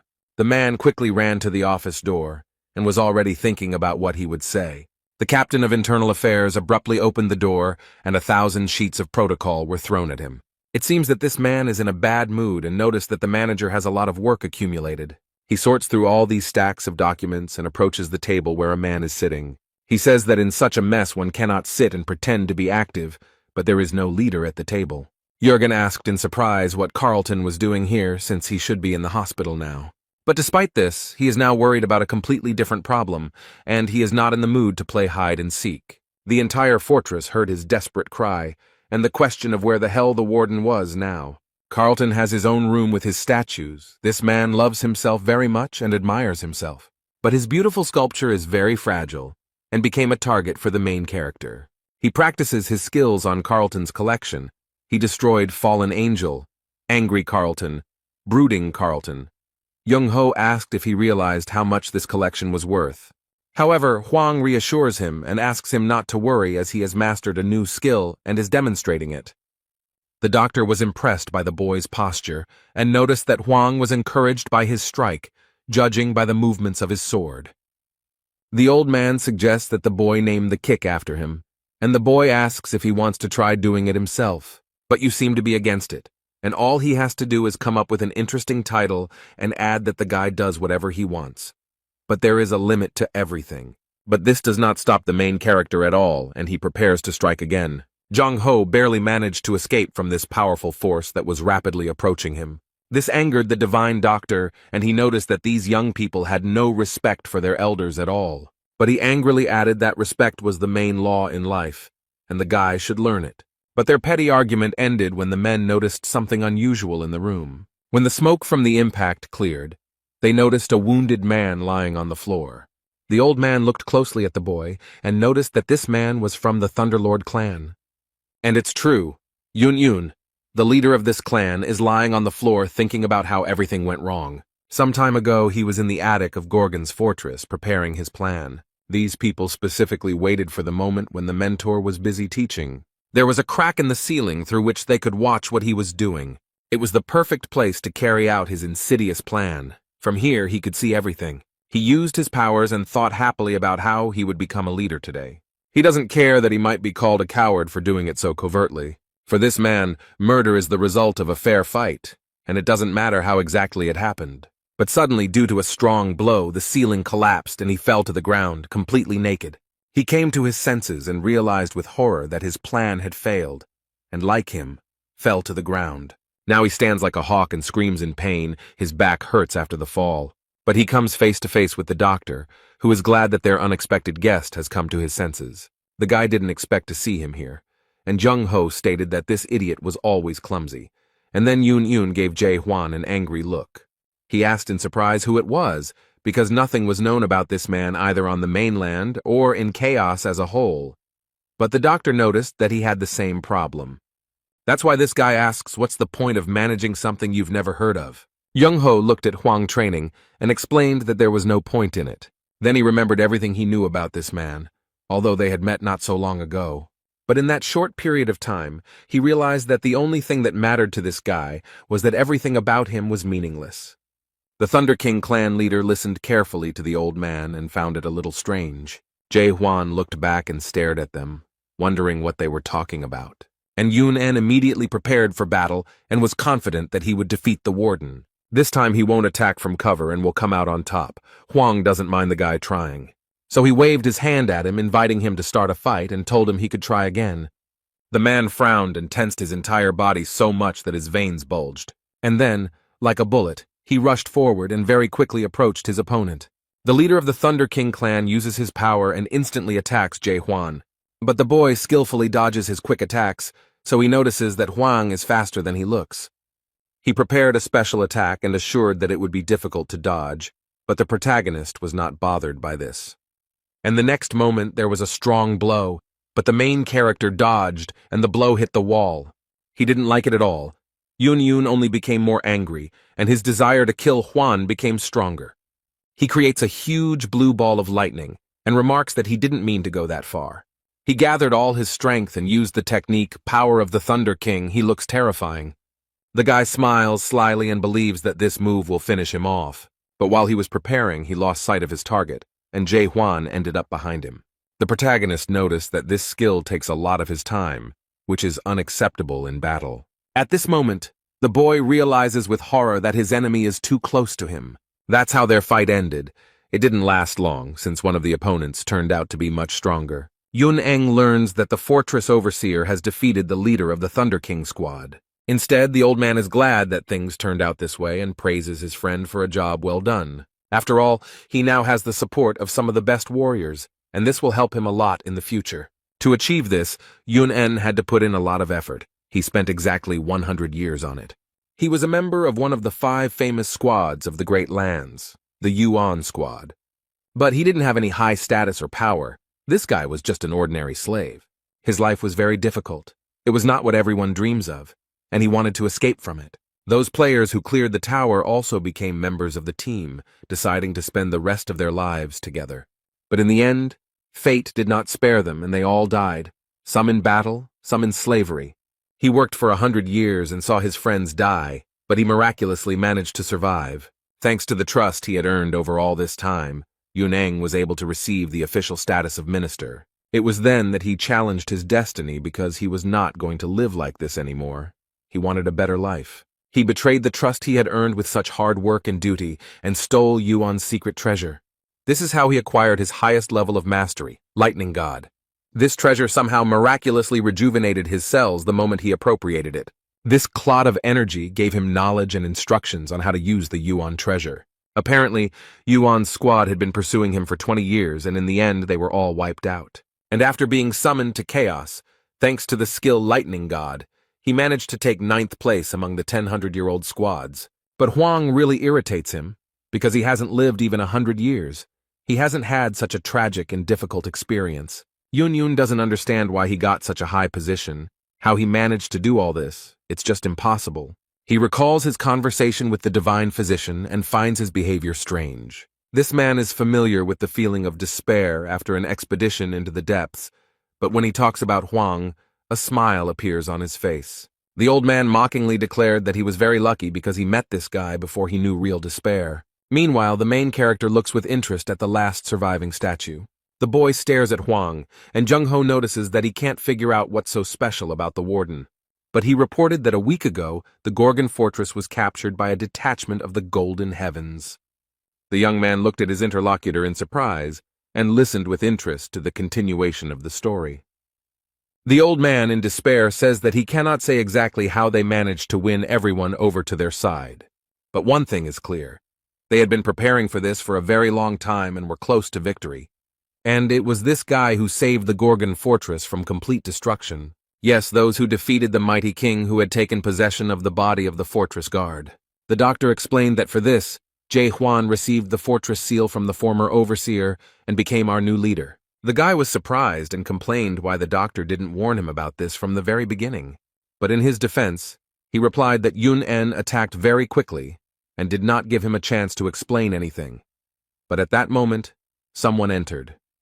The strong man smiled cheerfully and proudly declared that he had come to defeat the warden. This is the leader of the Fire King's squad, Gang Hwan.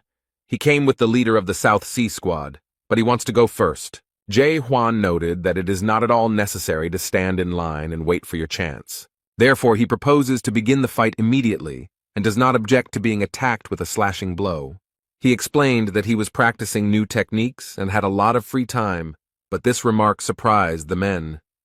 The divine doctor sighed heavily and thought that many people would suffer today. On the contrary, his opponents seemed confident in their own strength and even welcomed the opportunity to attack together. The leader of the Fire King's squad believes that the warden will later regret such a choice. And this man suddenly attacks Jae Hwan with his flaming sword, confident that victory will come easily to him. The fire engulfed the squad leader's weapon and sought to burn the enemy to the ground. This fire almost touched the main character, but he does not look scared or embarrassed.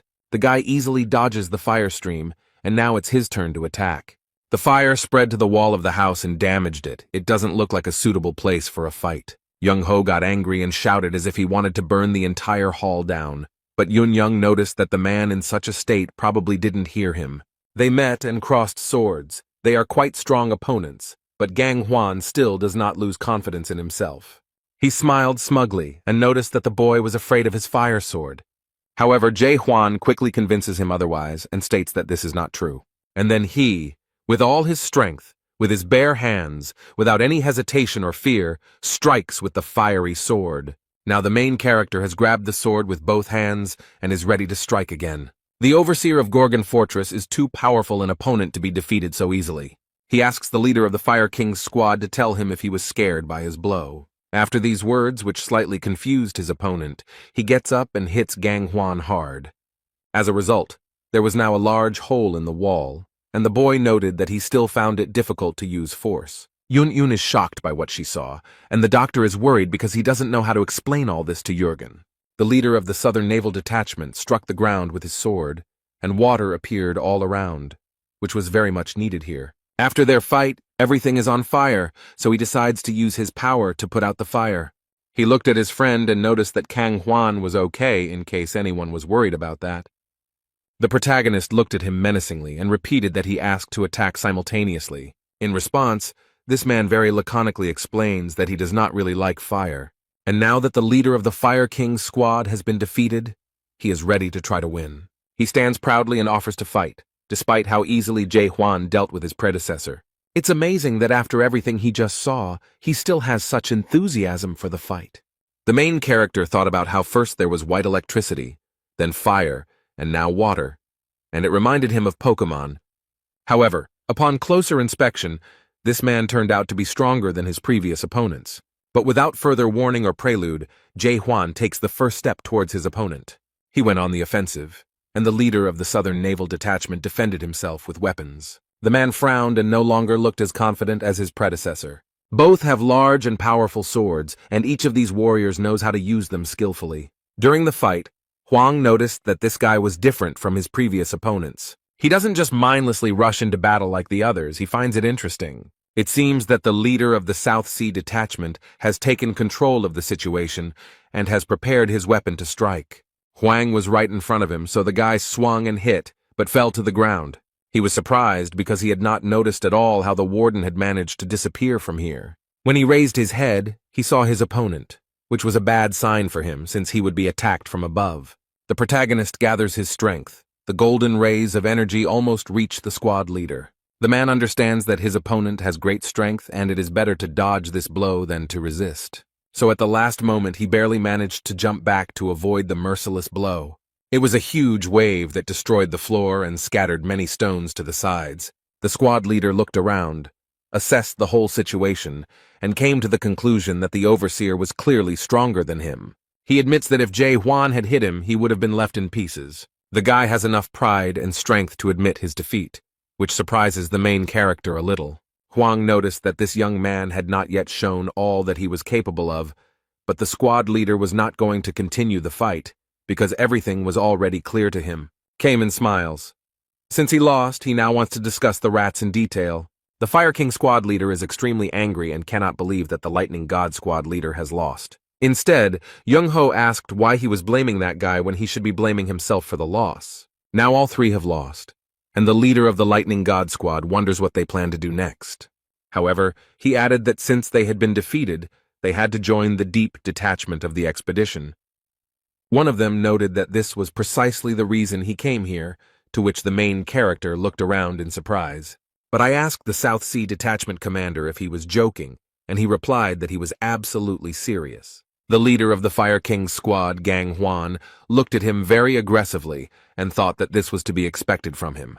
This guy was the best friend of the former commandant of the fortress, Emil, but he was unable to join the expedition because he was still too weak at that time. Then, when the detachment returned, everyone saw their failure, became disappointed and lost hope. The people were defeated and the fruits were lost forever. It was a strong blow to the fortress of Gorgon. This guy saw with his own eyes how dangerous and scary it is to go down there, and even more dangerous to own something so valuable. He witnessed the disintegration of a detachment that was going on an expedition into the depths, after which no one else showed a desire to go there. It happened 900 years ago, and Cayman believes he honed his skills for this very day. He then explained that he planned to join the squad in the near future and go into the depths. The divine doctor sighed heavily and asked for what purpose the Fire King had come here. The man crossed his arms over his chest and remarked that since he had already lost, he had no choice. Then I asked the lightning god, and he calmly replies that he has already made a decision. And the next moment, he suddenly stood up and ran quickly. I wonder what he was thinking. Was he really going to run away? The main character noticed this, and he didn't like this idea at all, because everyone knew the conditions of the battle. However, then everyone noticed that he was running towards the main character, and the doctor tried to stop him, as he thought that he wanted to fight him again. But the guy doesn't stop and continues to do what he planned, which alarms those present. The protagonist had already grabbed his sword to fight back, but the boy fell to his knees in front of the warden, apparently realizing that Jae Hwan was indeed very strong. His behavior really surprised everyone present. They certainly did not expect to see this. He swears that from now on he will serve him faithfully and obey his overseer. The protagonist looked at him in surprise and remarked that he should not swear allegiance. But the boy still kneels, promising him his devotion, and is even ready to die for him. However, Huang noted ironically that he would not be able to do this since he was already dead. The young man realized that he had said something stupid, and it upset him, but he was not going to back down. He begs to be accepted and is ready to become a private captain, just so that he is not rejected. No one understands what he wants, but the boy promises that he will not steal the secret treasures and begs to be accepted. The divine doctor doesn't understand what's going on here and why the leader of the Lightning God Squad is acting this way. He asks how he can speak and behave like this and how his team will react to it. The other two squad leaders watch this whole event with surprise and great interest, and the leader of the Lightning God Squad admitted that his squad was no longer in chaos. Young-ho asked in surprise what this young man meant. How could his unit not exist? He admitted with regret and sadness that there were only 7 people in the detachment, including him, and no one else was left. The Lightning God suffers greatly because of this, because he has been the leader of the squad for so long that now he does not know who he is without it. His squad has completely fallen apart, This prevents him from living a peaceful life. The poor guy doesn't know what to do now. All this happened a week ago, and everyone in the room is listening to it with horror and great surprise. The poor guy is completely broken and disappointed. Suddenly, everything he worked for has come crashing down. Young-ho thought for a moment and asked if he really meant that his squad had fallen apart. The young man sadly lowered his head and, without looking anyone in the eye, noted that this was indeed the case. They ask him when this happened, and the Lightning King repeats that it was a week ago. The old man thought for a moment about what had happened a week ago and what events it coincided with. And I realized that the squad of the Lightning God fell apart when a new caretaker of the Gorgon Fortress was announced. The doctor noticed that this guy had come here to get a job as a warden and had mistakenly convinced himself before the fight that he would succeed. But very quickly something went wrong as he planned, and he realized that this was too strong an opponent for him, because as soon as he decided to strike first, he was immediately defeated. The old man came to the conclusion that his destiny was ruined and he was never able to become a leader, so now he asks Jae Hwan because he has nowhere else to go. The guy is glad that he was understood, but Young-ho gets angry and asks if he has lost even a drop of shame. But suddenly everyone is surprised why no one knows about this, and there are no rumors about the destruction of such a large detachment, because a week is a very long time. The Lightning King asked again and wondered if the overseer had really saved Gorgon's fortress. The old man looked at the boy in surprise and explained that he had already told him this story. But he added that this inconspicuous young man had saved them all from the horde of golden skies, and at that moment the doctor guessed. The other leaders are surprised that the chaos that happened a week ago in Gorgon's fortress created a squad of golden skies. Chung-ho bowed his head and asked if they were the ones who bombed his unit so mercilessly. The poor fellow still stands bent over and sadly replies that the doctor guessed correctly. But he added sadly that his unit was not the only one to suffer from the Golden Skies unit. Along with them, there also existed the 3rd rank Shadow Squad and the 1st rank Dragon Squad. Although these troops were quite strong and there were many of them, none could resist the Golden Heavens Squad. This information really surprised and even frightened those present, because this is a serious request. The doctor asked what happened to the Manticore castle if their troops were defeated. The guy sadly explained that the castle had been captured by the Golden Heavens Squad a week ago. The doctor frowned, and now everything was clear to him. But there was still one question that was bothering him a lot. All this happened a week ago, and it is unclear how this information has not spread throughout the House of Representatives yet. It's impossible to keep all this a secret, so Young-ho thinks they have some kind of cunning plan. It seems that the Golden Sky Squad is controlling the skill system and blocking the signal from Manticore Castle. The leader of the Fire King's squad scratches his head and cannot understand how this could have happened. Were 3 squads destroyed at the same time by just one squad, Golden Heaven, which is ranked 10th? Cayman had heard that the unit was growing in strength, but it was unclear how they had managed to reach such a level in just a few years and take control of Castle Manticore. The protagonist had been keeping aloof all this time, but now he asked to explain how the ranks worked. He assumed that the lower the rank, the greater the power, but everyone was very surprised by this remark. Yun-en looked back at the caretaker of the Gorgon fortress and thought that a person in such a position could not help but know basic things. But with a hint of contempt or mockery, he asked if his boss had just realized it. However, it seemed that Jae Hwan sensed this hint of disrespect and became a little angry at his subordinate. Everyone present held their breath in horror and anxiously waited to see what would happen next. And now the poor fellow, scared to death, is trying to make amends and explain what he meant. The young man fervently begs his master to have mercy on him. He promises that he will explain everything. Huang only nodded in agreement, and the young man sighed in relief when he realized that he was still alive. He then explains that there are 4 great castles, Gorgon, Manticore, Dryad, and Garuda, and there are also 10 house squads. Each squad has its own special power that it wields best, and its own rank from 1 to 10. First rank squad is the strongest, and the 10th rank squad is considered the weakest and is very different from all the previous ones. The Lightning God squad was ranked 9th, the Shadow squad was ranked 3rd, and the Heavenly Dragon squad was ranked 1st, and they were all defeated by the Golden Heaven squad, who were ranked 10th. Yuneng doesn't know whose support they got, but someone was definitely behind it because they managed to take over the castle. The protagonist reflects on this situation and remembers his meeting with the Golden Skies squad. At first, Jae Hwan thought that these were ordinary people who had retained a connection with the horrors. But these people tried to capture the fortress of Gorgon, and now they have captured the castle of Manticore. They seem to be storming fortresses one after another, perhaps pursuing the same goal as Jae-hwan. He remembered how the man had refused to tell him where this horror was, and remarked that if he found out that you had betrayed him, there would be no life for him. Then the main character became very curious about who he was talking about, and who he meant, who this he was, who this person was very afraid of. And now Huang wonders if there are horrors in this mysterious he in Manticore Castle now. Meanwhile, terrible things happen in the captured castle, and in such cases many innocent people usually die. It seems they wanted to get the guard's horn, but they failed, but this did not upset their leader. Now he sits on the throne, and at his feet lie the lifeless bodies of the previous throne holder and his subordinates. This man is the leader of the Golden Heaven Squad, Lim Jin Hong, and he is happy that his plan is coming to fruition so wonderfully. Meanwhile, Yonen decided to give an introductory lecture to those who had just entered Chaos. The main squads are also called the 10 Chaos Sects. They emerged 900 years ago when the first squad was assembled in the Depths. Each detachment has its own commander, and besides him, each detachment has a deputy and a foreman. They all remained in the shadows because Jae-hwan is very strong, but the leaders also have a lot of power.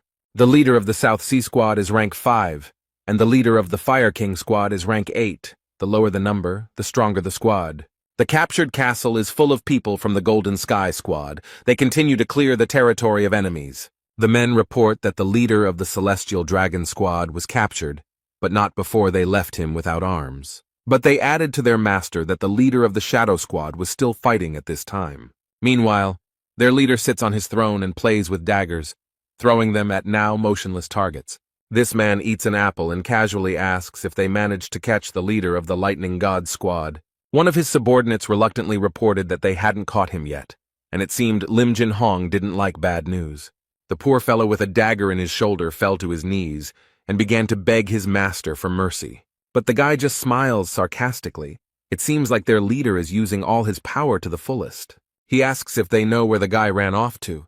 His subordinates assume he's in Gorgon's fortress. Lim Jin Hoon didn't think that the leaders would unite after he took over the castle. He thinks about what is happening in Gorgon's fortress, and remembers that great changes are happening there now. The squad leader heard that some madman had appeared there, who was gathering people for an expedition into the depths, while simultaneously playing the role of an overseer. He couldn't even imagine that there were still such ambitious people left in Chaos, but he sent a slightly smaller detachment there. But Commander Mena is on his side and is doing everything possible to strengthen his position. The guy thinks that now meeting with the monarch of pitch darkness seems somewhat pointless to him. Then Lim Jin Hoon wished for a screen to appear in front of him and show him the boy. He asks if the new leader's name is Jae-hwan, and the system confirms that it is. The guy leaned closer to the screen and noticed that the news viewer reminded him of someone. But the system can't say anything about this, and only shows an error without any interesting information. At this point, he is informed that a message has arrived from the Lord of Pitch Darkness, and the man assumes that he will again ask him to sort out the goods that went wrong. This made him angry, and he doesn't understand why they should be held responsible for the system's failures. But he seems to have no desire to conflict with the monarch of pitch darkness, so he asks to tell him that they understand everything. He sits quietly in his chair and notices that everything seems more and more pointless each time, but his wounded subordinate still stands in front of him. This poor guy is bleeding and struggling to hold on, and their leader doesn't seem to notice him. He discusses the guy who most likely managed to destroy the tower cultivator, and the subordinate looks at his colleague with pity, but is unable to help. He finds it completely insane that someone managed to clear out the entire tower, kill its leader, and somehow infiltrate the house. And after that, this heartless man shot the wounded soldier straight in the head. Lim Jin Hong looks at his subordinates through the screen, but he doesn't seem at all embarrassed by what he just did. He does not comment on the death of his man, but only believes that there is no point in such actions of the product. He thinks that this is impossible and simply absurd, so he assumes that this man has simply gone crazy. They ask him what to do with the leader of the Lightning God if he escaped to the fortress of Gorgon. Their leader asks to leave this weakling. He is informed that there are rumors that the leaders of all 10 squads have begun to gather in the Gorgon fortress. This happened after they heard the news about the new prison warden and his tempting offer. The squad leader states that he will still deal with them for the sake of uniting the chamber, so it is even in his interests. The leader of the Golden Skies squad has a terrible plan. He noted that soon the Gorgon fortress will be filled with the dead. Lim Jin Hong knows that a very evil creature appeared in Gorgon fortress a week ago, and this man is 100% sure that the king of disasters appeared in the fortress. Traces of his presence quickly disappeared, but the squad leader knows that the arrival of an evil force is not the worst thing. After all, the dead call upon their own kind, and now the inhabitants of the fortress will understand why the king is called a catastrophe. Meanwhile, in Gorgon's fortress, the overseer and squad leaders try to figure out who is supporting the Golden Skies squad. One of them boldly suggests that one of the monarchs of the Great Lands may be behind all this. Although they are prohibited from interfering in the affairs of the House of Representatives, no one else can finance such a powerful and large organization. The Fire King heard that there was a war going on in the Great Lands, so someone could easily take advantage of this situation and interfere in politics. That's why he suggests turning to the Renaissance Court, and this suggestion somewhat frightened the leader of the South Sea Squad. This is the place where the resurrection ritual is performed by the monarchs, members of the 5 noble families, and members of the organization that owns the fruits. Zhang Ho was asked if any monarch was involved in this. Does that mean he broke his oath? The old man reminded everyone that in exchange for receiving the fruits for the Court of Revival, the monarchs and members of the 5 noble families swore not to interfere in the political affairs of chaos. The Fire King is furious and believes that this issue should be raised publicly.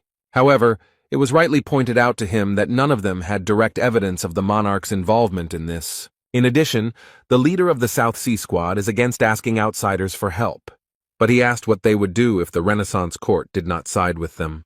It seems the Divine Doctor wants to intervene in the conversation. He has a few questions. Young Ho notices that the situation looks much more serious than it seemed at first glance, so he asks the prison warden what they should do now. Eventually, Castle Manticore is captured, and 3 of the 10 squad leaders are captured by the Golden Heaven Squad. He suggests that if this continues, a major and brutal war could break out. However, their leader noted that none of this mattered, since they still remained their enemies, whom they would have to fight sooner or later. The doctor recalls being told that Jae Hwan has plans to unite the house and get rid of all enemies.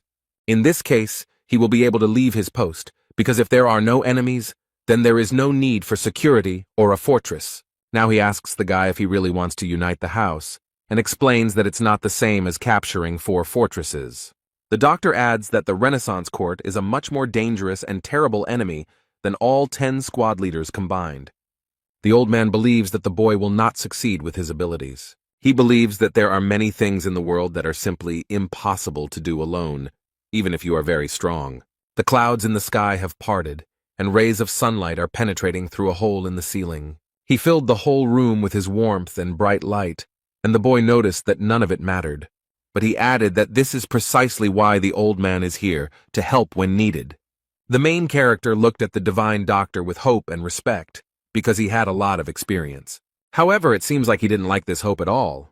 Young-ho looks a little shocked. The caretaker of the Gorgony fortress noted that he was quite young and did not have much experience, but this did not matter as long as they had a doctor with them. But Young-ho got angry and asked why the guy thought he would go with them too. But Jae Hwan looked at him and said, "Isn't that so?" The straightforwardness and spontaneity of this young man simply amazed him. Young-ho can't believe he was so easily seduced by such a green and frivolous guy. The protagonist looked at the squad leaders and decided that it was time to tell them about his plans. It consists of several points, the first of which is the unification of chaos.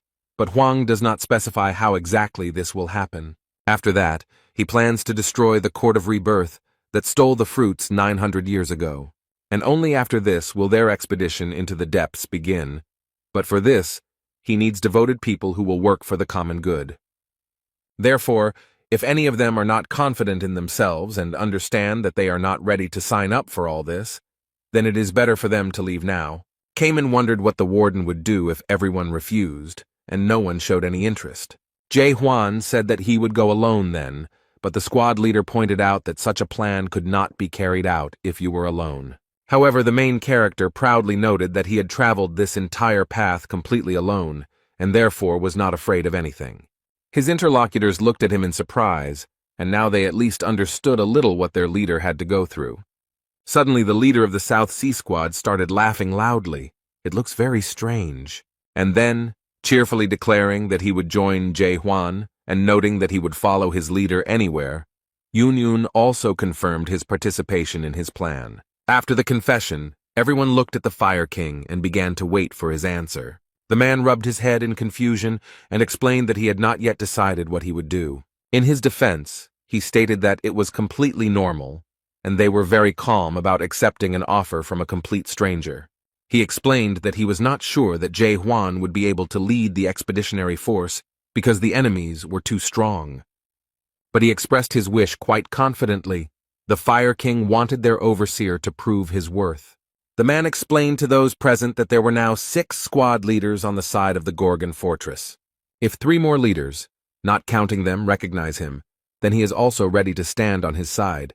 The protagonist folded his hands and agreed to these conditions, but it seems that no one expected him to agree so easily. But then the guy thought for a bit and added that he also had certain conditions for them. Since they must recognize him, it is only fair that he recognize them.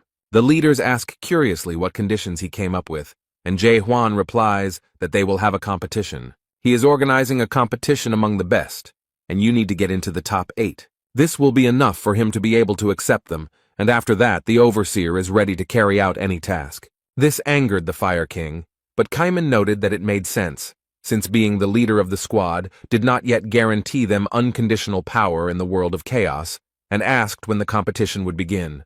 Meanwhile, along the corridor of the fortress, someone is quickly approaching the door of the hall where they are. He opens the door with different movements and eavesdrops on their conversation, but it doesn't seem to bother him at all. This is the Minister of Internal Affairs. He looks very strange and shows some document. The guy looked at the man and realized that something was wrong with him, so he said that he thought the competition would start right now. And the man shows an announcement that anyone who wants to become a leader can come today and take part in the first stage of the competition. Not long before this, a management meeting was taking place in one of the fortress's offices. The Interior Minister appears extremely upset by the whole situation. They ask him what the fortress commandant's plan is because it seems he has something in mind. The situation has become even worse than before. The outer borders of the fortress are overcrowded, and the guards are having problems checking people. Carlton noted that the minister did not seem to like what the warden had proposed. He noted that it was a matter of principle, but Carlton did not understand why formalities could not be avoided in such an extreme case, especially if the majority supported it. Moreover, the supervisory authority has already received approval, but the minister is not confident in this majority. Since 3 of the 5 ministers who agreed were recently appointed, he probably does not have much confidence in their decisions. They seem to have gotten the hint and are not very happy to hear it because it does not show respect for them. The recent disaster killed 4 of the 5 ministers and left the remaining ones seriously injured. In this case, new ministers were appointed from among the inner circle, so Claire became the Minister of Finance, Zaire became Minister of Security, and Carlton was appointed Minister of Justice. But this caused everything in the fortress to go wrong. Claire noted that the Home Secretary was not very happy with the new prison governor's policies, but she wondered if he even understood what values they stood for. The man doesn't seem to quite understand what she's saying or doesn't want to accept it, so she points out that you shouldn't look down on her just because she's a waitress. He tries to object, but the Minister of Finance sees everything perfectly and understands his tone and facial expression. The woman explained with a smile that where there are people, there is money, and now many guests come to the Gorgon fortress because of competition. She confidently asks if he even knows where the competition will be held, and the man is a little confused because he doesn't know. She then tells him that all this is happening on the eastern shopping street outside the fortress, the same street that was destroyed in the disaster. Residents of Gorgon are currently repairing the street and helping with the competition. The man thought for a moment. He knew there would be a competition, but he didn't expect Huang to be able to find people and a place for him. This disaster caused damages amounting to 12,787,000,000 gold units, and then asks how much he thinks they have earned so far in these 2 days of competition. The Minister of Internal Affairs tries to answer something, but says nothing concrete or significant.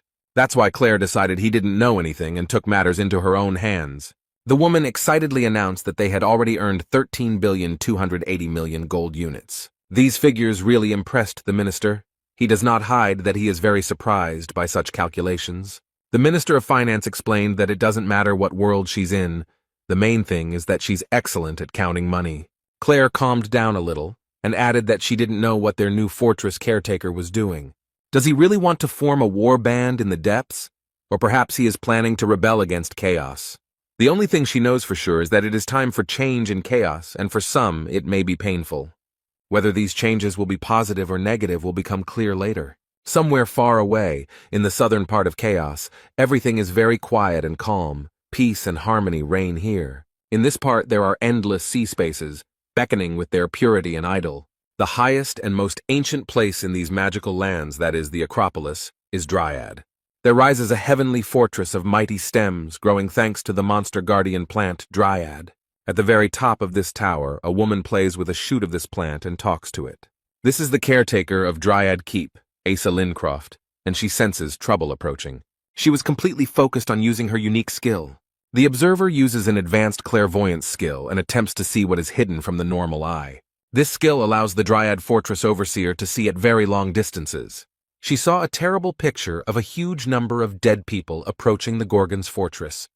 But what's even more frightening is that among them is a walking Magritte, a very dangerous and powerful creature. This monster somehow realized that someone was watching it and was able to deal damage at such a distance. The woman gritted her teeth in pain and stopped using her skill. She had seen enough. It took Asa Lincroft a few minutes to recover from the contact. And now she is ready to do anything to warn the Gorgon fortress about the approaching danger. In one movement, the guard turned into a bird and headed towards the fortress before it was too late. Meanwhile, in the territory of the Gorgons, at the eastern gate, extremely interesting events are taking place. A crowd of people gathered to watch the competition between the strongest people they knew. Everyone is incredibly excited because there will be 16 fights in just 4 days. The leader of the Infinity Squad, Shin Moo-hyuk, watches everyone closely and thinks that they are too demanding. Someone from the outside noticed that this was all because of Kang Hwan, because he lost control, and declared that he would kill everyone. Young-ho spoke to him, and they greeted each other as if they had known each other for a long time and were old friends.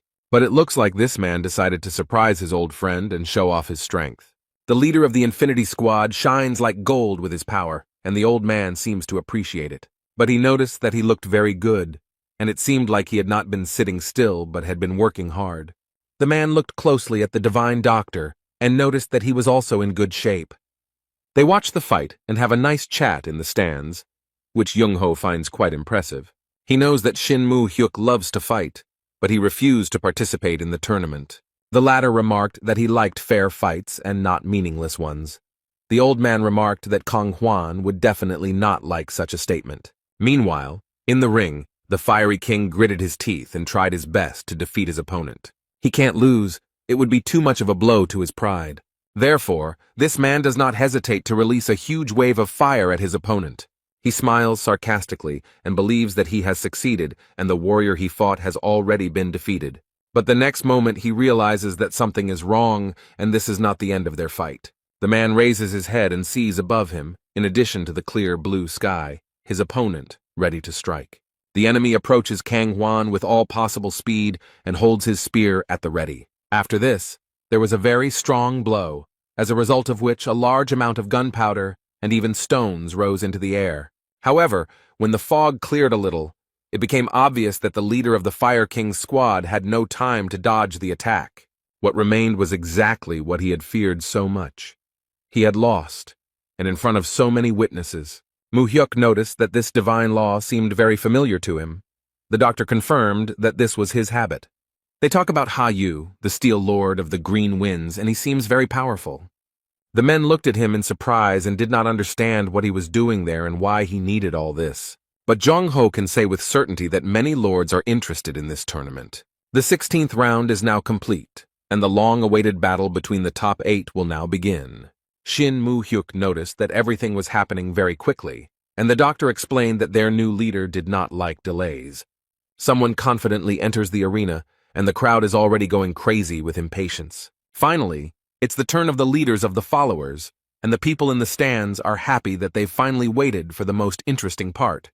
Yagello Man entered the arena. He is the leader of the followers, and is considered the best fighter in all of Chaos. Young-ho watches this man with interest and finds him very strange. Yago looked at the doctor with such contempt and arrogance that no one would have liked it. He was seething with anger, but he noticed that this guy was very arrogant and needed a good spanking to bring him down to earth a little. His interlocutor asks him to calm down a little, because he is only 400 years old, and in the meantime his opponent enters the arena. Young-ho is looking forward to the events and smiles sarcastically because he knows what awaits this idiot. He noticed that the young man was now teaching the leader of the followers a lesson in a way that made him feel almost uneasy. The protagonist stands proudly before his opponent without a drop of fear or hesitation. The man smiled slyly and said that he had heard of his plan and considered it useless. Shinmu Hyuk leaned forward to get a better look at the new caretaker of Gorgon Fortress. He seems a little surprised to see such a young and seemingly inexperienced guy. In the arena, fighters prepare for battle and will show their true strength and courage. However, Mu Hyuk is not confident that Jae Hwan will be able to defeat Jaegyul Mang, as he is a very strong opponent. The man looked closely and thought that this guy reminded him of someone and asked if he was Young-ho's student. But the old man just smiled and decided not to explain anything for now, but to enjoy the battle. The main character takes out his weapon, which means that he is ready to start, because he does not like to delay this for too long. And the next moment, the people in the stands open their mouths in amazement and surprise. But this doesn't only apply to ordinary people. Even experienced fighters who know well how much strength is needed for this are surprised. The ministers of Gorgon Fortress are also seriously stunned. They probably didn't think that things would turn out this way. It only took Jae Hwan a few minutes to defeat one of Chaos's strongest fighters. Everyone was surprised at how easily and naturally he did it. It seems that now everyone will at least approximately understand how strong their leader is. Jae Hwan didn't get a single scratch and didn't even seem to be very tired in this fight. Jong-ho looked at the boy with pride and asked his friend if such a person could become his disciple. After all, he is not an ordinary person at all. Inside him there is a real monster that no one can defeat. This time Jurgen will give a mini lecture on what the 4 fortresses of Chaos are. On each of the 4 sides of Chaos there is a fortress. Gorgon in the east, Dryad in the west, Garuda in the south, and Manticore in the north. Fortresses were built to protect souls from the dead and prevent them from entering the castle. That is why the fortress's first priority is to get rid of all the dead that have appeared in the fortress. Zaire tried to destroy Carlton, who almost turned into a monster, because it was his job. Each fortress has its own overseer, and each of the 4 overseers has its own special sign, also called a talisman. Yagelman fell heavily to the ground and remembered that his opponent was not on the list of semi-finalists. This man has had a hard time with Jae Hwan. He is all beaten up and his body barely obeys him. When he learned that his opponent would be the warden, he was very happy about the news. In the end, he decided to take part in this stupid competition only to appease the fortress commander. This has happened before. People gained hope and began to make plans for a long-lost life, but unfulfilled hopes led to great disappointment. He came here precisely to destroy this hope and prevent it from turning into disappointment, and he has been doing this for 400 years. That's why he can't lose, and this man is not going to admit defeat. If he loses anyway, it will mean that everything he has done for 400 years will lose all meaning. The man noted that Huang said that the fight would be one-on-one, but did not specify what kind of fight it would be. The protagonist remembers that everything was exactly as it was, and does not understand what his enemy is leading him to. He smiles slyly and says that he wants to have a battle of terms. It seems that in this case he will feel a little more confident. The people in the stands are outraged by his choice because they think he is pathetic and too weak to admit defeat. Young-ho frowned and guessed that this man wouldn't be able to come to terms with something he lost so easily. His interlocutor could not remember anyone who could win in a battle of conditions, and the doctor suggested that the guy wanted to take advantage of the military advisor's trick. Then he calmly watches what happens next and how the leader reacts. The guy asked what kind of battle of conditions this was, and this cunning man does not miss the opportunity and remarks that he will assume that the guy agreed. The next moment everything around changed. The main character did not expect this. He did not understand at all what his opponent was talking about. Somehow, an unfamiliar landscape had opened up before him, and now he had to figure it out. He stood on the green grass and looked around so as not to lose his advantage due to his confusion. It looks like some kind of simulated small world in which the main character is like a giant. The system informed him that this was a world of military strategy building, and since the guy was a newbie, it suggested that he familiarize himself with the rules of the game. Yagelman explained that the construction world is just a beautiful name. According to them, one of the 13 masters, the horror Maris, was inspired by military strategies when creating this game. The manager carefully studies what the system offers him. He must understand how everything works here if he wants to win. And his opponent noticed that all the strategists of the Great Lands love to play this game, and mentally added that he was one of the best players. He asked if his opponent needed time to understand the rules, but Huang said the game was actually easier than he thought. It seems that the main character has figured out how it works, and now he is not as confused as he was at the beginning. This game is built on the confrontation of 3 races that need to accumulate resources and train their troops. The main goal of the game is to destroy the enemy's defensive fortresses and capture it. Jae Hwan knows such games. On Earth, he actively played a similar game and knew absolutely everything about it. He was such an avid gambler that he played over 10,000 games. Now he wonders who these horrors are and if they just stole someone's idea, while his rival asks if this is the right place for him. The system reported that Yagelman had chosen the Lost Garden as his battlefield, and it was perfect for him. Jae Hwan chose the human race to fight as in the game and seems to be very confident in his choice. Instead, his opponent has chosen the race of the dead and smiles slyly, believing that victory is already in his pocket. He finds it very strange that this guy chose the human race out of all 3, and remarks that he acts arrogant when in fact he is just a newbie. The undead race becomes stronger in the second stage of the game, but can sometimes win during the game. He makes plans and wants to first train warriors, build fortifications and a base, and then go on the offensive with dozens of warriors. But while he was thinking about all this, his rival had already gone on the offensive and was destroying his race of the dead. The main character already has his own army and weapons. They use swords and arrows, and they easily destroy their enemies until they gain strength and become stronger than them. Yagelman was definitely not prepared for this turn of events. It seems he underestimated his opponent. He didn't think that Huang would attack so quickly and use the farmers as warriors. But while he was angry and waving his arms, something else happened that surprised him very much. The enemy starts building his towers on his territory and doesn't even notice when it happens. Jae Hwan's characters use bows as weapons against their opponents, and they do so quite successfully. They use these towers as defensive structures and actively attack monsters. Yagel is very surprised by everything that is happening. It seems that he cannot win here either. If he destroys the enemy's towers now, farmers with more endurance will rush into his territory. But he has no other choice. He must stop it, because he has no way to accumulate resources or build structures. He gets incredibly angry and shouts that this is an unwise strategy, but the protagonist is absolutely sure that he is doing everything right. This strategy is very popular in Korea and is extremely destructive to the enemy, so it is usually frowned upon by society. However, now the spectators in the stands are pleasantly surprised by the success of the caretaker of the Gorgon fortress. The doctor and his friend watch the battle closely and worry about Jae Hwan. Yagelman understands that soon he will not be able to continue this battle and will lose where he is the best in all of chaos. He got angry and shouted. The man asked if it wasn't customary not to attack for the first 10 minutes of the game. However, the main character looked at the man in surprise and asked what he meant. His opponent explained that players usually spend the first 10 minutes building structures and gaining strength before the battle. Jae Hwan looked at the man with disdain and asked where such a rule was written. Hearing no answer, he remarked that since it was not written anywhere, it did not matter when exactly you started the fight, and this greatly angered his opponent. The poor man fell to his knees in despair and realized that this was the end. He had no more chances.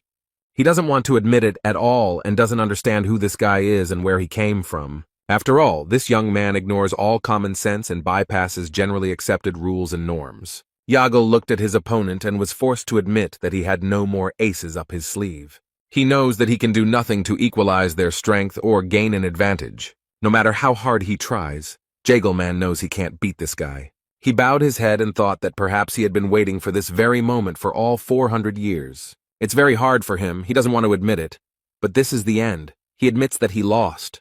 The hall exploded with applause. Everyone was happy with the victory of the fortress commandant. People really enjoyed the spectacle.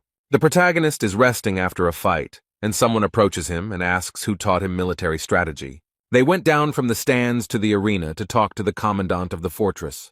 The divine doctor and his friend landed, and Young Ho remarked that he thought the young man only knew how to lunge. However, he added that the new breaking technique was created based on Chung-Ho's strike, so there was no need to insist that he was only interested in lunges. The old man realized that the main character had used the spiral fracture technique against his opponent. The boy looked at the doctor in confusion, and he explained that this was the best name for the procedure. Before the competition, they argued, and Huang noted that he only used lunges, and Jung-Ho noted that the young man was inspired by his strike, so he should be named after him. Kamen thought for a moment, and noted that both the strike and the lunge were aimed at killing the opponent, so the word lethal could be added to the name. The guy suggests going with the name Death Spiral, although Jung-Ho isn't too happy with it. The protagonist still insists on his own, because he likes his name better. But suddenly he switches his attention to the person next to him. He doesn't consider it necessary to introduce himself first, but immediately states that this man looks strong and asks if he wants to fight him. The man noticed that the warden seemed to dislike unnecessary ceremony, and his friend explained that the guy had no respect for his elders and even dared to give orders first. The guy exhaled and explained that experienced fighters had gathered here, so he saw no point in unnecessary ceremonies. For the first time in 900 years since the Deep Squad disbanded, Shin Mu-hyuk sees Jung-Ho actively participating in a conversation. Mulark was the captain of this squad and gave everyone hope, but in the end he left behind only despair. He wonders if this guy can be compared to Mulark, if he can replace him. Judging from the previous fight, this guy is actually very strong. He boldly suggests that Jae-hwan might even be as strong as Malarka. But he is not particularly interested in this. A person is more interested in his soul. After all, he doesn't see any loyalty or obedience to the rules in him at all. It's the complete opposite of Mulark's wisdom and caution. Shin Mu-hyuk looked at the boy closely and thought that something was wrong with him, that he was somehow overwhelmed with bloodlust. Thinking about all this, the man's eyes widened in surprise, because all this could only mean one thing, and the next moment he seemed to understand something, his mind putting all the facts together. He looks back at his friend and studies him carefully before asking a question. Mu-hyuk can't control himself and doesn't know how to ask the right question, so he decides to do it directly. He looks at Jung-Ho and asks if Jae-hwan is sleeping, but the doctor doesn't answer at first. And then he breathed a sigh of relief because his friend finally noticed, and noted that Hwang was fully awake. The announcer announced that the quarterfinals would now begin, and that we were in for some very interesting matches. The protagonist stood and thought for a moment, and then decided to enter the arena without an invitation. The divine doctor does not understand where the boy is heading, because his turn has not yet come. Meanwhile, Mu-hyuk looks at the boy suspiciously, still thinking about the fact that he is fully awake. He looks around and explains that he is tired of sitting and waiting for something to finally happen. So if he is fully awakened, it means he has passed the third stage of awakening. The old man looks at the boy with slight fear, because he has absolutely no idea what to expect from him. There is only one question spinning around in his head. It is impossible to predict what this young man has planned this time. He carefully studies those warriors who reached the finals. These are the strongest people of those who participated in the duel. It seems he uses his doubt skill to figure out who is who. He sees that everyone except Kaiman and Yun-en look like pretty strong opponents, especially the woman with the sickle, and even his skill cannot help him understand her essence. He cannot understand who she is. Zaire was surprised and asked the warden why he was here now, since his turn had not yet come. People are going crazy. They saw that the warden came into the arena and are waiting for some words from him. Journalists got ready, turned on their cameras and microphones so as not to miss anything important. Meanwhile, the main character has taken the microphone from the presenter, and it seems that he really does have some kind of announcement. First, he raised the microphone to his mouth and greeted the spectators in the stands, asking for a moment of attention. The guard of the Gorgon fortress reported that he had already managed to assess the strength of the participants and made a conclusion about each of them. The guy noted that he was bored watching this gray mass. Such statements surprised the leaders. That's why he's trying to completely change the course of this competition, and everyone is listening to him attentively. The leader of the priest clan, Ja Hekran, stopped him and asked what he meant, but she asked who gave him the right to change everything so abruptly at the last minute, and why he makes such decisions himself. Jae-hwan stated that he wanted to abolish one-on-one fights, and Ja Gukryong asked if he suggested holding fights in squads. However, she noted that this would not work as the distribution of participants would cause many problems, and it would also be difficult to determine the winner. The main character noticed that he was not quite understood, and now he would explain how everything would look. He does not plan to separate them. There will be only one squad consisting of 6 people. This rule update really surprised all the participants. They didn't expect it. The fortress overseer declared that he alone would repel the attacks of all 6 members of the squad. But he promises to hand over the post of overseer to the first one who defeats him. Such bold statements surprise Chung-ho and his friend. The guy never ceases to amaze him. The audience will not be able to contain their emotions. They will have a real chance to see how strong the warden is. One of the soldiers laughed merrily and remarked that it would be very interesting to hear what he would come up with. The guy looked at the person who said this, and it turned out to be the same mysterious woman with a sickle. She added that she had a feeling that something very interesting and unexpected would happen soon. The main character, having finished his speech that stunned everyone, returned the microphone. He carefully monitors the audience's reaction and whether they like his statement. He has a plan, and in order to carry it out, the boy needs the trust of his people. Hwang remembered the comrades he cleaned the tower with. He knows that trust grows through closeness. But it takes a long time to build close relationships with people. It doesn't happen overnight. Now, the main character has very little time to prepare to achieve his goal. The only way to gain trust in such a short time is to show how strong and invincible he is. The guy didn't even notice how, while he was thinking, a beautiful girl entered the arena. She stood too close to the fortress overseer to look decent. The squad leaders are so surprised by this spectacle that they cannot find words. It seems that not only the squad leaders were surprised, but also the ministers, and all the spectators in general. The girl came closer to Jae-hwan and noticed that she liked him. And she added that she would be very sorry if he died in this fight, but the guy did not react to her in any way. She did not continue the conversation, explaining that this was the end of her acquaintance with him. The girl turned on her high heels and walked away, waving her short skirt. Then she paused for a moment and added that this stupid competition would end very soon. And he appears. The warden listens and does not understand who she is talking about. The leader of the Lightning King clan happily raised his hand and announced that he was surrendering, as he didn't think he could defeat the fortress's overseer with his abilities. Hwang considers him a lying idiot who is willing to join the expeditionary force to maintain his dignity. The leader of the South Sea clan announces that as a loyal servant of the overseer, he also withdraws from the competition. He admits that he won't be able to even touch the warden's hair, adding that it's unfair to turn everyone against one person. In response, Jae-hwan gets angry at this behavior because with this decision they are ruining his plans. And now, even if everyone else fights him, his plan still won't work. The girl smiled sarcastically and noted that it seemed like things weren't going as he planned, so Hwang suggested that at least the 2 of them attack him. Instead, she responded that his arrogance knew no bounds and that everyone was just trying not to screw up. His rivals communicate secretly through the system in the hopes that Hwang won't hear, and one of them offers to show him what they can do. However, she noted that his strength didn't matter, as he wouldn't be able to repel multiple simultaneous attacks anyway. And she added that they did not come here at all to defeat the warden. However, the protagonist used his doubt skill and understood everything they secretly communicated about. And he was very surprised by the fact that they did not come here to fight him. Using this system, one of Hee-yeon's subordinates asked her what she was going to do next. One of them believes that it is necessary to observe how events will develop further, and wonders who will cover the Forbidden Paradise squad and force the Steel Overlord to make a move. Their captain noted that he could not tell everything, but they would do what they came for. Hee-yeon doesn't seem to like this very much, but she asks what she should do now.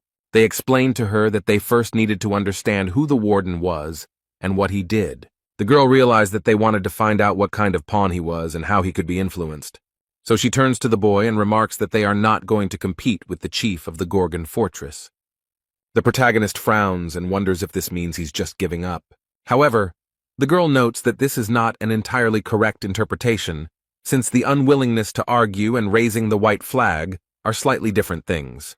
Hwang then, to make sure he understood correctly, asks again if this means they won't fight. And then they announce to him that they wanted to voluntarily join his detachment for an expedition into the depths. Young-ho looks a little surprised and even angry. It seems like he doesn't like these guests. The squad leaders who had already sided with their boss were also surprised by his words. Quite logically and rationally, the protagonist asked what their motivation was. The girl sighed heavily and wondered what he meant by asking this strange question. But she added that they cannot have any selfish motives, but only a desire to help people who are stuck in chaos and want to return to their previous lives. Although the people in the stands were not very happy that instead of fighting, they decided to just talk. Yan suggests speaking honestly, and points out that this competition was not a game for the position of warden from the very beginning. She suggests that it was such a tempting and very cunning move for the sake of something completely different. From the very beginning, the talk was not about the position of overseer, but about recruiting people for the expedition to Gribben. The public is surprised by this turn of events, and the girl continues to note that the warden's methods impressed her a little. Since the failed attempt 900 years ago, no one has tried to do something on such a scale again. So this girl feels proud to be here and notices that everyone here should feel the same way. But he invites those present to boldly admit that they have not come for the job of overseer. It seems like this girl is up to something because she takes off the mask she's been wearing all this time. But suddenly her eyes lit up with a bright green light, as if she was using some kind of skill. She rises into the air and hovers above the arena, spreading her power around. This skill spread throughout the arena and stands, and it calls into question their true motivation for why they are all here. Thanks to this skill, the girl gets the opportunity to see the whole truth with her green eyes. Yan seemed to have cast a spell on everyone in the stands and could reach into the most distant corners of their minds. The girl seems to charm everyone and asks what really brought all these residents to the house. Is the battle the main reason, or perhaps they are concerned about the future of Gorgon's fortress? The girl used her justice skill and approached people to understand their thoughts. People start looking around and trying to understand why they actually came here. They discuss what they think about this and how they feel about the deep sea expedition. The main character looked around and realized that she was using a skill that enchanted everyone around her. Huang looked at the girl and even thought about ending it all with one blow. One of the older men raised his hand and declared his support for the Divine Ladies squad. But he adds that he did not come here from the east to watch some ordinary competitions. This man turned out to be a wandering sword general, and his appearance here surprised everyone very much. This old man, Han Myung-gwan, is as strong as 10 troops put together. It seems like Yan was trying to achieve this because you can see the satisfaction on her face. However, the main character is not very happy with this turn of events, because he sincerely wanted a fight. Meanwhile, the main building of the Gorgon fortress is empty. It is quiet and calm here, because most people are in a completely different place. Only one person walks through the empty corridors and does not feel any danger. This man is Justice Minister Carlton, walking slowly towards his office. In complete silence, he boldly opens the door to the room. It is already late evening outside. The window in the office was open, and a bird with beautiful blue feathers flew in through it. This is Orel Visnik. No one has been in this office for a long time, so it is unclear when he arrived here. The bird obediently waits for the person who will receive the message it must convey. When the eagle realized that the message could be entrusted to the Minister of Justice, he showed it. Carlton read a message from Fortress Overseer Dryan that the dead were heading to Gorgon's fortress. Then the messenger flew away, having completed his task, and the man remained standing at the window. An expression of unspeakable horror appeared on his face. This news simply stunned the minister. Carlton wonders what will happen to the fort when they finally get here. Meanwhile, no one suspects that danger is approaching them. They are still in the arena. The sky has already darkened and is covered with black clouds, but people do not disperse and remain in the stands. The entire crowd is completely hypnotized by this woman. She calls on everyone not to fan the flames of internal conflict. But she suggests that we all sort this situation out together. It's strange that no one stopped her. Yan stated that it was time to end this competition, as they had already achieved their goal, and there were many people behind them who were willing to volunteer to go on an expedition into the depths. She understands that now everything is in her hands, and she can get down to the most important thing. The girl announces that there is one more issue that everyone should discuss. She asked who would be the captain of the expedition group, as it was a very important mission. Young-ho wonders if this girl has returned to herself. It seems like he knows her well. Hee-yoon used the skills justice and illusion against people. Now she uses her cunning tricks to deceive people. I wonder what she is trying to achieve. The girl hopes that the commander of the fortress will take on such responsibility. She believes that the current overseer is a unique genius, surpassing in strength and intelligence all the leaders of the 10 squads. People praise the leader of the Divine Women's Squad because she is an amazing person who wants to praise someone else and not herself. She asked if anyone had any complaints, and the wandering swordsman noted that the position of squad captain could not be taken so easily by force and cunning. The girl is surprised and wonders what qualities a captain should have. He believes that the only thing a captain should be able to do is lead a large number of people. She suggests that the girl take a closer look at the fortress caretaker to find out. The man asks if she can use her fair check skill on the warden. That was exactly what she was trying to achieve, because a faint smile appeared on the girl's face. People are very supportive of this idea, because thanks to this, everyone will see what kind of person he is and whether he can be trusted. Zaira announces that everyone except the warden must leave the arena and asks the leader of the Divine Ladies Squad to use his skill. She pretends that it is not her idea, but the desire of the majority, so she is forced to do it. The girl lightly points her hand at the boy and creates many white butterflies. They form different figures. One of them is a large arrow figure. It seems to be some kind of ritual. The guy was very surprised by this, and the squad leader asked him what he thought about it. It scares him a little. He doesn't know if it can hurt, but she keeps asking.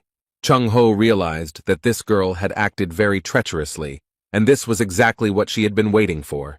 But he noticed that she had everyone under her control, and the man explained that everyone knew about her outstanding abilities.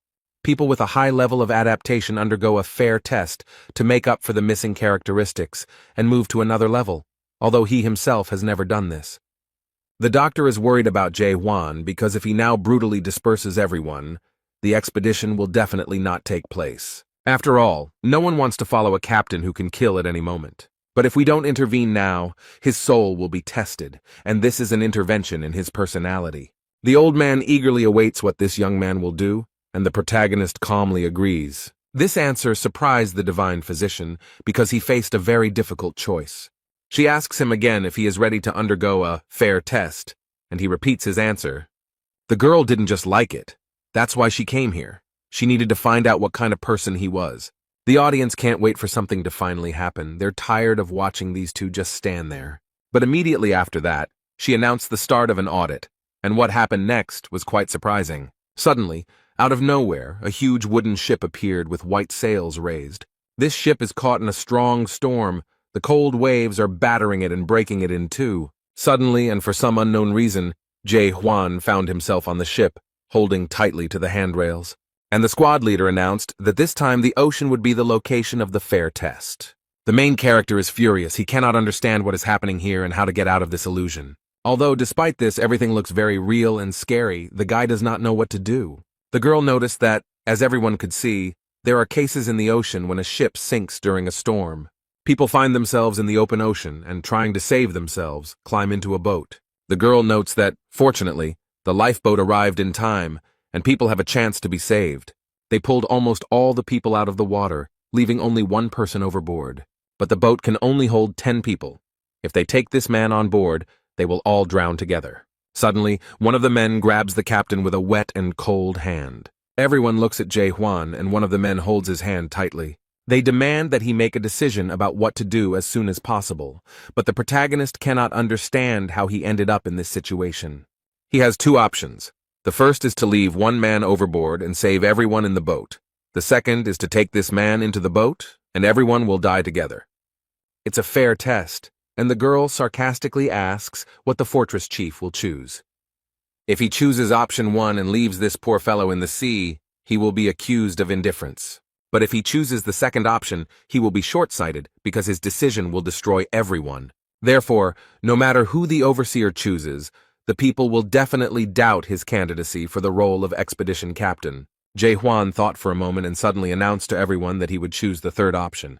The girl was surprised and noticed that there were only 2 options. She did not understand what the guy was talking about. The young man explained that his goal was to save everyone and prevent the boat from sinking. The squad leader is at a loss. She finds it hard to believe that he will be able to find such a way out. This answer option will appear only when the man starts looking for his own way to solve the problem, and now the system has shown the third option, where he will save everyone and not let the marriage drown. This is the only way to save everyone and preserve humanity, but the girl did not count on this. She wanted to make him look short-sighted, and Hwang ruined her plan. But now she can't do anything about it, so she invites him to share his plans. The main character noticed that they all have problems because of the sea, so they have to fight it. He looked at the sky, covered with black clouds, and explained that he would simply part the sea. The girl is very surprised to hear this. She does not understand what he is talking about and how he is going to do it.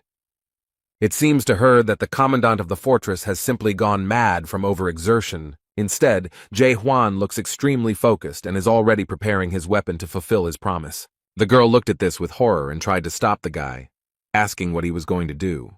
Young-ho recognized this pose. He had seen the guy do it before and knew exactly what would happen next. So he immediately warned everyone to hide somewhere, and people began to run away in panic. The protagonist gathered his strength and performed his signature strongest attack, which formed a large beam. The people on the boat were frightened by everything that was happening. They covered their heads with their hands. The leader of the Divine Lady Squad watches in horror as the water droplets rise up. Everyone watching this was very surprised, but Jurgen looks suspiciously calm. The system issued multiple messages indicating that an error had been detected while modeling the situation, and the sea instantly disappeared, and the terrible and terrifying storm ceased.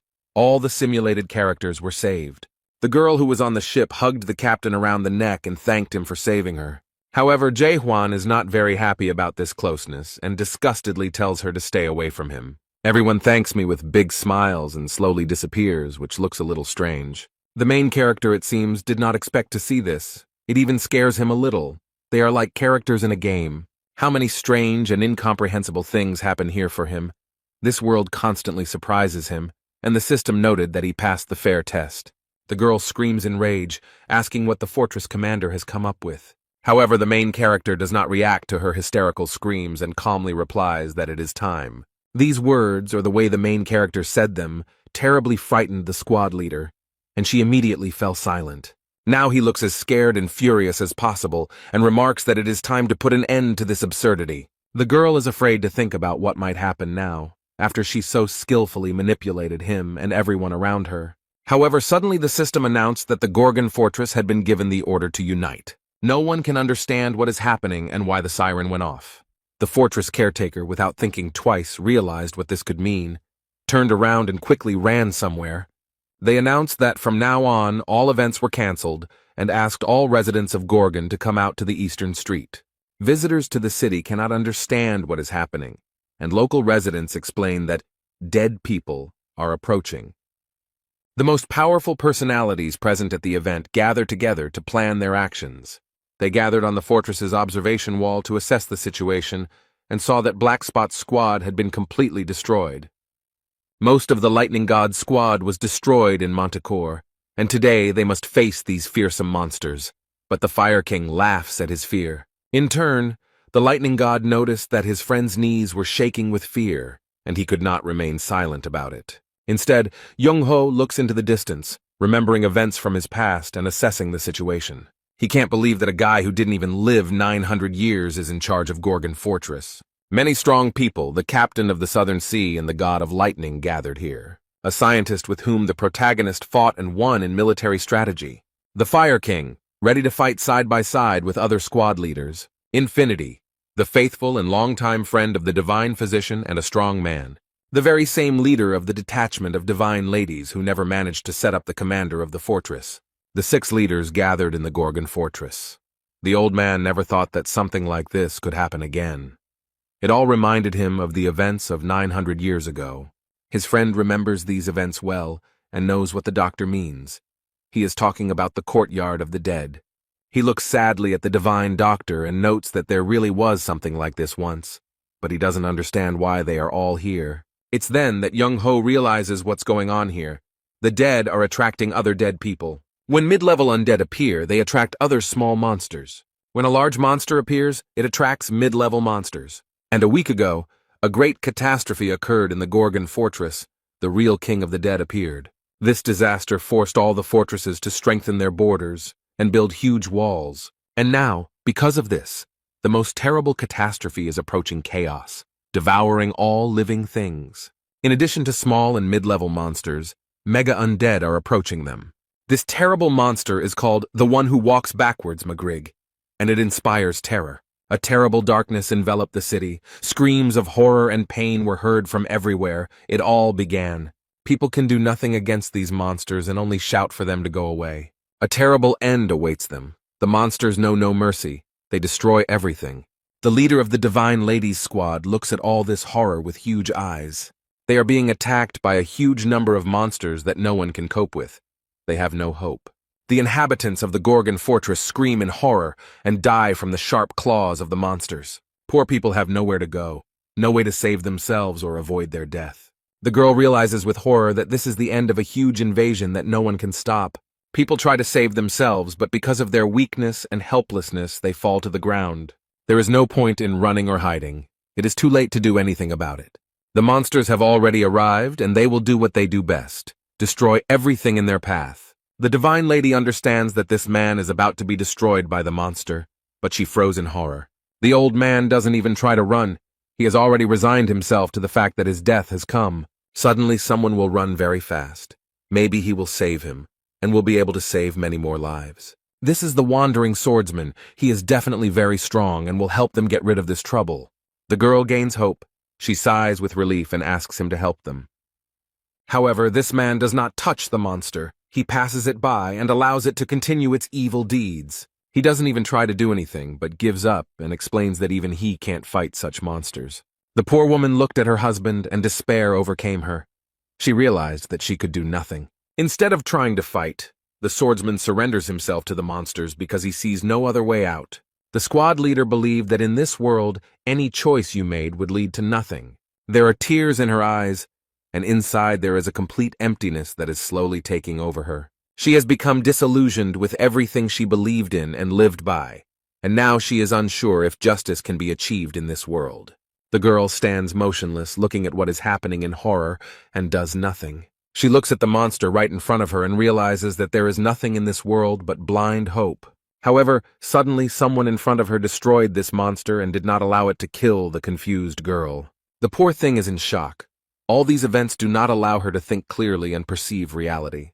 The lightning god saved her by killing the creature with one blow. He doesn't look confused. On the contrary, this guy is trying to take control of the situation and asks the leader of the Divine Women's Squad to pull himself together. Cayman also holds his gun and fights monsters. He does not engage in philosophy and does not measure his chances of winning in percentages. The Fire King also bravely joined the Chaos Fortress rescue party. They all bravely went into battle with an incredible number of monsters that wanted to destroy them. However, the girl does not understand why they are doing this, because it can only stop the enemies for a moment. She is sure that they definitely won't win and looks at the guy. She thinks he is fearless, and this is probably because of his recklessness. Although upon closer inspection, she realized that he was actually trembling with fear. The girl suggests that it is hope that makes them fight and not give up. The squad leaders were scared. The monsters were surrounding them. They knew it wouldn't be easy. However, among them there is a man who can easily deal with all these monsters. Jae Hwan has his weapon ready and is ready to show who is the strongest here. A monster approaches him from the side, but compared to the main monster, this one is not at all scary. The protagonist doesn't even use a weapon. He grabs the dead man by the neck with his bare hands without hesitation. And then he clenches his hand into a fist and leaves this creature without a head. It looks very threatening. Their leader seems to be unhappy that a normal human can deal with these creatures so easily. And because of this, he destroys the buildings in the territory of the Chaos Fortress. The fortress will be seriously damaged by this invasion. The fortress's caretaker warned the creature not to destroy the buildings so carelessly. However, huge boulders fly straight at him, and the guy manages to retreat and escape. He stopped and tried to approach the monster again to destroy it once and for all. But this creature does not allow this to happen and stretching out its bony paw tries to catch him. Huang steps back again and assesses the situation and the creature's behavior to see how to deal with it. He had already noticed some pattern in his movements and understood his tactics a little. The monster destroys objects when the fortress guards approach it, which is a bit annoying, and if Huang increases the distance, the monster will take advantage of this moment and attack. He opens his huge mouth wide and releases a deadly beam from it. The main character decided not to block the blow, but decided to retreat, since he was not ready for it. As a result, the monster hits the wall and destroys it, and the stones fly in different directions again. The monster does not wait long and prepares to strike again, but this time it wants to hit the boy. The protagonist looks at the monster with contempt. Now he knows exactly what kind of creature it is. And he goes on the offensive without hesitation or fear. He simply has no time to be afraid or hesitate. This time he does not dodge, but stands boldly and is ready to repel a powerful blow. Divine Dr. Young Ho also wields a sword he will not hide or sit idly by. Although looking at the way his body is trembling, one can understand that he is experiencing great fear. He had seen this before and been on a similar battlefield, although he did not want to remember it. The old man thinks with horror that an ordinary person is truly unable to do anything in the face of real despair. And suddenly, in this complete, all-consuming darkness, the man saw a bright light, like flashes of warmth and goodness. He remembered the words of their previous leader, who said that people here needed hope. The protagonist has thrown the creature off the tower and is still standing there, ready to deliver the finishing blow. Jae Hwan resolutely plunges his powerful sword into the body of this monstrous creature and puts an end to its existence. People in this place need an all-consuming hope that nothing and no one can break. Life in this place is very difficult for people who cannot come to terms with the loss of their past, so hope is the only thing that makes them continue to live. There was a lot of dust and rocks flying around, and in addition to that, a bright yellow light was visible. This created such a powerful wave that the fighters could hardly stay on their feet. Young-ho looks on in surprise. He can't believe his eyes. He's surprised that this actually happened. Through the thick fog, the man notices the faint silhouette of a monster with a sword in its chest. This is the final victory over him. This monster will not have to fight for long with the fortress overseer. The old man froze in surprise. He saw Huang and clearly understood that this guy had just achieved success. The main character is happy. This is his victory. And now he has definitely won the hearts of all the inhabitants of the Gorgon fortress. The divine doctor screams in shock. Who is this guy doing such things? But he noticed that there was more than one monster attacking him from behind. These monsters were everywhere, and were not going to stop. The leader of the South Sea Squad is very concerned about the condition of his leader and friend, so he shouts to warn them. Chung-ho saw all this, and realized with horror that the fortress guard was in great danger. Since he destroyed their leader, all these Traryuks will now attack him. Although the monsters are already very close to the young man, he does not look scared or panicked. On the contrary, Huang is very confident and tells these creatures to get out of his way. The protagonist, with one sharp movement, pulled his weapon out of the body of the monster he had destroyed. Now the boy points his sword at his enemies and is ready to brutally destroy them all. His eyes are burning and his sword is glowing. He is not going to think long or wait to assess the situation. There is no time to think at all. There is only one option to destroy all this evil. He uses his most powerful attack. Young-ho is extremely surprised that this guy has such strength. It's something incredible. Everyone does not understand much, but what they see amazes them. It is hard to believe that a person can have such power. There was a strong blow. Part of the fortress wall collapsed, but many monsters still remained. They continue to attack, and the residents are scared of everything that is happening here. The warriors look around in surprise and now understand how strong their overseer is. The warriors thought it was a bit careless, but Young-ho noted that he made the decision to protect this carefree creature. Everyone must have been impressed by Huang's strength, so they also agreed to carry out the mission of the divine physician. They are all ready to fight to the end with such a strong leader. Now they have no drop of hopelessness or despair. But they bravely enter the battle and defeat a much stronger and larger enemy. Even those who initially did not believe in Huang's strength and power join them. Now no one doubts their victory. They have hope. And now it helps them fight. The main character seems to have raised his fighting spirit. Everyone gives it their all and bravely destroys these terrible monsters that attacked them. Now these creatures have no chance to win because this team will not let them. They may seem to be full of strength and energy and can fight at this pace for a long time, but these creatures don't seem to be going away. You'd think it would last a long time. The Lightning King is doing everything he can and everything in his power to put an end to this undead. He uses his energy to destroy one monster after another, just like his friends, doing everything in his power. The guy dealt with the monster. He did a great job and he was happy about it, but not for long. The young man looked at his Fire King and realized that they were all a little tired. And these terrible creatures are getting closer and closer, and it seems that there are no fewer of them. The Fire King noticed that his movements began to slow down due to fatigue. At this rate, he would soon completely lose control of the situation, and it seemed like someone had noticed. The monster was already approaching the boy, but at that moment someone threw a stone at him. It's a girl. She did it to distract the monster and prevent it from destroying the warrior. It seems her plan worked. The creature was distracted enough to understand what happened, and when she saw the girl, she quickly went to her to take revenge on her for what she had done. The monster is already very close to the poor girl, and it seems that now she cannot escape and this is the end. But it seems that was the plan, and she screams wildly, loudly, and with tears in her eyes that now is the time to begin. And the next moment, Silver chains suddenly appear, quickly surrounding this monster. They completely entangle the monster and do not allow it to escape, which apparently means the end of it. Carlton was good at this ability, and he came to the rescue because the fortress needed him. But it was not only he who came. Other powerful inhabitants of the Gorgon fortress also appeared. The Fire King liked this very much, because fighting with support is much more enjoyable. He easily, and even with a smile, destroyed the creature, which was already bound by magical chains. After this monster has no chance to survive. He is pierced from all sides. Despite being very tired, everyone does not give up their positions and continues to fight. And also the overseer of the Gorgon fortress, who bravely fights off the invasion of monsters that destroy everything in their path. Jae-hwan hasn't shown his full strength and power yet. He still has a few aces up his sleeve. The guy uses his legendary sword and is ready to deliver a powerful blow. He thrusts the weapon into the ground with all his might, and a blue light appears around him. It spreads throughout the entire territory of the Gorgon fortress and destroys all evil spirits. It's all over. 10 days have passed since the disaster that seemed to never end. After the great deceased Magritte and his company visited here, the city turned into ruins. I wonder what the biggest changes could be in chaos after everything that has happened. The guy was told that life has become better, but he doesn't understand what he's talking about, so he asks for clarification. 6 out of 10 hunting leaders have moved to the home, so there are more resources and horned monsters, which has increased the economy. Although Naven looked around, he felt that the situation here was not so good. He sees a completely destroyed city and thinks that the situation still looks pretty dire. But on closer inspection, he noticed that the population looked quite friendly.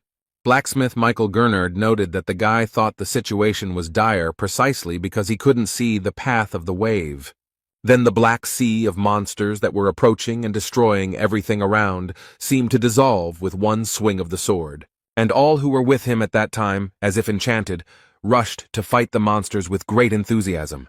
Although the blacksmith noted that the only thing the fool could say was that life in Gorgon's fortress had gotten better. This guy simply wrote that after a huge tragedy happened, people can still live in chaos. Suddenly there was a loud explosion, and this sound terribly frightened and surprised the young man. However, Koval tries to calm him down and explains that this has been happening here quite often lately, and he shouldn't worry about it. The journalist believed that such an explosion could only occur when a high-level adapter collided with soul energy. Then he looked at the tall building and remembered that from now on, the leaders of the 6 squads were here. The journalist comes to the conclusion that there is a war between clans, and Koval notes that this can be said. Suddenly, a loud sound is heard again, and a real explosion is seen in the fortress, which looks quite frightening. They both look up and see who the blow was aimed at. 5 people, along with their weapons, were thrown into the air, and now they are falling helplessly. Some of the strongest squad leaders are defeated and simply thrown out of the tower. It seems they are not as strong as they thought. The blacksmith watches this very casually and habitually, as if it were happening suddenly. And the main character sits in the fortress and notices that these people have a difficult path ahead. Meanwhile, there is unrest in the Manticore fortress. It seems that bad news has reached them. The commander of the detachment that captured the fortress cannot believe what he just heard. He was told that the great late Magritte, who had gone into chaos, had been completely destroyed. This guy is getting angrier and angrier. He knows very well that this monster is not so easy to defeat. This monster is located on level 9 in the Great Lands and can only be defeated by a very strong opponent. It could have been a general or someone even higher up, and he doesn't understand how they managed to destroy one of House's 3 unique dead men. Therefore, the guy orders his subordinates to immediately find out everything and report to him. He is 100% sure that this is impossible, so he thinks that this is some kind of mistake. 4 days later, news of the destruction of the Eastern Forbidden Paradise detachment at Gorgon's fortress spread throughout chaos. Meanwhile, completely different events are taking place in the Gorgon fortress. The main character notices that his subordinates are very weak. He looks closely at the leaders of the squad and asks what they have been doing all these centuries. The Lightning King is disappointed to think that this guy is completely unbeatable. Suddenly, he turns to Yun Yun, and the guy immediately replies that he is ready to listen. The protagonist notices that this guy has nothing but fast legs. Kang Hwan explained that he was strong but very slow, and Jaegyul Myung thought for too long. Divine Lady is very fast, has excellent reaction but very poor endurance. The guy explained to Cayman that he was the best here, had perfect command of the basics of combat, and had no particular weaknesses, but at the same time, he had no advantages either. Jae-hwan comes to the conclusion that they all have one problem in common. They somehow managed to achieve success without putting in much effort. Young-ho noticed that the warden had no mercy for the youth, and the protagonist was irritated that these old people had also achieved nothing, considering that they had already lived for over 1,000 years. 900 years ago, the 10 squad leaders were level 7 or higher. The Sky Dragon squad leader was level 9, and Mularka was stronger than all of them combined. The expedition turned out to be difficult, even for such strong leaders. The depths are a serious test. During the battle with the Eastern Squad of Forbidden Paradise, half of them found themselves on the verge of death. The main character noted that they didn't even attack their base, that is, Manticore. They barely managed to deal with one squad, so it is unclear how they will now be able to go on an expedition. Jae-hwan decided that from today onwards they would all undergo special training. Yagelman knows well how much work it takes to move from one level to another, so this news surprises him greatly. He explains to the manager that all the managers here are transitioners, and moving to a higher level is not so easy, and it usually takes a person at least 10 years to reach at least the first level. Then it takes 20 years to reach the second level, 40 years to reach the third level, and to go from the third to the fourth level takes a full 80 years. This is why anyone above level 4 is called a high-level adapter. Most people won't even live to that point. Hwang wonders what the leader means, and Jaegil-myung asks if the warden wants to awaken them. Everyone present was very surprised by such a request, because it is not so easy to do. The man explained that, as far as he knew, awakened ones do not accumulate power, but are able to move to the next level through sudden enlightenment. Jae-hwan is going to do just that, but only if they are willing to leave their homeland.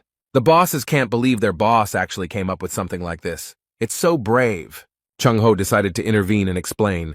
He noted that in order to achieve full awakening, one must go through 3 stages, and he added that at one of these stages, they will have to destroy their own world.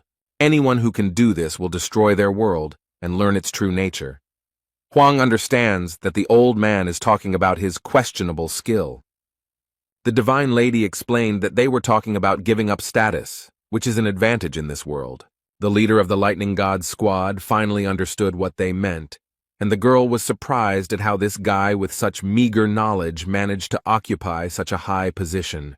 However, he explained that despite everything, they are also absolute adapters, people who have a strong connection to the skills and the system. They can be 10 times stronger and 100 times faster than normal adapters. They are a minority that has received the blessing of the system. The 12 monarchs are also part of this minority. The Fire King called the boy a fool and remarked that everyone here was a real adaptable person. Instead, Kamen, the leader of the South Sea detachment, noted with great sadness that he was not part of that minority. But he added that he was willing to give up any skills if it would help him become stronger, and he felt nothing but hatred towards monarchs. The girl asked in surprise if he understood what he was talking about, since he was being asked to give up everything he had worked so hard for. She added that this may not be the end yet, and that everyone seems to have completely forgotten about the Great Disappearance. The main character doesn't understand what he's talking about, so the girl explains that it all started with the appearance of a fracture. 700 years ago, they began to appear on the mainland, fought with farmers, and a terrorist group known as the Rift was brutally killed by the monarchs of the 4 cardinal directions. The monarchs struck back, declaring that anyone who wished to awaken must travel to the Forgotten Lands and renounce the world. Then, in the Forgotten Lands, thousands of adapters of different levels gathered, but almost no one knows what happened that day. If you believe all the gossip that came out after all this, they simply ceased to exist. Of those who returned, only a small part remained. They said that they had awakened, but it turned out that they were only in the first stage of awakening. The protagonist crossed his arms over his chest and wondered what happened to these people. The girl didn't want to say it, but the truth was that the children were nowhere to be found, so she explained that they had all committed suicide. Due to the severe shock they had to endure, some of them went crazy and some lost their memory. Everyone had different symptoms, but they had one thing in common. They couldn't figure out who it really was. The caretaker of the Gorgon Fortress wants to clarify everything now so that unnecessary misunderstandings do not arise. Firstly, he has nothing to do with the breakup. but he understands perfectly well why he might be suspected of something. Secondly, he knows that awakening can be dangerous, so he is only willing to accept those who want to awaken themselves. The girl asked what would happen to those who refused, and Huang explained that he would still help them become stronger. He had to help them increase their adaptation level. But the Divine Lady reminded her that the leader of the scientist squad said that it was impossible to level up in a week. The protagonist is not too bothered by this. He notes that he will solve this problem and invites them to follow him. They left the fortress and walked outside, following their leader, not knowing what to expect. They came to a very strange purple tower that the workers on the mountain were still finishing building. Here they meet the blacksmith Michael Garnard, who looks very stern and even a little threatening. The man greets the boss, who immediately asks if he can activate the tower now. While they were talking, the Lightning King came closer and realized that the structure was made of horns. The blacksmith agreed to activate the tower, and the building immediately seemed to light up from within. The guy was frightened by the surprise and hastened to warn everyone that he had done nothing. The leaders received a message from the system asking if they were ready to take on the Tower of Terror's challenge. Zhang Ho looked at the message in surprise and couldn't believe that he was seeing the Tower of Terror again, and in chaos at that. They immediately moved to the center, and the Tower of Horrors greeted the Seize the Moment squad. Now they are all here, and Jung Ho is surprised that someone managed to create such a tower, and Cayman is very impressed with its appearance. Yagelman is excited, because he is not here to gain power, but to do without it. But the Lightning God is very happy to be here. Huang explained that now all their training would take place here. In this place, time flows 100 times slower than outside. That is, 1 day outside is equal to 100 days here.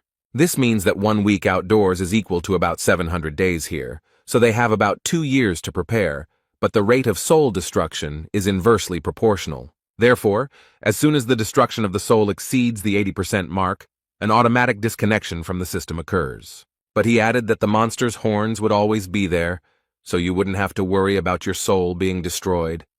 The boy looked at the overseer in surprise and admitted that he thought he was heartless. Now the main character wants to divide everyone into those who want to wake up and those who don't. Those who want to awaken should stand on his right, and those who only want to level up should stand on his left. But it seems that only Cayman has made a clear decision so far. Their training began. The Divine Lady attacks, but the Lightning God is very fast, so he manages to dodge the attack. The boy finds comfort in the fact that no one can catch up with him or hurt him, no matter how strong he is. But suddenly, he receives a strong fire blow, and his words no longer sound so convincing. But still, his speed helps him navigate and instantly avoid attacks. This fire was sent by the leader of the Fire King clan. It seems they have no rules for one-on-one combat. The man ironically states that speed is not so important, but destructive power is much more important. Yagelman looked at them and noticed that they all looked unhappy. He added that this was why they were not getting stronger, but no one liked these words. So now the 3 of them are attacking one arrogant guy. They won't let themselves be treated like that. These battles are closely and strictly observed by the leader of the Infinity Squad, Shin Mu-hyuk. As expected, Cayman was the only one who expressed a desire to undergo awakening. This guy was extremely confident in his decision, and despite the difficulties that awaited him, he did not change his decision. The girl is interested in how they will increase their level, because for adapters of such a high level, it is not so easy. To do this, you need to achieve a certain level of knowledge or master new specialized skills to improve your qualifications. However, Jae Hwan seemed very confident in his decisions and noted that they would be easy to implement. However, the girl insists that finding a book of the highest quality is not so easy. And then she asks if he's really going to steal her from the big clan's basement. She remembers that the Lightning God already stole from them. The protagonist explained that they didn't necessarily need a book. They just needed a good teacher. The Divine Lady suggested that the matron would teach them, but the boy refused. But she doesn't understand who can teach them then. But then she seems to understand what Jae Hwan means. The boy noticed the girl's confused look and smiled slightly, declaring that they would become teachers for each other. Shin Mu-hyuk thought that this was something new. The squad leaders were very proud, so they themselves would never have thought of this. Now they compete with each other for the title of the strongest. Each of them, without a doubt, considers himself the strongest and, of course, wants to prove it.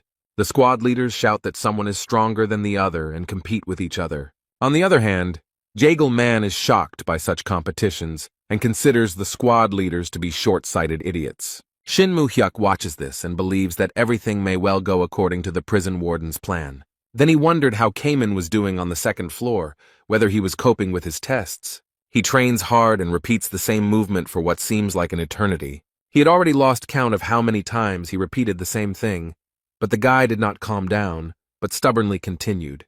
Jae-hwan watches him and orders him to speed up, and the young man tries hard to do so. And then he asks if it will help him become stronger, but his coach doesn't want to hear such questions. He explained that the guy should have already felt and understood everything himself. He just needed to listen to himself. Hwang asks if he's having a hard time because he hasn't fought other adapters, but Cayman knows that he's much weaker than the others and doesn't have much talent. Hwang explained that the guy is different from the others because his perseverance and constant work on himself made him one of the strongest, and his strength of spirit helped him not to lose himself. It is not talent, but strength of spirit that leads to awakening. Cayman doubts that he will succeed, but the warden believes in him. The protagonist repeated his words and noted that he wanted the young man to trust him. The guy was not very confident in himself and his abilities. He always considered himself worse than others. However, the coach's words instilled in him confidence in himself, and he believed that he could achieve anything. Now the fighter works on his movements with even greater persistence and achieves success. Meanwhile, outside, the night is quiet and calm, the sky is cloudless and starry, and the moon brightly illuminates everything around. A dark-haired girl drinks alcohol from a bottle and enjoys the taste. She sits all alone on the roof of the house and drinks what is in her bottle over and over again. She is surprised that the Tower of Terror was created by man to seize the moment, and believes that people are naive to think they can change anything even though several centuries have passed.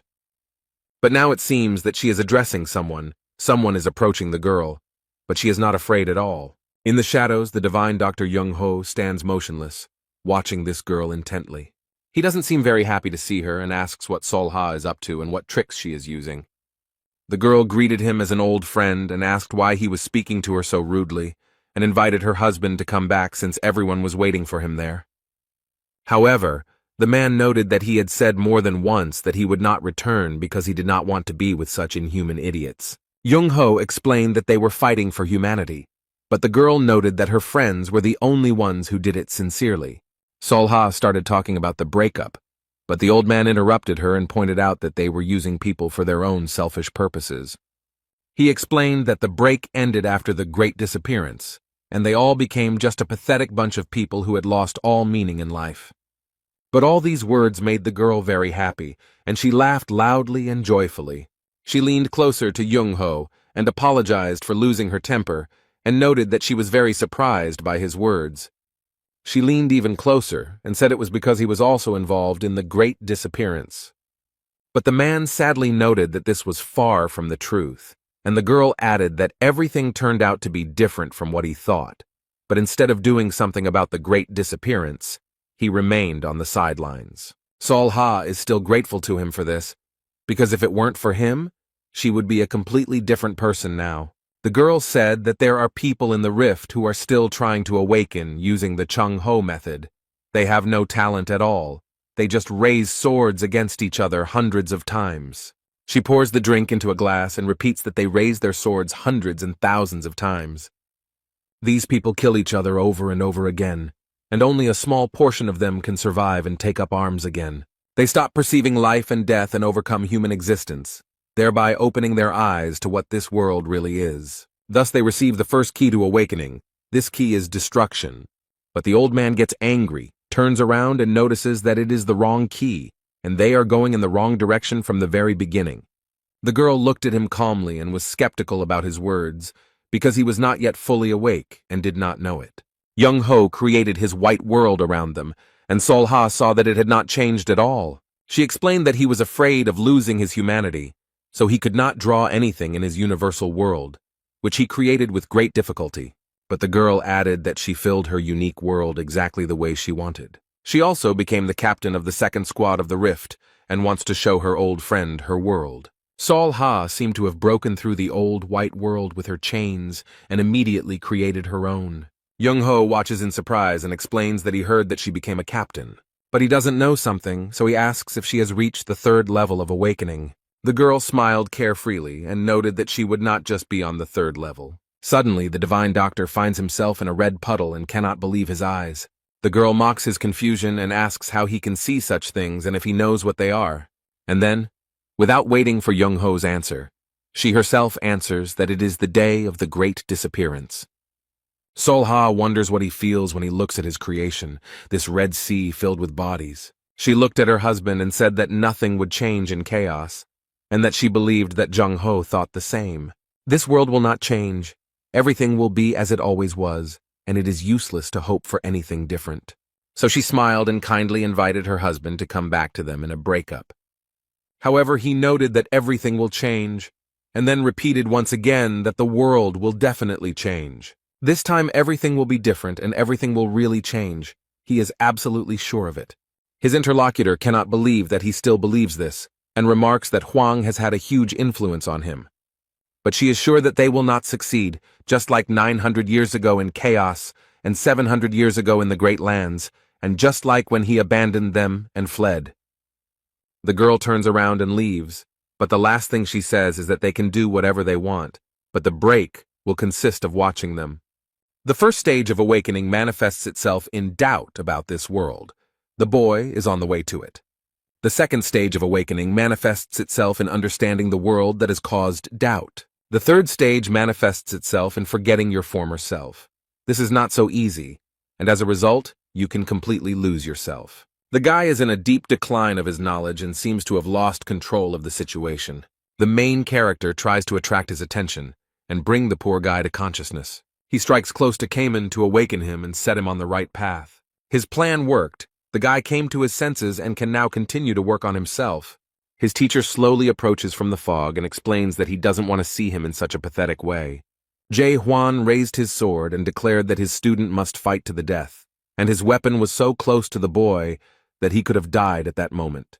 Cayman is surprised by such a sudden attack and is not sure he can do it. A very strange thing happens, as if the drops escaping from this space are protecting the young man. He can't convince himself that defeating the warden seems like a fantasy. After all, he doesn't even realize how strong his opponent is. Cayman is definitely weaker than him, so there's no point in even trying. But Cayman believes that it is worth starting from a completely different place, to find out whether the guy has become at least a little stronger. In the situation he is in now, it is very difficult for him to control his body and mind. So Huang tries to help him and asks him to forget about the limits this world puts him in. The Cayman seemed to have awakened from a long and deep sleep. He finally came to his senses. The third stage of awakening begins for him. The guy overcomes a difficult path and reaches the finish line. He grips his weapon tightly and feels the power rolling over him like waves in the sea. The third stage of awakening involves forgetting the old self, and Cayman had reached this point. He looked at the sudden surge of power and did not expect such a result. His strength is equal to the waves of the sea. He is Cayman, the king of the South Sea. The next moment the waves died down. The boy dropped to his knees and leaned on his weapon, and heavy drops of water fell to the ground. The main character greeted him. The guy raised his head in surprise from such words. Jae Hwan came closer, extended his hand to help him up, and noticed that Cayman had reached the third stage. He incredulously asks if he has really become stronger, and his teacher explains that he is now much stronger. But the fortress warden is also in the third stage of awakening. The boy doesn't think he can catch up with him no matter how many restrictions he overcomes. There is a meeting of the three fortresses in the office, and some of them say that the expedition plans are very shaky, and they are not sure that the overseer is a good candidate for the role of leader. Organizing a hike through the Gorgon fortress is a violation of the rules of the four fortresses, but others point out that these rules have existed for a long time, and there is no point in following them now. The lightning god noticed that the humans had been sitting idle before they organized the expedition into the depths, and now their judgment seemed very unfair. Jurgen tries to calm everyone down and explain that the topic of the meeting is different, and they gathered here to discuss what happened to the Forbidden Paradise squad, but everyone wants to continue discussing the expedition. The master of Garuda Fortress, the cold-blooded golden monarch Gal Huidon, took the floor. He wanted the captain of the expedition to be chosen after an honest assessment of each candidate. The mistress of Dryad Keep, Aisha Lincroft, believes there is some truth to his words, and people began to ask where the owner of the Gorgon Fortress had gone, because he should have been informed about this meeting. They received the news of this meeting when the warden left his place, and before they could even report the refusal, they received the news of the dispatch of the Garuda ambassador. By this time, the adaptation group had already returned, and the leader of the awakened group was still on the way, so now they were sitting without the person who was supposed to have the final say. Gal Huidong noted that they could trust a guy who was just over 50 years old and wanted him to become the squad captain. This man finds it absurd. He does not understand how the house can be handed over to this little girl. But these words did not go unnoticed by the leaders of the squads, and the owner of the Garuda fortress was surprised by what happened. The Lightning King quickly ran up to the man and prepared to protect Jae Hwan. He would not allow such insults. He put a gun to his neck and claims he is who he says he is when he does it. People look around and don't know what to do. They don't understand what's going on. The Fire King also stood up and stated that if they were planning to change the squad captain, they would have to deal with them first. Because no one has the right to change the captain, and they will stand by him like a mountain. They gathered in the arena to sort out their relationship and understand who is stronger. Gal Huidong seems to mock the boy and remarks that the lightning god is very determined. Instead, the guy in turn asks his opponent if he is afraid of losing. The master of the Garuda fortress smiled and generously allowed the boy to strike the first blow. The Lightning King runs around his opponent and adds that he was going to do it without his permission. The guy is confident in his abilities. He trained for a long time and spent a lot of time in the Tower of Terror. And now he can boldly confront such strong opponents as the master of the Garuda fortress. While Lightning Boy performs his maneuvers, his opponent simply stands and watches, doing nothing. He just smiles and remarks that this guy is pretty fast, but seems to underestimate his opponent. Suddenly, the young man disappeared completely from sight. He did all this not just for fun, but to lull his opponent's vigilance. Now the Lightning King towers over the overconfident Gal Huidong and is ready to strike his first blow. Now this man saw that the leader of the Lightning King's squad was not as simple as he thought. The guy with lightning speed and strength attacks the man. The master of Garuda Fortress has adaptation level 8, so he easily blocked this attack. Now the man realized that the boy had the 7th level of adaptation. He was surprised and did not understand when the boy managed to achieve it. But the Lightning King does not comment on his opponent's words and continues to do his job. Gal Huidong assessed the boy's abilities and admitted that his opponent was stronger than he expected. But the owner of the Garuda Fortress is confident in his strength and does not want to play with this young man anymore.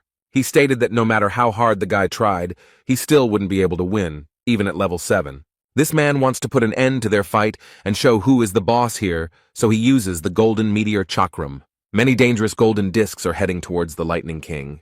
They are very fast and sharp. The poor guy couldn't avoid it, and now these circles hurt him and leave cuts. His friends are scared, they watch this fight and are very worried about the Lightning King. The guy tries to dodge, but he's already injured, and Gal Huidong notices that the guy didn't do that bad.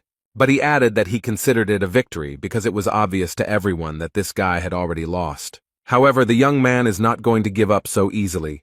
He is still standing on his feet and assures that this is not all, and the fight is not over yet. The guy thinks that this person is afraid. That's why he says such nonsense and wants to show his opponent something interesting. The owner of the fortress does not seem to be very pleased with his decision and considers him too persistent. The boy used his lightning speed, and the man noticed that it was very predictable and thought that he had nothing but speed. But the Lightning King surprised him and used the skill Fire King's 18 Strikes. The golden meteorite chakram flying towards him instantly caught fire, and the discs no longer posed a threat. The man's jaw dropped. He was very surprised that the guy used the Fire King's skill. And then the guy used the skill 8 Invisible Traps. The time spent in the Tower of Horrors was not in vain. Gal Huidong knows very well that the leader of the scientist squad has this skill, and the fact that another leader does the same thing surprises him greatly. He is angry and does not understand how they can teach each other their skills. Have they completely lost their pride? However, the Lightning King does not understand why they need pride, because it only gets in the way. The squad leader quickly approaches the enemy and holds 2 sharp daggers in his hands. He managed to catch this arrogant man off guard and wound him. It seems that this master of the fortress is not as strong as he says. The boy looked at the man with fear and wondered if he had made him angry. That's right, Gal Huidong is angry because his pride was hurt and now he wants to show his true strength. Now the young man is scared. He is not sure if he can stand it. A huge and very dangerous golden disc is approaching him. He has seen such before, but they were much smaller. Everyone who was in the stands is trying to get out as quickly as possible to save themselves. Even the squad leaders and Jurgen don't try to stop him, but run along with everyone else, although the commander of the Infinity Squad remains. And the owner of the fortress is very strict and angry. He wants to finally put an end to this. A giant golden disc rolls across the arena, mercilessly destroying everything in its path. The disc rotates non-stop. It is a terrible and powerful weapon that no one dares to stop. Gal Huidong used the skill Golden Sea Jug. It's a terrible cycle. Besides spinning, it also picks up rocks and throws them in all directions. Aisha Lincroft can't believe this man is capable of such a thing, and is ready to use the most powerful weapon he has. The master of the fortress stands in the center, not knowing where the lightning god has gone, and arrogantly states that it will be interesting to see if he can escape. Everyone is actively watching their fight. The leader of the team of scientists cannot take his eyes off his friend. He is worried about the guy. However, the young man easily broke through this crazy storm and attacked his opponent. He is ready to deliver the decisive blow and put an end to this senseless duel. The lightning god declared that the fortress master had fought well and used Shinmun Hyuk's skill, Cloud Dragon Heavenly Sword series, against him. This blow destroyed the entire golden tornado of Gal Huidong that was circling around the entire arena. He didn't expect it, but the young man quickly approached and his blade ended up at the enemy's forehead. Shinmun Hyuk runs up and asks the god of lightning to stop, because it is already clear who has won here. He turns to the master of the Garuda fortress and asks if he thinks this battle is over. The man realized that the owner of the fortress was going to use the horned monster Garuda against the boy. But this weapon was created for the destruction of the dead, not for use in combat. He admitted that he had lost and noted that the lightning god had fought desperately and was very strong. Shin Moon Hyuk announced that Gal Huadong had lost to the god of lightning and asked who wanted to fight him now. He invites Aisha Lincroft to try to measure her strength and engage in a duel with him. However, she did not answer, so the man asked if there was anyone else willing to fight. Suddenly, the divine lady takes the side of those who want to change the leader of the squad in the depths. The squad leaders are very surprised and ask the girl what she is doing, but she looks very calm. Instead, she quietly and calmly noted that she had suddenly decided to cross to the other side. The men ask very emotionally what she is planning and why the leader of the clan of divine women is doing this. But I would like her to notice something much earlier than others, and understand that now the situation will change. And she briefly explained that, in her opinion, this team has a much better chance of winning.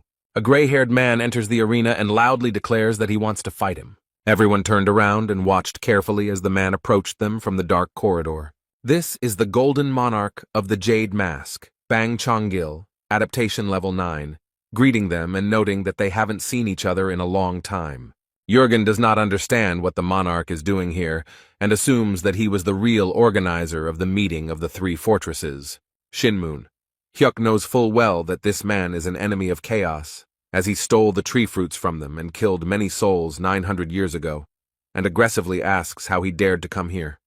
But with a calm and kind expression, he asks Moon Hyuk to stop acting like this and join them because the Steel Monarch is waiting for him. However, the fact that this man served the Steel Monarch made him very angry. The Steel Monarch lives in the 5th region of Murim and has strong martial arts skills. It's all over with He-Ai too, and the leader of the Infinity Squad is shocked that he accepted such a scoundrel as Panjong-il into his ranks. The guest asked why he held grudges from the past and noted that He-Yi forgave him quite easily. And she encourages him not to be so heartless, because they have been through a lot together. But these words do not calm him down at all. On the contrary, he does not understand how this man dares to say such things if he betrayed Murim. The man attacks him with a sword, but unlike his opponent, the monarch uses his hand. But he defends himself from attacks with his bare hands, and does it quite successfully. It seems that he is quite strong. This is their first meeting in 900 years, and Panchinol believes his opponent is too cruel.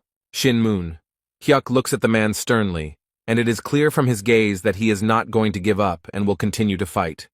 He asks when he contacted Dryad, Garuda, and even the group of priests.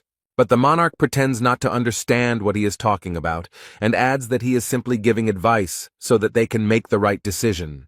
He believes that the caretaker of the Gorgon Fortress and several others are living a dream that will never come true.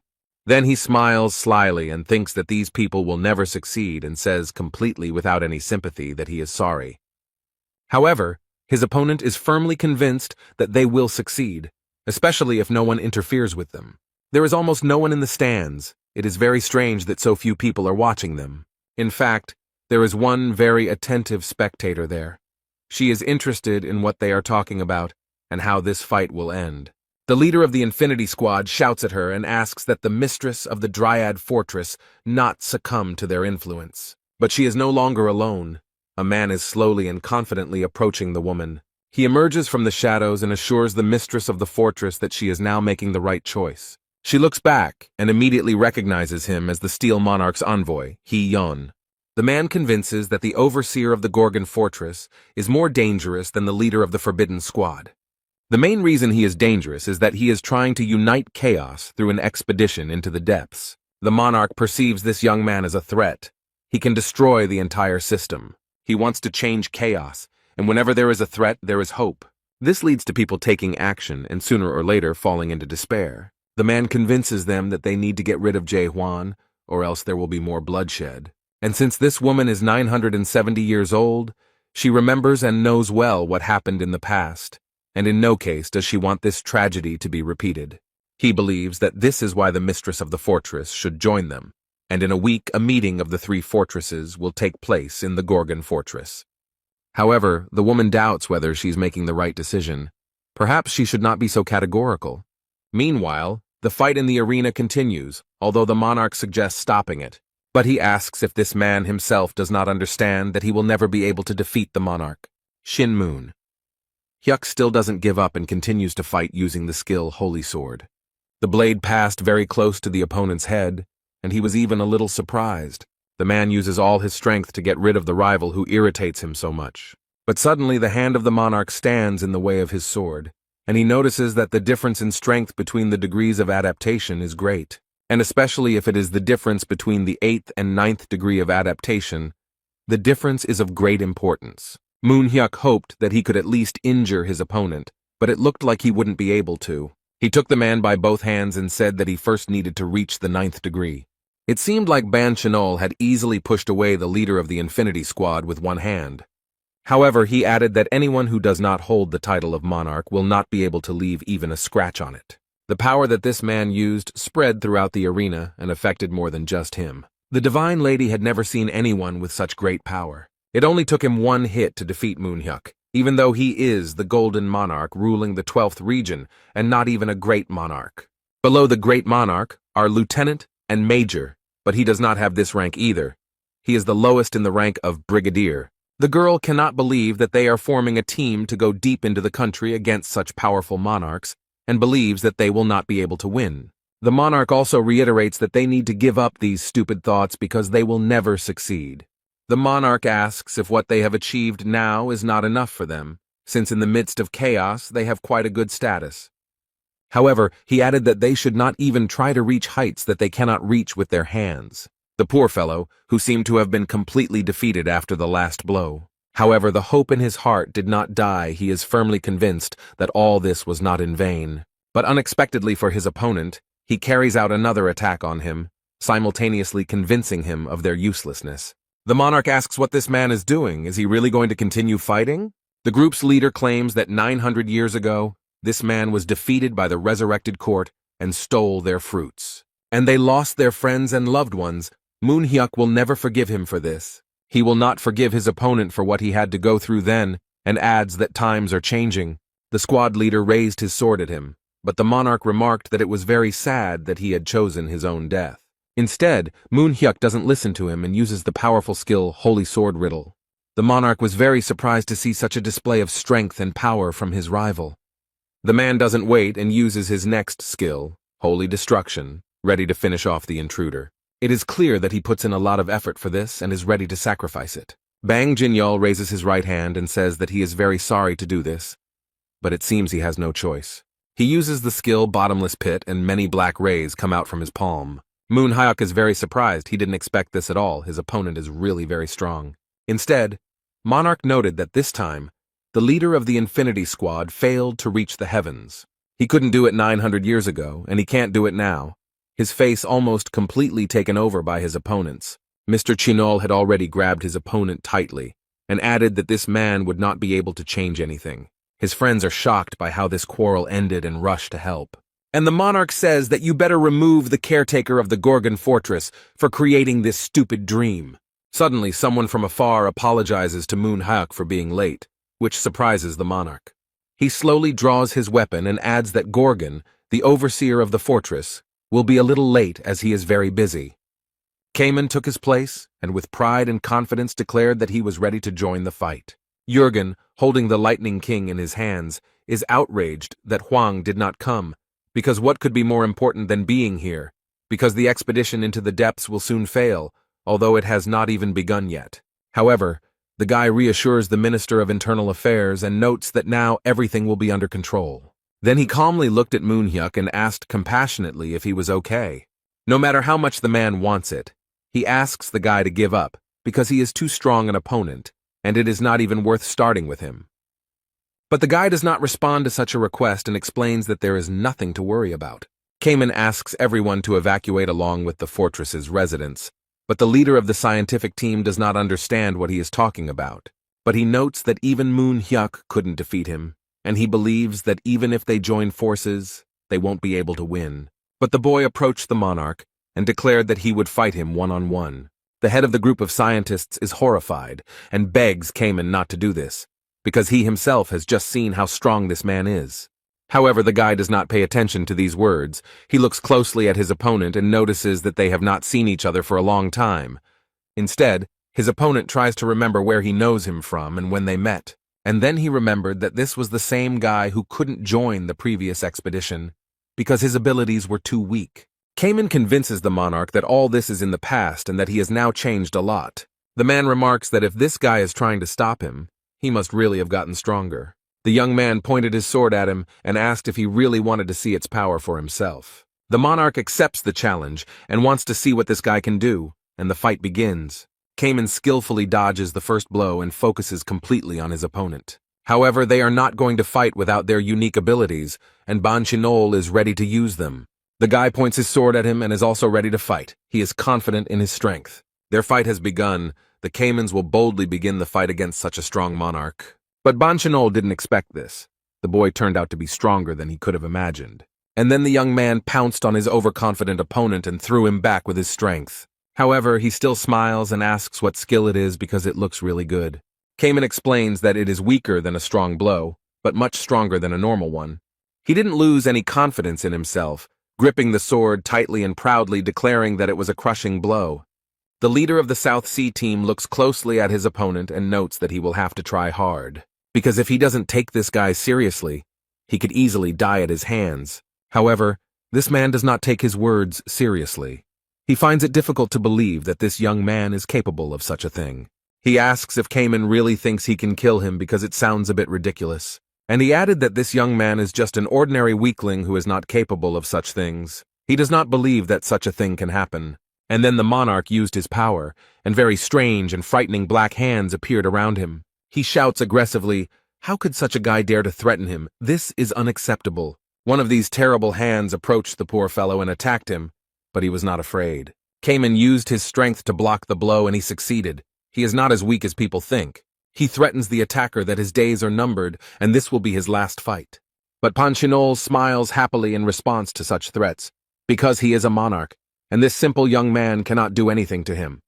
He uses his power again and attacks the boy a second time, warning this arrogant young man to know his place. Cayman stands confident and ready to repel all these attacks. He has been training for a long time.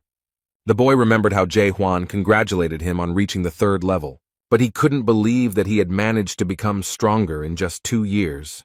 The teacher explained that time flowed completely differently on the 2nd floor than on the 1st floor, where everyone else trained, and asked if he really thought he could do 10 billion punches in just 2 years. The guy uses his skill World of Endless Ocean and repels all attacks with one blow. The monarch realized that Cayman had awakened, but he knew that only the caretaker of the Gorgon fortress had awakened. Meanwhile, the young man does not wait, but prepares to strike again to defeat his opponent. He points his sword at the monarch and uses powerful force to defeat him. Mr. Chinol noted that it was a very clever and unexpected move, as he initially underestimated his opponent. The boy released his power and potential, and created almost an entire sea with waves around himself. He is ready to finish off the enemy and focus all his strength on him. Cayman uses the skill Heavy Strike, and the entire wave of water is directed at the monarch. After the blow was struck, it became quiet, and only the sound of small raindrops falling from the sky could be heard.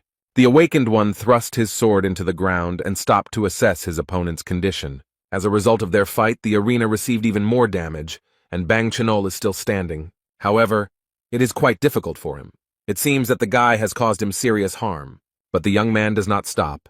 He is ready to deliver his powerful blow again and finally finish off the monarch. Suddenly, the divine lady stands up for the monarch. She does not want things to end this way.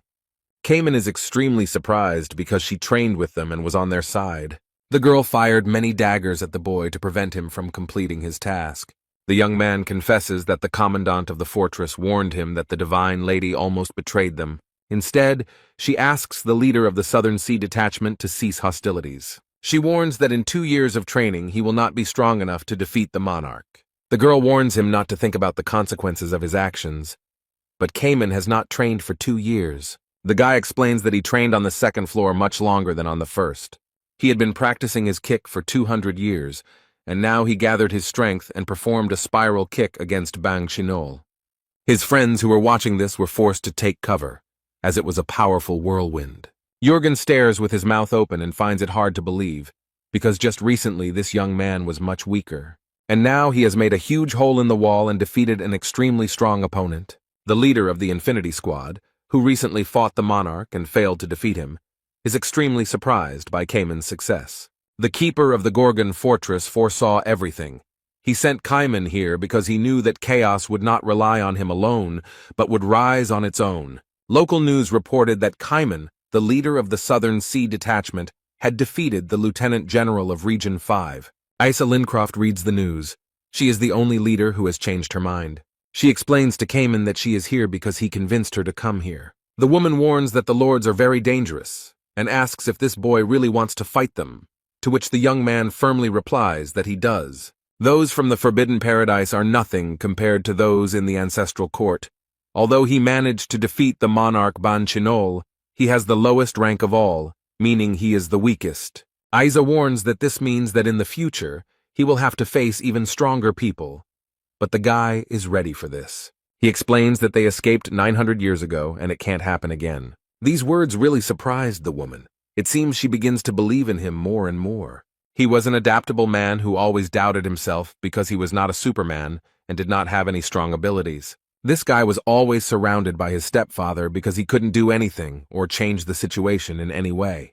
But now it has changed a lot, and it is difficult to recognize the Cayman that everyone knew before. Isa Lincroft believed in him if he was so sure of himself. She wanted to say something else, but the noise in the street prevented her.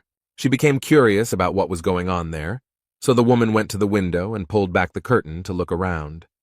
She saw a tower there and a lot of people around it. It seemed that almost all the inhabitants of the Gorgons had gathered there. The woman can't believe that there is a tower of horrors there. The guy wanted to tell her something else about the tower. However, Isa interrupted him and asked if he had undergone cultivation there, and if he had only become stronger there. Cayman explained that it may seem that way, but in reality, no one can become a product in this tower. This was because there was not a single cultivator in this tower, and this really shocked his young girlfriend. She can't believe that this guy became so strong thanks to this strange and completely unconventional tower. The guy comes to the window and wants to explain his opinion about this whole situation. With the fighting spirit of the common people rising, chaos can now stand firmly on its feet. She noticed that even ordinary people were trying to enter the tower despite their fear. They had dreamed about this for many years and finally got the chance and the opportunity to make a choice. 900 years ago, they lost such an important freedom for everyone, and it was a terrible event. But now it all may be for naught, unless ordinary people try to get it all back on their own. Asa Lincroft looked carefully at everything that was happening outside the window, and she began to understand something. She feels like Cayman is acting this way now because he wants to believe in himself again, and then she wonders where the caretaker of the Gorgon fortress is now, because he has not been seen for a long time. He sits with the divine physician by a lake surrounded by palm trees, and reflects that the meeting of the 3 leaders of the fortress is probably over. Young Ho wonders if the guy will get into trouble for not showing up for the meeting, but Huang is confident that Cayman has already sorted everything out. But he adds that the boy is stronger than the old man, but the old man does not agree. because he is much wiser than all of them. Jae-hwan noticed that Young-ho was also starting something and agreed, but he had some difficulties.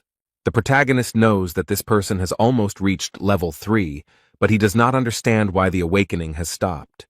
The old man explained that this was because he had chosen a different path, but the boy suggested that if Young-ho had woken up with a different word, his path would have changed too.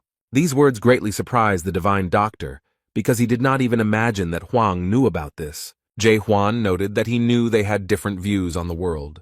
The divine doctor looked at the boy and thought that he and everyone else from the break had awakened, having gone through the same stages.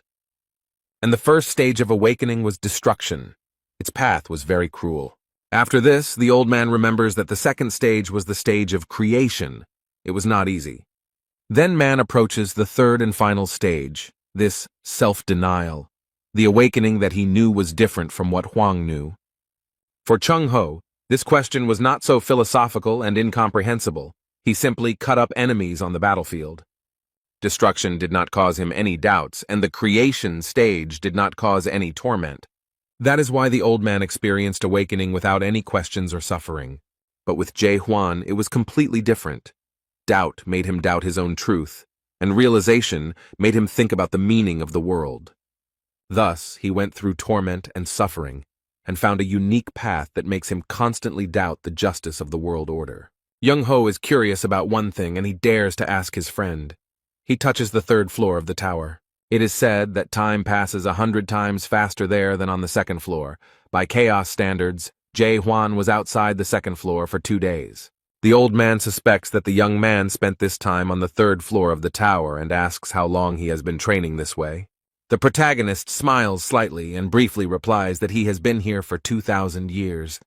The divine doctor's eyes widened, and he thought he was being tricked because it sounded crazy. The boy noted that he could now be considered older and should be treated with respect, but Young-ho didn't think so. However, Jae-hwan was not able to spend as much time there as he had planned. He wanted to train more. And the next moment, the guard of the Gorgon fortress rose from the sand. Apparently, their retreat was over. He looks at the man across from him and notices that it's time for them to leave. They've been sitting here for too long already. And then he jumped up.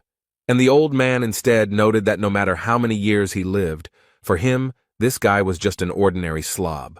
They run somewhere very quickly, and Young-ho asks if the young man really wants to go to the Castle of Rebirth so much, and he firmly states that it is true. The old man warns that the Castle of Rebirth is a strong enough enemy, and they still have time to wait for help from the Gorgon's fortress. Instead, the protagonist is convinced that the Lord will not wait that long, and probably expects some action from him after meeting the awakened. That's why they should attack when the enemy least expects it, especially since Hwang doesn't plan on fighting the entire castle. The boy planned to take only the most important thing from there, to steal the fruits of the magic tree. But that's not all. He has a plan, and he's not going to stop there. He wants something more. He also wants to take away the mysterious treasure of horrors that turns a man into a lion. And he also needs a narrow gate, because if he passes through it, he might get to chaos alive. If you steal all the fruits and destroy the narrow gate, the lords will no longer be able to fall into chaos. They will only be able to do so after death. In any case, to carry out the plan, he first needs to get there, to the Acropolis of Manticore, which stands at the entrance to the Castle of Rebirth. Now Manticore is ruled by a forbidden paradise, and these guys aren't letting it go that easily. Young-ho asks in horror what Jae-hwan is going to do, but the young man sees no need to explain his plan of action. The protagonist performs a trick and destroys everything with his power, and then explains that he will do the same thing as always. Cayman will kindly tell us about the lords of the Great Lands.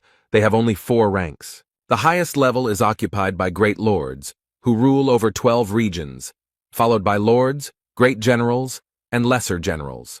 The old man didn't like this idea very much. He thought that it would be better to sneak in unnoticed than to fight the entire fortress now. Hwang repeated that he had warned them and would do everything as usual, but Jung-ho explained that they should conserve their strength.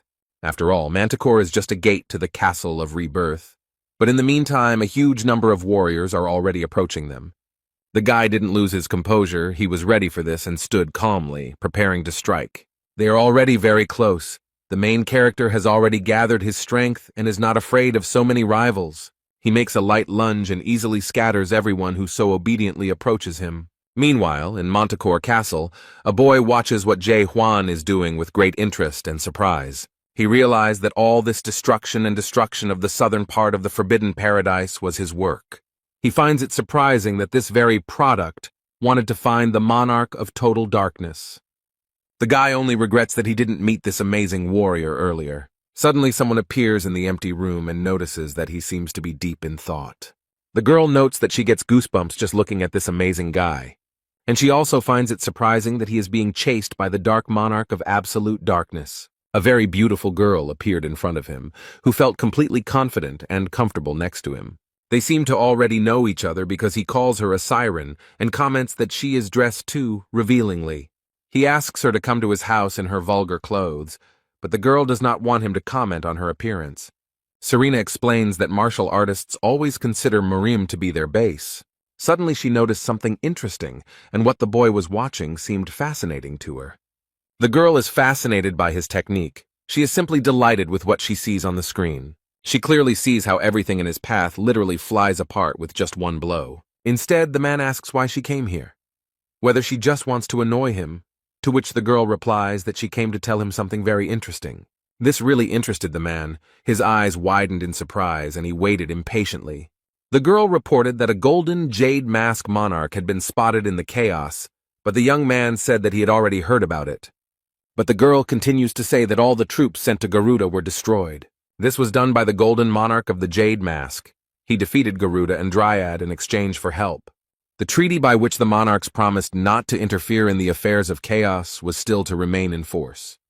But first, the monarch of pitch darkness intervened, and now her subordinates, the Steel Monarch. All this looks very strange and resembles a war between monarchs of large lands without a declaration of war. But the girl happily reports that she heard about the destruction of the golden jade mask of the monarch. The guy finds it hard to believe. He asks who could have done this, because this is a very strong opponent. Siren reports that one of the 10 leaders did it, but the boy notes that even all of them together could not have done it. She tells us that deep inside there is an expeditionary force formed by the caretaker of the Gorgon Fortress, and it was one of the members of this squad, the leader of the South Sea Cayman Islands, who did this to the monarch. The squad leader can't believe it, because with his strength it's impossible to do this, even if he had some hidden skills or talents. The golden monarch of the Jade Mask, one of those protected by the Steel Monarch, one of the 12 supreme monarchs ruling the great lands. Any monarch above the rank of brigadier is a very important person, as the vast lands are the center of the struggle for power. The commander of the South Sea Detachment must know what the consequences of interfering in the affairs of the monarch of the Golden Jade Mask may be. Siren asks what he is going to do since the product he was supposed to be looking after has become the caretaker of the fortress due to his negligence. The monarch of pitch darkness will be very angry when he finds out that his product is behaving like this. The guy brags that he sent demonic undead, who can use the power of the dead, so he thinks there shouldn't be any problems. Instead, the protagonist easily dealt with the warriors who attacked him and believes that everything is over. However, the Divine Doctor suspects that something is wrong here because it is impossible for the Forbidden Paradise squad to destroy all the chaos with just one army. However, the main character thought about it and believed that perhaps in reality things are a little different. First he heard and then saw some suspicious people surrounding them on all sides. They confidently approached their goal without saying a word or giving any warning. A huge army of people has already appeared around them, but the Divine Doctor cannot understand who they are. But he also feels that there is a lot of evil energy coming from these people, as if they are dead. Suddenly someone turns to Jae Hwan and asks if he is the famous researcher whose name makes the entire house tremble. The boy raises his head to look at the man and see who he is. The man jumps up and remarks that he never even thought about meeting the hero of the rumors. And the next moment he lands smoothly in front of the main character and Young-ho. This man is also glad that he met the Divine Doctor here. It seems they are familiar. Instead, the old man doesn't seem to recognize his old acquaintance, so he asks who he is. Meanwhile, this man is even a little disappointed that he was forgotten so quickly. A huge wound was visible on his face, and he explained that he collected the horns for his own treatment and for transporting patients. At that moment, Young-ho finally realized who he was talking to, and it surprised and even shocked him. This is Heinz, a noble warrior. The old man remembers how sweet and kind this guy was in the past. Instead, He now looks completely different. His appearance may even be frightening, but he sighed with relief because he is still remembered. The old man asks with fear what the guards of the Gorgon Fortress are doing with the Forbidden Paradise Squad. Young Ho states that the Divine Paradise Squad is not suitable for this guy, and he doesn't understand why he hangs out with people like that. On the other hand, Heinz doesn't understand how a divine doctor can say such things, because he knows what he had to go through in the Gorgon's fortress. The old man fell silent. He had nothing to say, because he remembered well these terrible events that happened 100 years ago. The Gorgon Fortress fought against the now-defunct Red Squad. Completely unexpectedly for everyone, a red detachment appeared, broke through, and terrible things happened. 50 guards and the captain of the southern gate disappeared forever due to the ambush of the Red Squad. There was only one person left alive, only Heinz, and one can try to imagine what he felt at that moment. After this incident, he realized that he was too weak and needed to work on himself. He begged Jong Ho to help him with this, because the doctor from Murim should know how to do it. On the other hand, the old man understood and knew weak people in despair well, and had no great desire to help. So with a sharp movement, he removed the boy's hand from his shoulder, showing that he was not going to do anything. But looking back, he adds that over 1,000 years he has seen enough of such people in chaos. Young Ho frowned and explained that he couldn't help everyone, and the boy felt his heart break at those words. Although the old man said he was sorry to say such things, it would not help Heinz in any way. The boy remembers this meeting well, and the words the old man said to him, "If you want to become stronger, you will have to work harder."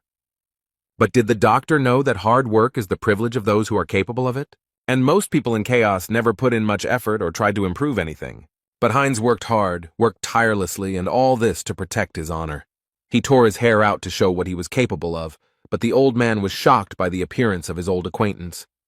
The guy explained that he was no longer the same second-level weakling he was 100 years ago. A lot had changed during that time. Now he is Heinz, holds a respected position in a large squad. He is the deputy commander of the Forbidden Paradise Squad. The man reported that, according to rumors, the commandant of the Gorgony Fortress uses only lunges. He has already prepared his weapon, and invites the main character to compare who is stronger. He points his weapon at Jae Hwan and uses his skill, 8 volcanic fangs. And then, smiling slyly, he applies the carotid artery severance technique to perfection. Many red and evil mouths with sharp teeth approach the guardian of the Gorgon Fortress. But the guy is not afraid of anything. He is ready to fight anything. He is confident in himself. The protagonist uses a sword to defend himself and points it at these evil mouths. But he destroys them with his power without any problems. These techniques won't be able to defeat him. Jae Hwan is an extremely strong opponent, and it is difficult to find someone who can match his strength. Now Heinz saw this and realized that this guy was stronger than him. It seemed he had underestimated him. He is angry and does not understand how this could happen because he considered himself strong and trained a lot. Someone stands behind Heinz and thinks it would be better to attack together. And the next moment, this army of incomprehensible souls began to attack just 2 people. The fortress commandant and the divine doctor are ready to fight back. They have no other choice. Jae Hwan is very serious. He frowned and prepared to deal cruelly to these half-dead people. The squad leader watches the battle closely from Manticora Castle and is very surprised by what is happening there. He doesn't understand why this guy can deal with the half-dead so easily, and now thinks that he can defeat the fortress's caretaker if he joins forces with the army of the dead. But now they can't avoid losing half of their troops, and if they lose them, their plans will collapse instantly. This guy turned out to be too strong. He approaches Serena, but she doesn't seem very happy to talk to him, as the guy said that she irritates him. She did everything he asked, found the soul stone, created a smog cloud, and formed half of the undead squad. He looked at the girl and realized that their plan would most likely not work, and now they would have to come up with something else. The girl saw that the squad leader was in despair, so she exhaled loudly and thought for a moment. She saw her advantage in this situation, and it was clear that the girl would take advantage of it. Serena approaches him and with a seductive smile asks if he wants to make a deal with her. Meanwhile, on the battlefield, Heinz realized that the overseer of the Gorgon Fortress was a legend of the Wave Path. This guy standing in front of him, fighting skillfully, is a seeker of the impossible path. The half-dead man doesn't like that this guy got such a high rank in just a month, although there is nothing special about him. Instead, Heinz, even after 200 years, remains just an ordinary man, while the one who came here no more than a month ago has already become a leader. This fact irritates him very much, and this man promises that he will never leave just like that. Therefore, he warns the protagonist that he will now show him all his power and convince everyone that he is unworthy of his position. He quickly approached the protagonist and seemed to destroy him in an instant. Heinz continues to brag about how hard he worked on himself while Huang manages to avoid getting hit.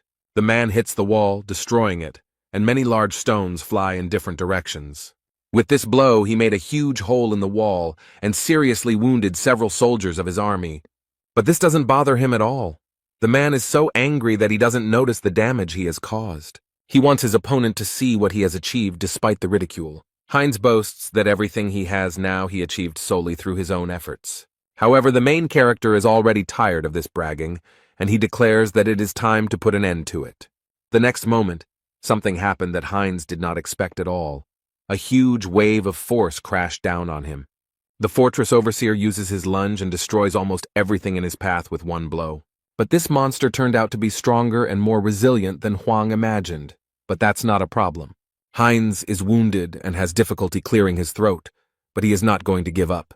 The man is too confident and angry. The protagonist stands proudly and asks if his opponent really thinks that all people in chaos are the same. Meanwhile, the soldiers of this army believe that their enemy is very strong because he managed to knock down the vice leader of the 9th level. Someone shouts at them to attack the fortress guard first, as their leader, at his age, needs time to come to his senses. Young Ho noticed this and tried to calm the guy down and asked him to be careful. Jae Hwan frowned and stated that everyone was trying their best. And the end result is that every single one of these idiots will say that they tried their best and did everything they could. The guy used his sword and did something incredible. Everyone was blinded by blue light. No one can understand what is happening, but there is no way to avoid it or protect yourself from it. Heinz seemed to be enveloped in a white light. The boy became blind. He no longer sees anything. And the next moment, everything around him turned crimson, and he couldn't understand what was happening. In front of him is a tree with bare branches and a huge eye that watches everyone.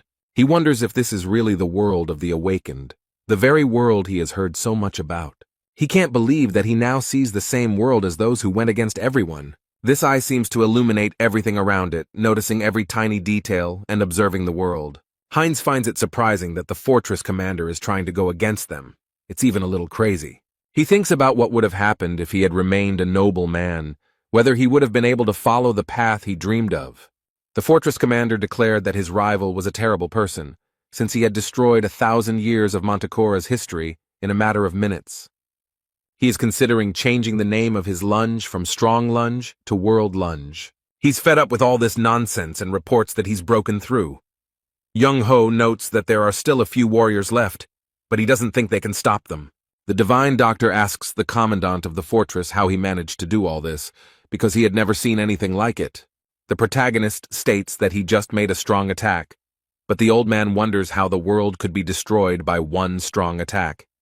Is this guy really approaching the end of the oblivion stage?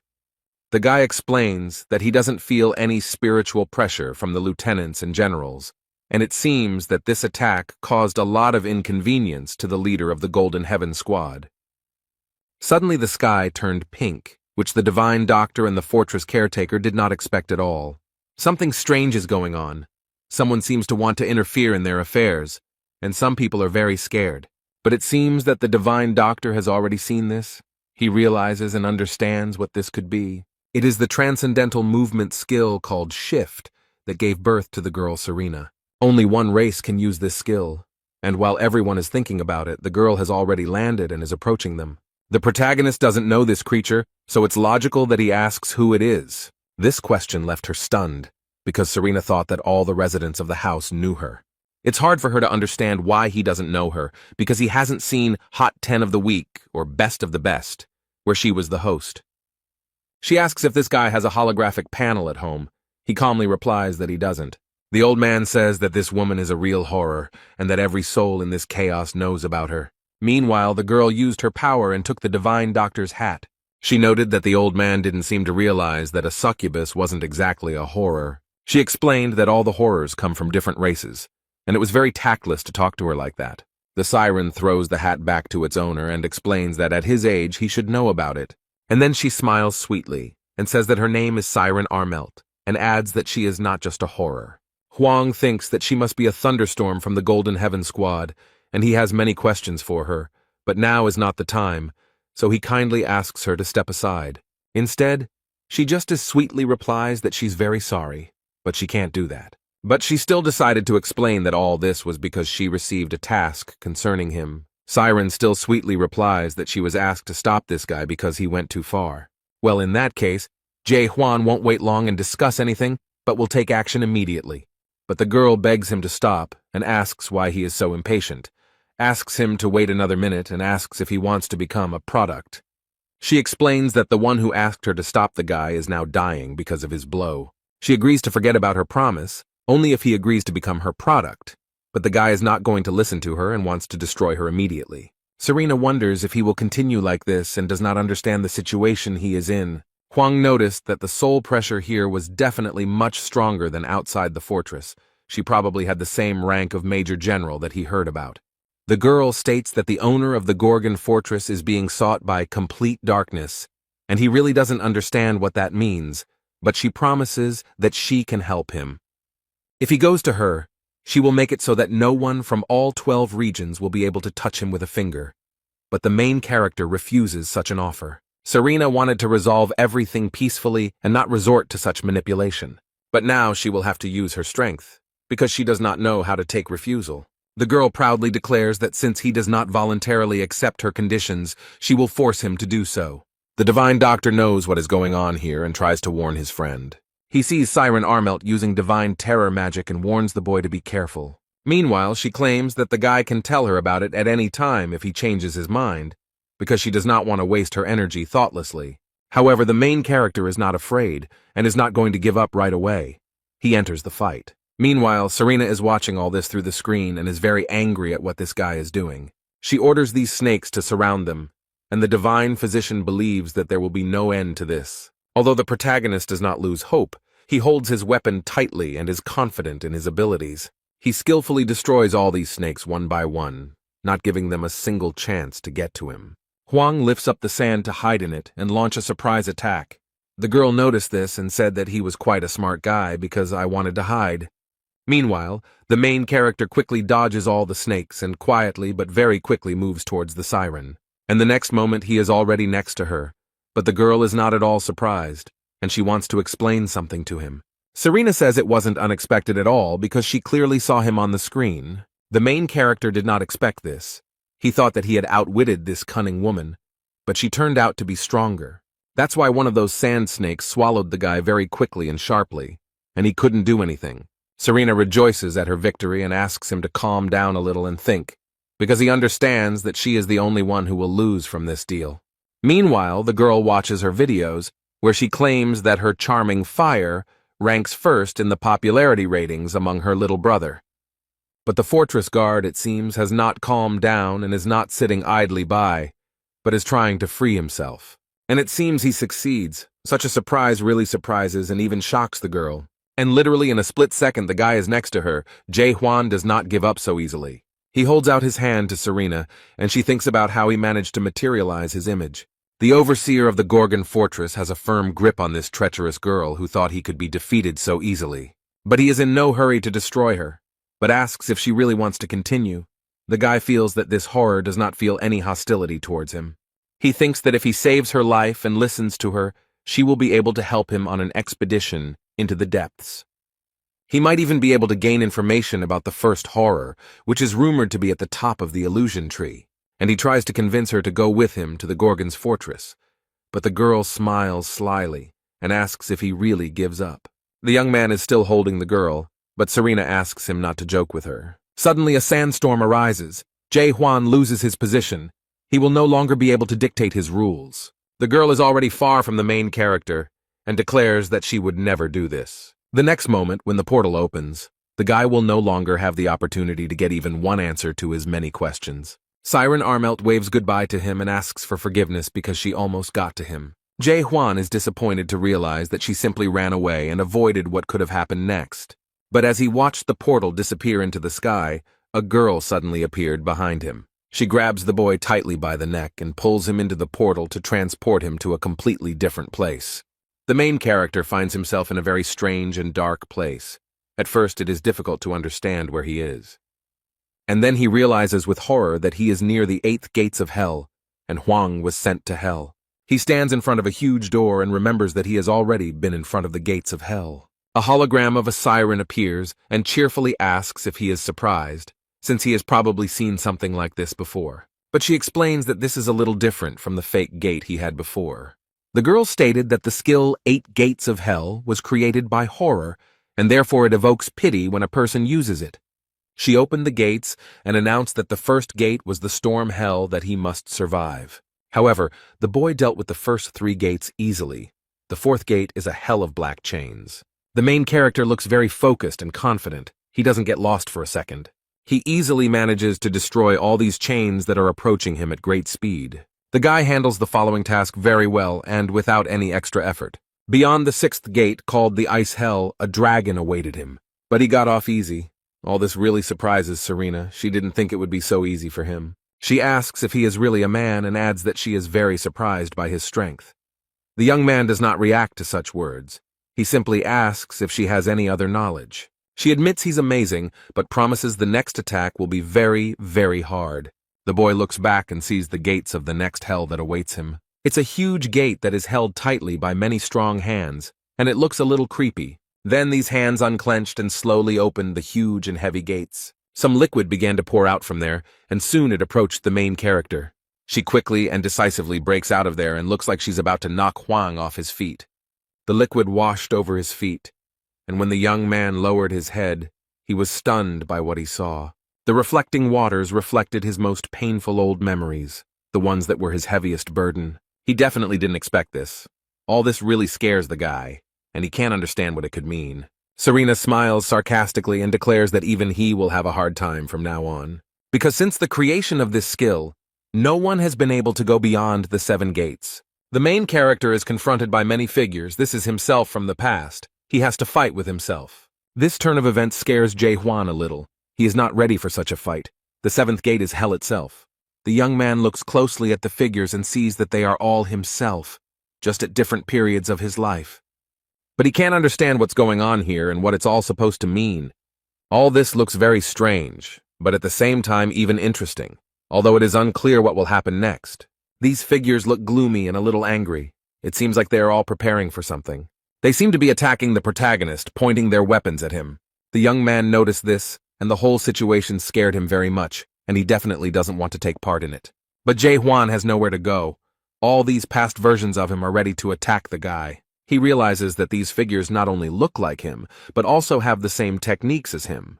Besides, they can make the same decisions as Jae-hwan, and now they are studying him closely and trying to understand how strong their enemy is. He wants to make the first move to draw them into battle and compare technique and strength. One of them uses his weapon and makes a lunge, which is very familiar to him. Here everyone only knows how to lunge. It's expected and even a little disappointing that he can't do anything else. Now it's his turn. The protagonist swings his sword and wounds the attacker. Suddenly, thick purple smoke came out of his wound and spread everywhere. The guy noticed this and was very surprised. There are a lot of strange and incomprehensible things in this place. Everything has become less clear and very strange. This smoke is becoming thicker and bigger. It seems that it is not just smoke. It is actually distracting him from all these rivals who are quickly rushing towards him. Suddenly, someone appears from behind, sneaking up so quietly and unnoticed that the boy does not understand how it happened. But he has a quick reaction, so he looks around in time and doesn't think long about what to do. It seems that the protagonist hit the target straight on and destroyed it without any interference. But this number jumps high. It seems that they are not as easy to destroy as it seemed at first. The creature, falling, stares into Jae-hwan's eyes, and the boy's skin crawls from this. These deep and bright eyes inspire fear. This is the look of a man who has experienced terrible things and now carries them in his heart. When it fell, it turned into smoke, which spread very quickly and filled the entire space. The main character stands motionless. He understands little of what is happening, and the smoke has already completely enveloped him. Suddenly, he sees a man in a terrible emotional state and tells Corporal Jae-hwan that he is very sorry. The boy looks at everything around him with horror and feels great hopelessness and horror. There is a man with a machine gun standing at the door, and he keeps repeating that he is very sorry that everything turned out this way. He finds it difficult to collect his thoughts and say anything, but he claims that he really tried his best. These are Jae Hwan's memories from his life before the tower, before he got into all this horror. The man put the gun to his head and thanked Corporal Jae Hwan for everything as he left. And then something inevitable happened, a moment that would forever remain in his memory. He was a loyal man, his advisor and follower, and he certainly did not deserve such an end. The unfair humiliation towards him forced this man to destroy all his predecessors and top management in the middle of the night. Jae Hwan was shocked by everything that happened then. He had difficulty controlling himself. He was the only one who survived. All the leaders, commanders, and even the battalion commander were replaced. It was a terrible tragedy. And the young man thought only about how to save his friend. The boy was sent to jail for 15 days, but all charges were dropped because the video footage clearly showed that Jae Hwan did not participate in the abuse. This must have been when he started to hate the system.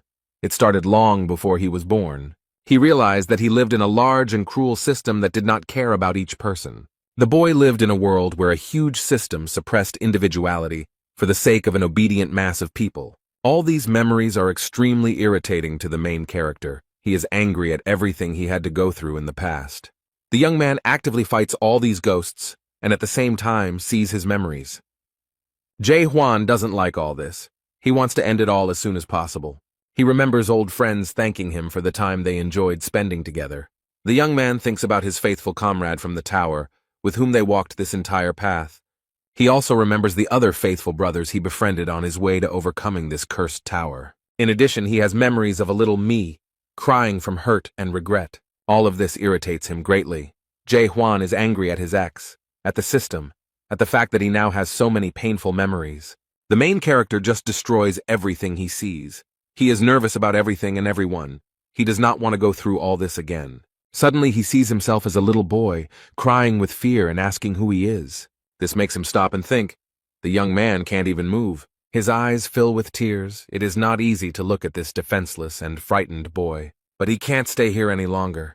Jae Hwan wants to get out of here as soon as possible. So he does what he has to do. Destroys all these memories that are eating him up from the inside.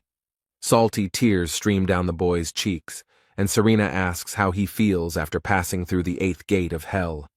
The awakened ones say that self-denial is as possible as self-forgetfulness. But the awakened ones who have undergone self-denial are even more vulnerable in the 8 gates of hell. The girl adds that even horrors would like to commit suicide because they simply cannot cope with their big egos. The divine doctor tries to shout at the boy and bring him to consciousness. Siren holds Jae Hwan unconscious and wonders if his soul will be able to return in time after his self-denial. He left all his memories in self-denial, and this place is a real hell for anyone. It is a terrible world in which he must kill himself to be able to move on.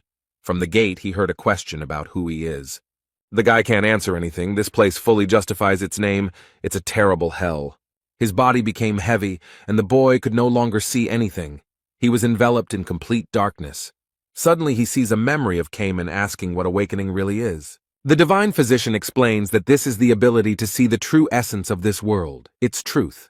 The awakened ones see the value of the true creation of the world, and the ability to recognize the particles that create this world. Adapters are able to read information that is not accessible to the normal eye and see things completely differently. This is self-denial. But the awakened one should be careful with forgetting, because when you have the opportunity to see everything in such detail, you can lose your sight forever. The protagonist realized that he was now at that stage of oblivion that the old man had spoken about. He who sees too much will certainly go blind. He who feels too much will remain without any feelings. But it is difficult for him to understand any meaning in this. The protagonist knows that he has already done a lot. No one has ever managed to go so far. But in reality, he is just going through a hard time right now. He is that same whiny and offended child. He looked up and saw the starry sky and bright falling stars. It was mesmerizing. Jae Hwan can't take his eyes off the sky. He can finally clear his mind of all these thoughts for a moment. Memories came flooding back to him again, but this time they were happy, joyful moments of his life. He stands with his head held high and again hears the same question. Who is he? He holds his powerful weapon tightly and very firmly admits that he does not know who he is. Jae Hwan raises his sword and realizes that he knows for sure that he is here. Over 2,000 years of continuous training, he had countless memories.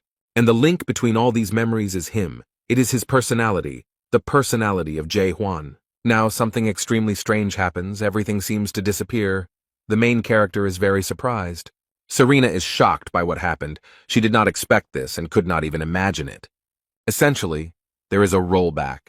Everything that was here simply disappears and returns. The main character has succumbed to the elements and seems to be floating behind all this. He no longer does anything, but simply waits. He waits to see what will happen next. All this happens against his will. The young man does not try to offer any resistance to this element. He just thinks that all this cannot happen this way, because his life expectancy is more than 2,000 years. Everything around them is raging and collapsing as if they were in the eye of a powerful hurricane. And the next moment everything became quiet. All this horror stopped, and the main character saw a bright light. He stands and thinks about what word should come next after the word self-denial. And now he stands before the 8 gates of hell and finally wants to get out of here. The guy thought for a moment and decided to open the door and go further to complete his journey. After what awaited him beyond the 7 gates of hell, Jae-hwan cannot imagine what trials may await him ahead. After the main character touched the doors and pushed them slightly, they caught fire. The door opened easily, and what the guy saw there surprised him a little. He expected something completely different. He saw an empty, very peaceful room with an endless view of stars that had a calming effect. But he was very surprised that there was nothing there, and even a little frightened that the room was completely empty. Bright stars fall on him from above, and the sky is painted in fabulous colors. All this is mesmerizing. Suddenly words begin to appear in the sky. Perhaps someone left a message for the fortress commandant. The link says that he has gone through all the gates of hell and now wants to tell the main character his story. The guy thinks that maybe these are notes left by those who created the 8 gates of hell. He then reads that the man still remembers the day the expedition team in the deep first split up. And Jae-hwan is very interested in the topic. It turns out that these references were left by Mulark Armelt and are a memory of his defeat. Meanwhile, while the boy is in hell, interesting events are happening in Montecore. In one of the abandoned buildings, a quiet noise can be heard that does not attract anyone's attention. Jae-hwan lies on the ground with Serena by his side as the divine doctor tries to wake the boy up. He thinks that the guy can't wake up because he has been unconscious for a very long time. He also drew a ghast here that used a technique against him. But it looks like it won't wake up anytime soon. But once the horror loses consciousness, the illusion should dissipate. But there is another problem.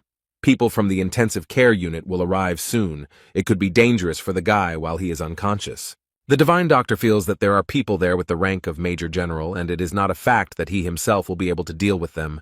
The man slowly enters and asks if his subordinates have found them, but he reports that their search has not yet been successful. He is not going to give up and insists that they check every corner and not miss anything. This man is sure that they are somewhere nearby. He is the adapter of the 11th level monarch of the secret aroma, Sam Yun-garam. Young-ho is a little scared and doesn't understand what this man is doing in chaos, because one of the most powerful people has entered the fight. Suddenly, the secret fragrance monarch stopped, which slightly alarmed his subordinates, who asked what was going on. Meanwhile, he doesn't even suspect how close he is to his goal, but it seems he sensed the presence of enemies and prepared to destroy them. The fiery fist quickly approaches the divine doctor and the fortress's caretaker. At the last moment, Siren woke up and used her power of movement. She managed to do this a second before their shelter was completely destroyed and burned in the fire. They were very lucky that they managed to escape, because who knows how it all would have ended. Yun-garam personally orders everyone in Montecore to wake up and find the leader of the Forbidden Paradise squad. Meanwhile, the Siren is amazed at how many times she almost died today. She turns to the old man and explains that she saved his life and that he will not say anything to her for it. Although Young-ho tries to calmly explain that it was he who saved her life because he protected her while she was unconscious. So she comes to the conclusion that they must have saved each other, and now she doesn't know what to do. Maybe it's better to go to the Gorgon's fortress first. She explains that she hasn't given up at all, she just has some business with the fortress commander. The old man says he sent a letter to Gorgon by Post Eagle, but he didn't think Huang would be unconscious for so long. The additional troops must have already split up after receiving his message. Cayman said that the fortress's caretaker informed them that the Manticore fortress had fallen. The guy explained that this was why the Seize the Moment squad and the Gorgon army had to split up now. Now their task is to go to Manticore and fight those who captured it. They are about to deliver a decisive, crushing blow to the Castle of Rebirth and their spirits are high. Cayman saw the 11th level adapter of the secret monarch of the aromas of Sam Yun Garam and did not understand what this man was doing here. But nothing can break their fighting spirit, so they boldly attack the Renaissance Castle army. The leader of the Infinity Squad, Shin Mu Hyuk, enters the battle and is confident that he is strong enough for it. Some of our strong men boldly step forward and shout that they will free house. Yagelman is excited to be part of the army of 300 awakened, confident that this time they have a chance to win. Yun Haram himself watches this and does not understand why they are so stubborn in their beliefs. He thinks it would be better if they all just accepted the existing system and sat quietly. This man has no choice but to interfere with everything that happens here. He gathers all his strength into a fist and is ready to deliver a fiery and crushing blow to the army opposing his forces. He thinks these people are too ambitious and punches the wall with all his might. From this blow, many stones fall on the army of the Gorgon fortress, destroying people. Yegel is shocked by what happened, because just a minute ago he considered his army incredibly strong. And now a giant fireball is approaching him with great force, ready to destroy everything around. He was unable to avoid or defend himself from the blow and was seriously injured. He cast a lightning-like glance at him and realized with horror that his friend was seriously wounded. He understands that now, in such a serious and terrible battle, he will not be able to help in any way.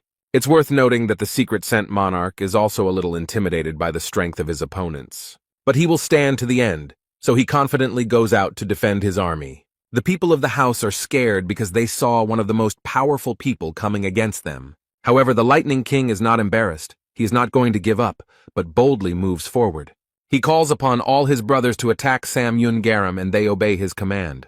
This man is not at all afraid of such an invasion and is preparing to repel it with a light blow. He clenched his fist and called these people irresponsible and inadequate fools. And after that he strikes, light appears, and a strong wave of fire burns everyone.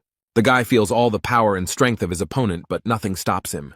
Although it was not so easy for the rest of those present, they were not prepared for such a strong opponent. Meanwhile, the monarch is still holding back his blow against the firepower of the Gorgon fortress army. The Lightning King was unable to stand on his feet. He was seriously injured, and who knows how he will survive this fight. Seize the day! The Gorgon Salvation Army managed to clear the way to the entrance to Montecora, but they didn't have the strength to fight any further, so they decided to retreat. It was their only chance to stay alive. And all because the secret fragrant monarch appeared. He is very strong and seems invincible. After his appearance, the course of the battle became truly turning point, and there was no chance of victory left. 10 days later, a meeting was held at the Gorgon Fortress Internal Policy Office. Their army was divided into different squads led by Carlton and other leaders, but within 10 days, half of them were destroyed, which became a turning point as they lost 5 awakened in the 3rd stage. And they were part of the main forces. Aisha noted that it would now be difficult to continue the war, and in the meantime, the army of the Renaissance Castle was already approaching the Gorgon fortress. She is even ready to accept the castle's offer of revival, but the Fire King cannot believe that she is ready to agree to his demands and give up the caretaker of the fortress and the tower. They can't betray the warden, Kaiman noted, since she can't predict the future. He believes they should just continue on their way. But the woman is sure that they have no chance of winning. Everyone understands this, so she wants to turn to the monarchs for help. Jürgen asks which monarch she means, and Aisha explains that she is talking about the Steel Monarch. Now almost all the monarchs have been sent by the Rebirth Castle. They are in the 9th region of complete darkness. And probably everyone knows that between the Steel Monarch and the Monarch of Complete Darkness, there is an eternal enmity. That's all true, but they killed the Jade Mask Monarch, and the Steel Monarch might not like that. Technically, he is not dead, because anyone who enters chaos through the narrow gate will return to their body after death. The Caymans believe that even if the Steel Monarch wants to help them, they should not enlist the support of other monarchs. But Aisha didn't understand why he thought that way. She needed a broader explanation of his idea.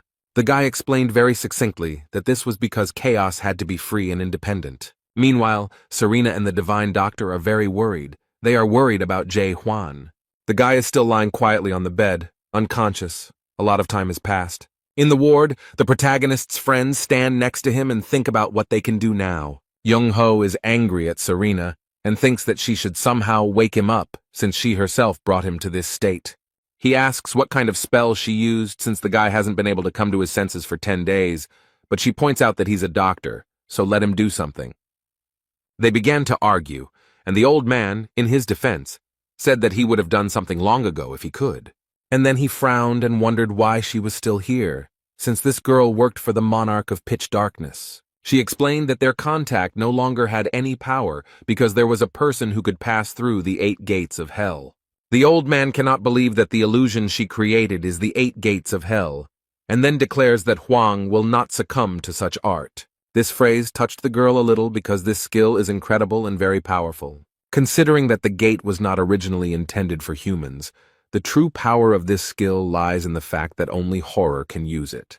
But she still hoped that someone else could master this skill, so she trained the leader of the scientist squad. After all, no one has ever managed to pass through all 8 gates of hell, although many have tried.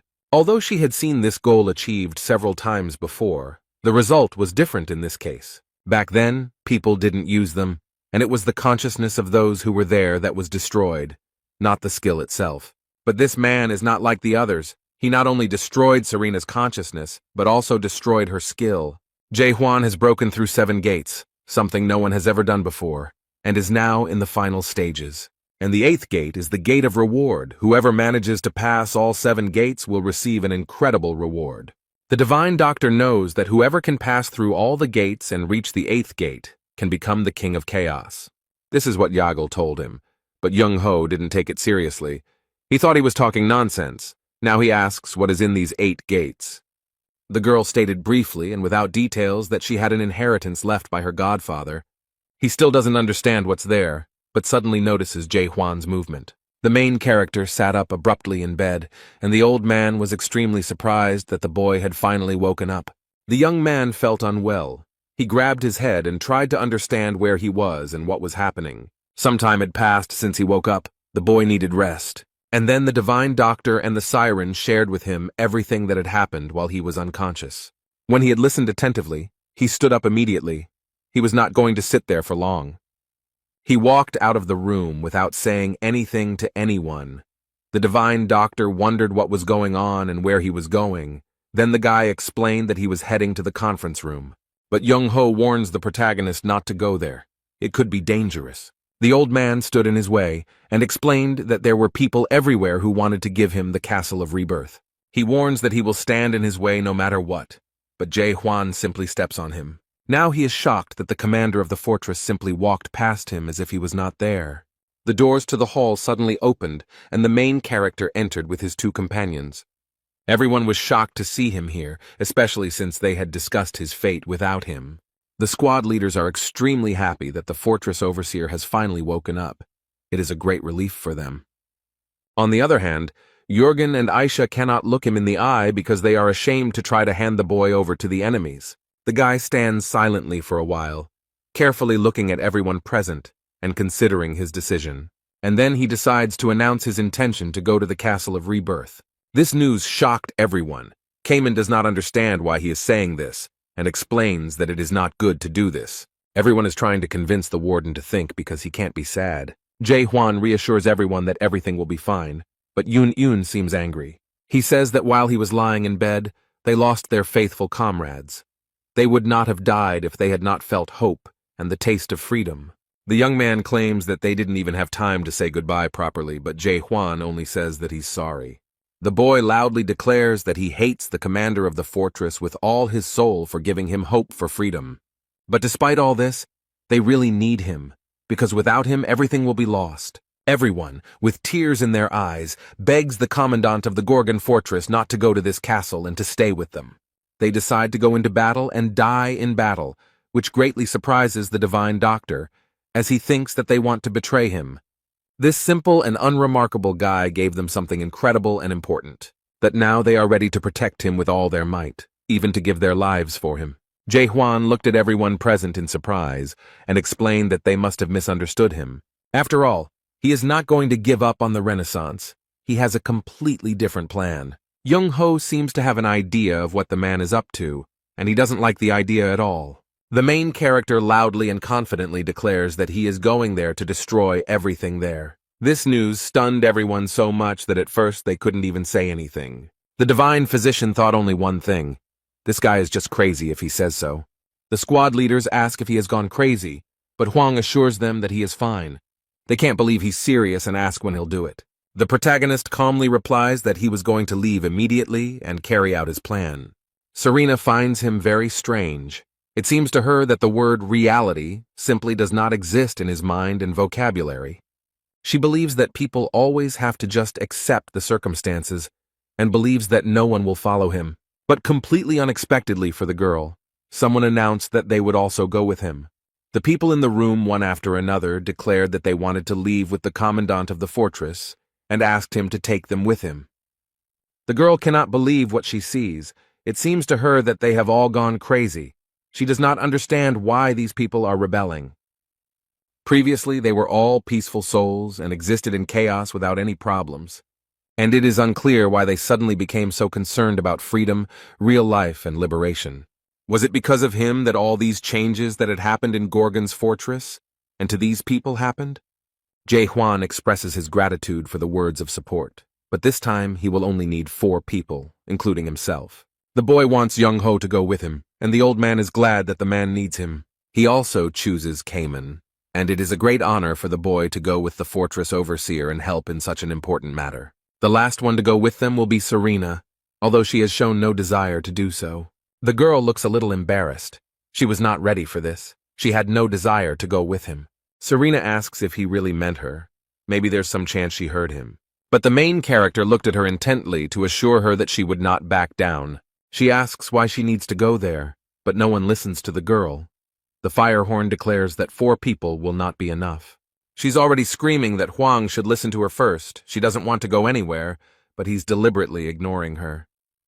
The fortress's commandant says that those who remain here will have much work to do, and he has already been bombarded with questions about what will happen after he destroys the rebirth castle and how chaos will unite.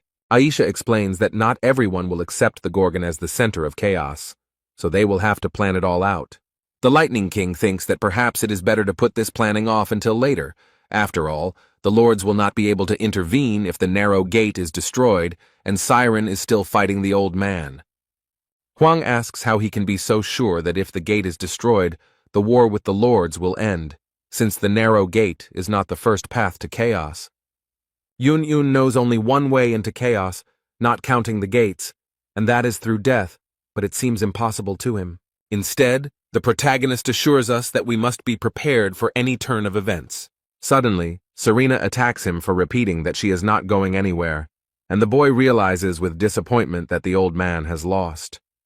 But when he asked her if she wanted to know what he saw beyond the 8 gates, she immediately calmed down. Huang promises to tell her everything he saw there if she goes with him and helps. It turns out that the girl has a personal laboratory, and it is a nice and very cozy place. In addition, there are many books and records, bottles with various liquids, and many other necessary things. The divine doctor holds one of the girl's strange things in his hands, and it seems a little strange to him.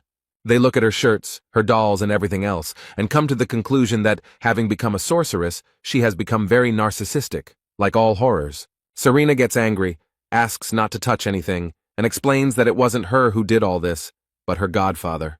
The poor thing can't believe she brought people into her personal lab, and she wouldn't have allowed it if she hadn't been asked to move them to the rebirth castle. But to do this, she needed to clear out the strange lab, and Young Ho noticed that she was creating her own tower. Information about the tower that was reborn 10 billion times. After so many rebirths, they set out to conquer the vast lands under the blessing of the legendary horror Serena Armeld. The girl doesn't like that everyone is looking at her personal things, and she asks to remove them, because she did this when she was only 1,500 years old. Cayman looked at the girl warily, and thought that she was probably one of the 500 most famous masters. They all continue to look around the tower and her other personal belongings, and Serena asks everyone to just stand still. The old man looked at all this and remarked that it was surprising that he did not feel any emotion when looking at this tower. Cayman explained that it was just a lot of time that had passed. The girl overheard their conversation and remembered that they were all also products and passed by the tower. These guys were creatures that would be locked in a tower in a space of imaginary horror. She studied her models carefully. He takes one of the figurines lying on the table and gently strokes it, imagining that these are the same products. and the next moment it will suddenly fall apart into small pieces. It will be a bit unexpected.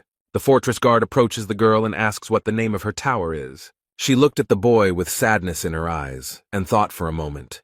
Serena seemed to not know what to say. And then she answers his question anyway. It's called The World After Destruction. And he adds that the work is not finished yet. But Huang looks very surprised. It seems that this reminds him of something. In fact, she created this tower after she first saw it. It inspired her. It's hard to imagine what Jay Huan must have felt when he looked at her. Serena had never really thought of the tower as a product. And in just a few minutes, the girl had everything ready to move to the rebirth castle. Cayman goes first, and the girl has a strange premonition. It seems to her that something went wrong. She can't understand what happened, but she feels a strange sense of anxiety. She thinks this feeling is related to the reason why her godfather went on the expedition. Everyone had already passed through the gates created by Serena and arrived exactly where they wanted to go. This place is very beautiful. Flowers and crystals shimmer with magical colors and create a fabulous atmosphere. It is a castle of rebirth. It is amazing, but those who have captured it are destroying its charm. There is something going on there. There is a lot of noise in the square. A lot of people have gathered, but they are standing in line. They start arguing because someone stood in line incorrectly or disturbed the order. Meanwhile, the man watching them is a little bored and thinks all these people are fools. He thinks that if any of them had the opportunity to be reborn, they would have been sent to the fruit storage facility long ago, instead of standing here in this long line.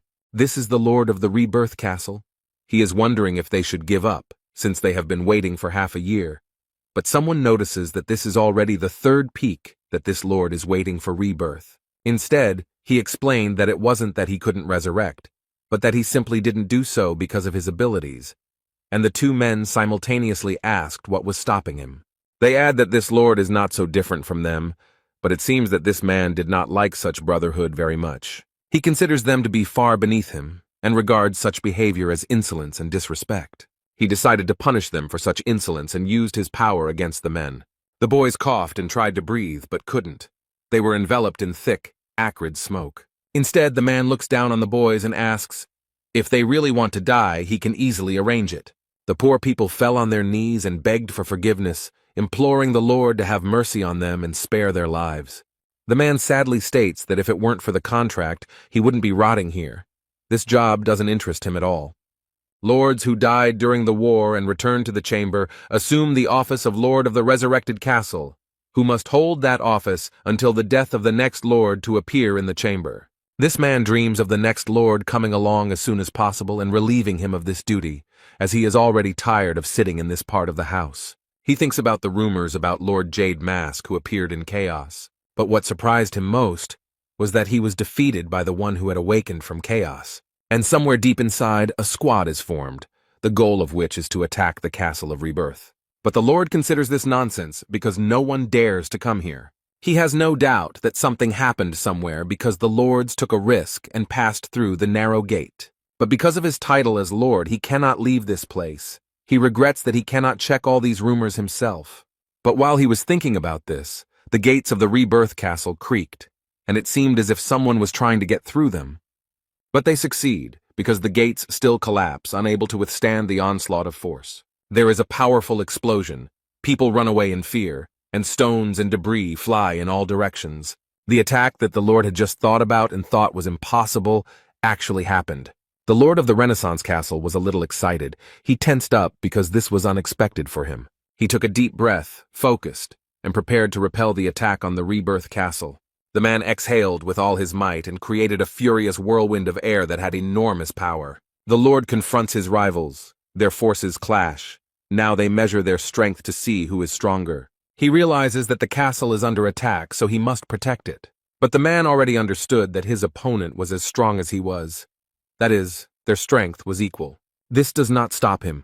The Lord boldly and without hesitation enters the battle and confronts the attackers. He assumes that this is the same famous man who is called the Lord of Gorgon's Fortress. But when they crossed their swords, the Lord of the Renaissance Castle saw the power of the water and was amazed. This is the strength of the leader of the South Sea Detachment, Cayman. He made an effort and smoothly repelled the enemy's attack. After that, the guy loudly declared that he was not a lord, although he was quite strong. Finally, the man from the Castle of Transformations was able to clearly see the people who attacked him. Cayman stands up proudly and greets him. It seems as if they have already met and are acquaintances. Standing confidently next to them is the Divine Doctor, who has happily joined this enterprise. And of course, the head of the Gorgon Fortress, Jae Hwan, who is absolutely confident that their plan will work. They are not verbose. The guy never doubts for a second the correctness of his leader's decisions. Young-ho is also confident that everything will work out because they are led by the strongest person he knows. The Caymans loudly declare that they have come here to take revenge for what happened 900 years ago. The guy made several attacks and thus tried to gain an advantage in the fight. However, his opponent was about to repeat his signature defensive move again, so he took a deep breath. Gathering all his strength, he exhaled towards those who had come to capture the Castle of Rebirth. The guy covers himself with his hands as a large stream of air hits him, as if he were in the eye of a storm. But it's not just air, it's mixed with some kind of smoke, so Cayman can't see anything. He tries to look around, but the fog is too thick to see who is where. Now he looks a little confused because I can't figure out where his opponent is. He finds it hard to believe that he cannot determine where his lord is, despite his many trainings. The guy begins to become disillusioned with himself and his abilities. He loses hope and faith in himself. But Cayman remembered the words of his teacher and mentor, who always believed in him, and asked the boy to also believe in himself, because he would succeed in anything he did. Therefore, the leader of the South Sea Squad decided not to give up, but to continue to believe that he was strong and could defeat this man. The young man closed his eyes and tried to concentrate and understand where his opponent was. Cayman believes in his strength and that his senses will not fail him, so he concentrates and tries to feel what is happening around him. Even though he couldn't see anything, this guy figured out where the Renaissance Castle Lord was. Without hesitation, he immediately struck and did not allow his opponents to do so first. The man instantly jumped away from the attacker as far as possible and tried to recover from what had happened. He was wounded and did not expect it at all, as he thought he was well hidden behind the smoke. God can't believe that this boy was somehow able to sense where he was. Taking a closer look at the boy, he realized that he was serious and seemed to be at a loss. Cayman frowns and keeps his gun aimed firmly at his opponent, thinking that this man is an arrogant idiot. Meanwhile, Huang turns to the divine physician and tells him that he is going to go with the siren to the den of pleasure. The man is confident that Cayman will cope and figure everything out, although the girl cannot even see their fight because of the fog. Desire for pleasure is where the fruits are stored, and like Narrow Gate, it is located at the top of the Rebirth Castle. But the fact that energy beams are visible from there is a bad sign. The old man states that they will try to get rid of the monarchs heading to the Castle of Rebirth. Suddenly there was a crash and a loud bang. This castle could not withstand all this. There are 2 more people ready to defend the Rebirth Castle, because it is an important place for everyone. General of the Ring of Fire and General of the 7 Dangers came. They thought it was too noisy here. The fog has not yet cleared, so these people cannot see those hiding in it. But they see the vague outline of a short old man in a strange hat, holding a sword. Therefore, the generals confidently declare that there is no point in hiding from them, since they already know that they are there. Meanwhile, the Divine Doctor holds his weapon tightly and, taking advantage of this fog, wants to attack first. The old man gathers his strength and uses his speed to make his attack unexpected. But he fails to hit his opponents as the first one jumps and the second one ducks to avoid the blow. The General of the 7 Perils calls this man the Doctor of Despair and states that he wanted the fortress caretaker brought to him, not some unknown old man. The Fire Ring General states that they are fools for daring to attack the Rebirth Castle, while Young-ho realizes that he should be more careful as they easily dodged his attack. But the men explain that it is not too late to bring the caretaker of the Gorgon Fortress here. And another sarcastically adds that these attackers will never be able to defeat them. After all, they will never be able to deal with the generals guarding the fruits. However, the old man is not afraid of empty boasting. He does not want to hear these threats anymore. A true warrior can only prove himself in battle, so Young-ho urges them to stop talking and get down to business. Meanwhile, in the Renaissance Castle, in its den of delights, it is quite noisy and cheerful. And of course, to make it more interesting, there are smiling and cheerful girls there. There are strong leaders here who want to relax and have a good time. Rat General Laika tries to very politely explain that there is some kind of fight going on at the gate, so he offers to come over and check what is going on. The second Dragon General remarked that it was not worth paying attention to, since Herkmeyer would take care of everything himself. while the fourth dragon general did not pay attention to it. He was enjoying the moment. The third dragon general explains that whenever he is in the house, he likes to stay here. And the fifth dragon general added that there could be problems in the Great Lands if the general was suspected of an illegal union with a woman. Another added that he doesn't understand at all why people who find themselves in chaos complain so much about their lives. After all, they live in such a wonderful place, says the first dragon general. Meanwhile, the man noticed that the sounds from the yard sounded quite strange and even a little frightening. He again tries to ask someone to put aside their extremely important business and check what is going on there. But he is convinced that the Castle of Rebirth will take care of everything, and asks the rat general not to spoil the mood and fun. But this man is not calm and asks who will be to blame if something bad happens. He tries to explain that they are here to ensure the security of the Rebirth Castle, but he doesn't get to finish his sentence because a glass of wine is thrown at him. The fourth dragon general looks very menacing and notes that this man is very noisy. But he explains that it is better for him to keep his mouth shut and not bother anyone, and if he wants, he can go himself.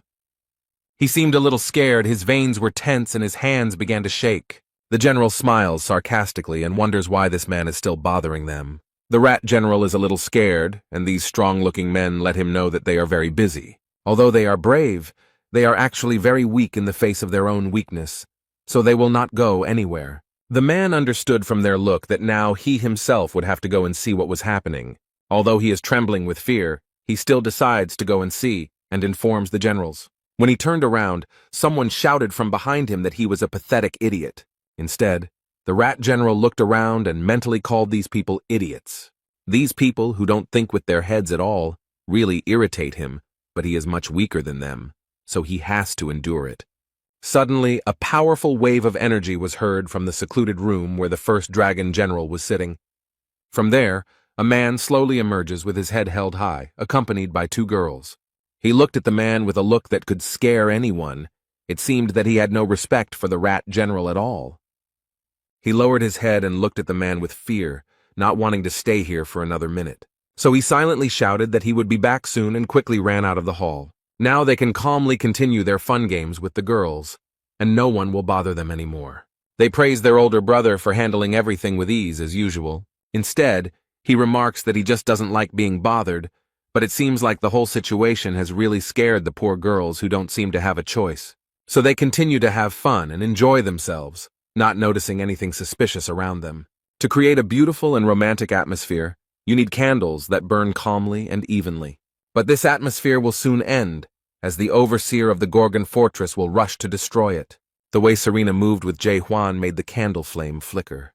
For some reason, these people were not so attentive, so they did not notice all this at once. One of the generals at first cannot understand what is happening and then freezes in shock. The main character, together with his friend Serena, are already approaching these people. Meanwhile, the generals are screaming in shock and do not understand how these people managed to break through here. Jae-hwan is ready to strike at the generals he has caught off guard. He has no intention of sparing them. Someone shouted for everyone to disperse, but no one had time to do so, as the attacker was already aiming at the center of the room. The first general gritted his teeth in anger and covered himself with his hand to protect himself from small stones and debris. Smoke rose and people found it difficult to understand where the attacker was and who he was. When the fog cleared a little, they saw the commandant of the fortress standing calmly with armor in his hands. This guy is very serious. He has a plan and he will definitely follow it. The first dragon general approached and recognized himself as the overseer of the Gorgon fortress. The young man doesn't say much. He just confirms that this man is right. The general is surprised that this guy came here in person and asks if he has gone crazy. He took a sip of alcohol from the glass, put it back on the table, and thought that the guy had decided to keep his word. However, the main character decided to disappoint his interlocutor and stated that he had not come to surrender at all. And then he added menacingly that he came here to get rid of all these clowns. It seems that his interlocutor does not like the way he is spoken to because he is not used to such disrespectful treatment. And then he smiled sarcastically and said that this guy was too confident in himself and his abilities. But he wonders how such a worthless soul from House dared to say such things, while he is preparing an attack from behind. The mouth of a red, voracious dragon appears behind him, and the general considers his interlocutor too arrogant. Serena is scared and tries to warn the boy that he is in danger. The main character was not prepared for such an attack, so he looks a little confused. The dragon suddenly approached the boy to destroy him, but Huang used his sword as a shield. And then he was thrown back with all his might and hit the wall hard. He tries to get up and pull himself together, but notices that he is already being attacked from above. For a moment he is frightened by what he sees above him. The boy is a little confused. He is attacked by two generals at once. They consider him a narcissistic scoundrel and declare that he had no right to even approach the Castle of Rebirth. Huang decided to act quickly and avoid these blows rather than resist them, so he jumped away from the spot. The poor guy landed hard on the ground. He probably thought it would be easier that way. But his opponents are quite strong and there are many of them, and he is only one, so it is not easy in such a fight.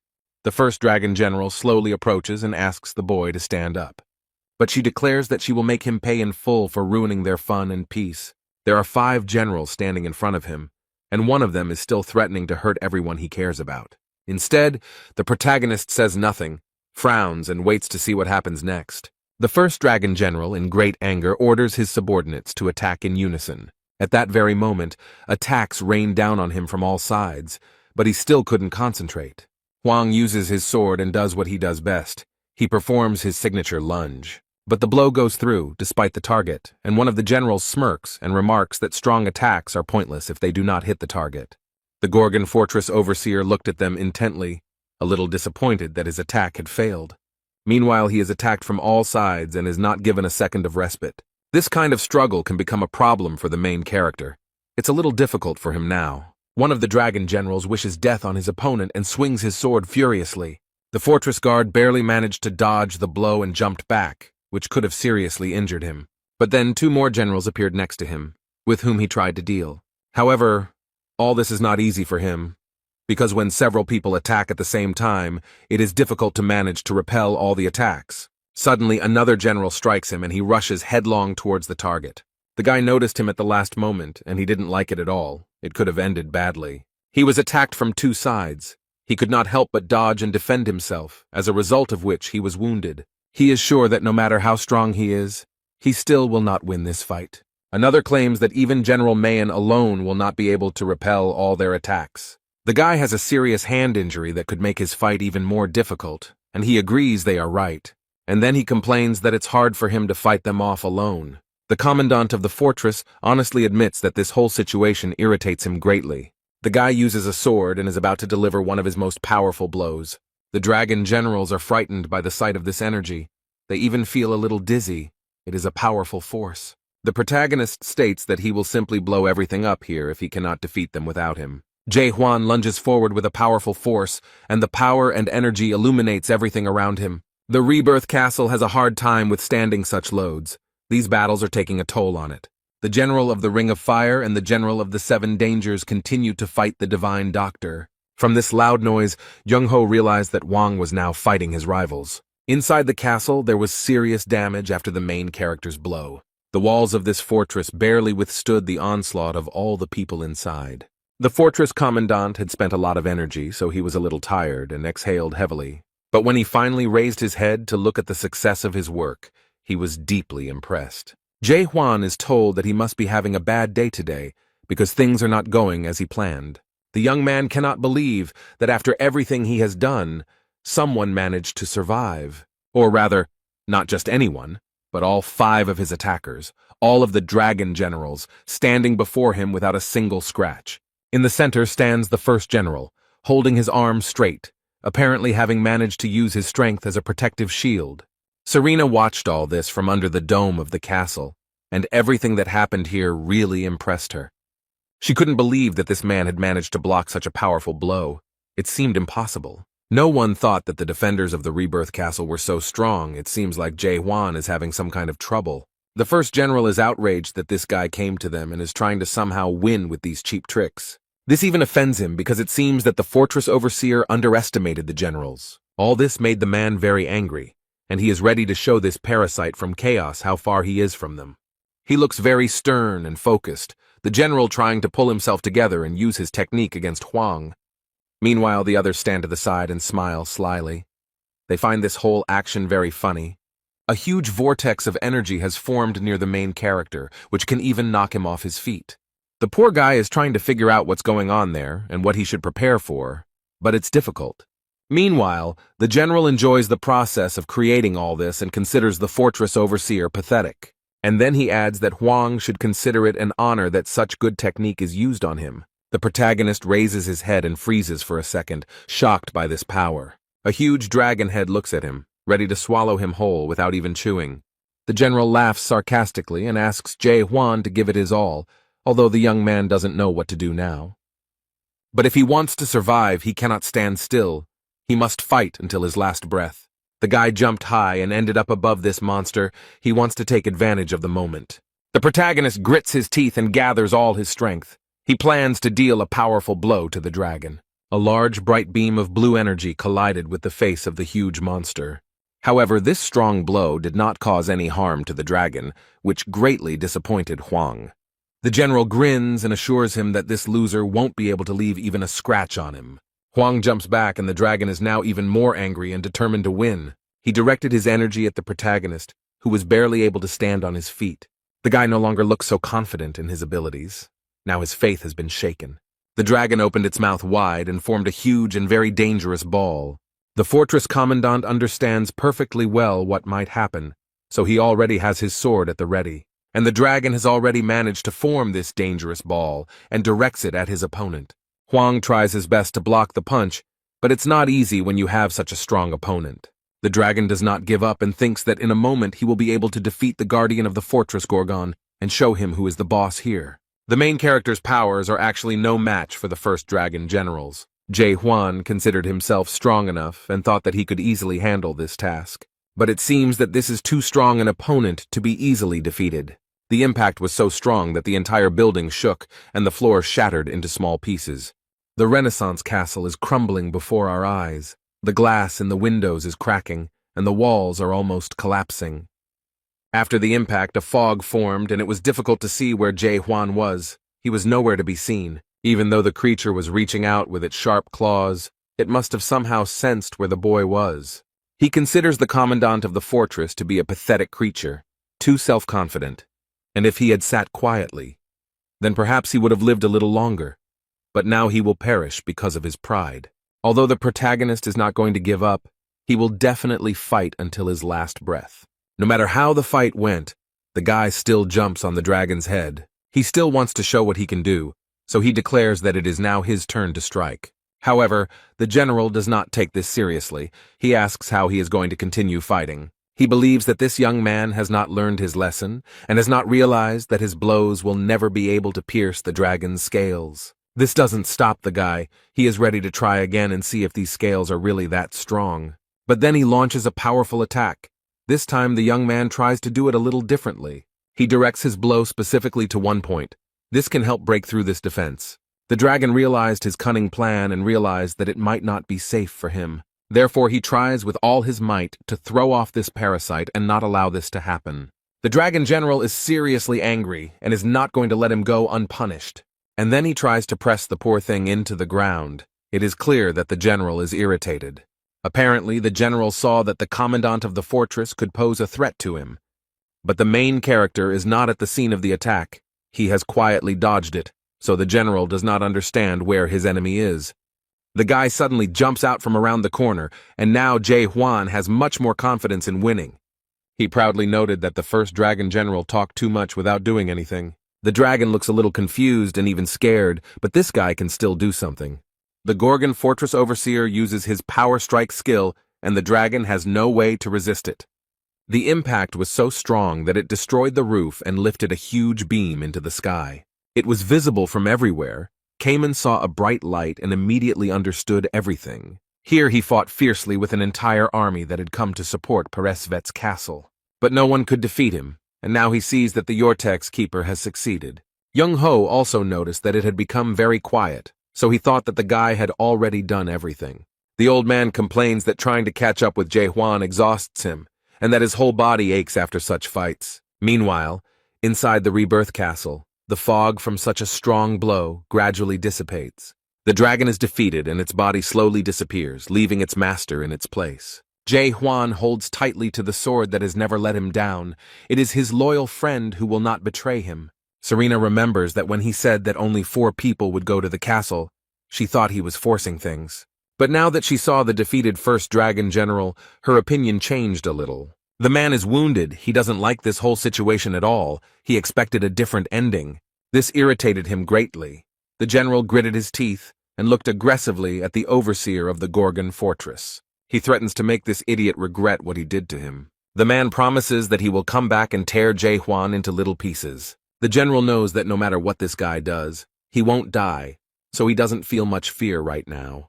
The protagonist looks closely at the man and asks if he has passed through the narrow gate. He looked at him with fear and did not understand how this fool knew about the narrow gate. And then he laughed, sarcastically, because they couldn't do anything to him anyway, because as long as his body and soul were connected to his mind, they would never die. In the big pictures, they would just return to their bodies, but Jae-hwan had already used his doubt skill. With it, he can clearly see the thinnest thread connecting his soul and body and cut it with ease. The general certainly didn't expect this turn of events. He can't believe what just happened. His life is over. He won't be able to come back many times. Hwang broke this connection. Now the main character looks extremely confident, because he was able to defeat such a strong person. But I wonder what the general feels when he finally comes face to face with the true face of death. The general is shocked that his life was cut short and cannot believe what happened. The first dragon general was incredibly strong, so he never thought that someone would do such a thing to him. He was convinced that he could pass through the narrow gate and reap the magical fruits. But now he is convinced that he does not want to die. The man begins to bargain, asking what Hwang wants, perhaps skills or status, and promises that he can ask the great monarch for it. He continues to beg and promises to speak with the monarch of pitch darkness, convincing him that he can get what he wants. The poor guy doesn't want to die so much that he convinces himself that he can do whatever he wants, as long as he doesn't get destroyed. I promise that I will never lay a finger on anyone who lives in chaos again, but the main character doesn't seem to be interested in all these promises. It only took one swing of his sword to destroy this man's soul, and Hwang has no mercy for him. These are the last seconds of his life. The first dragon general cannot believe that this happened. The rat general was watching all this from behind the screen, and he was shocked that one of the 5 monarchs had just died.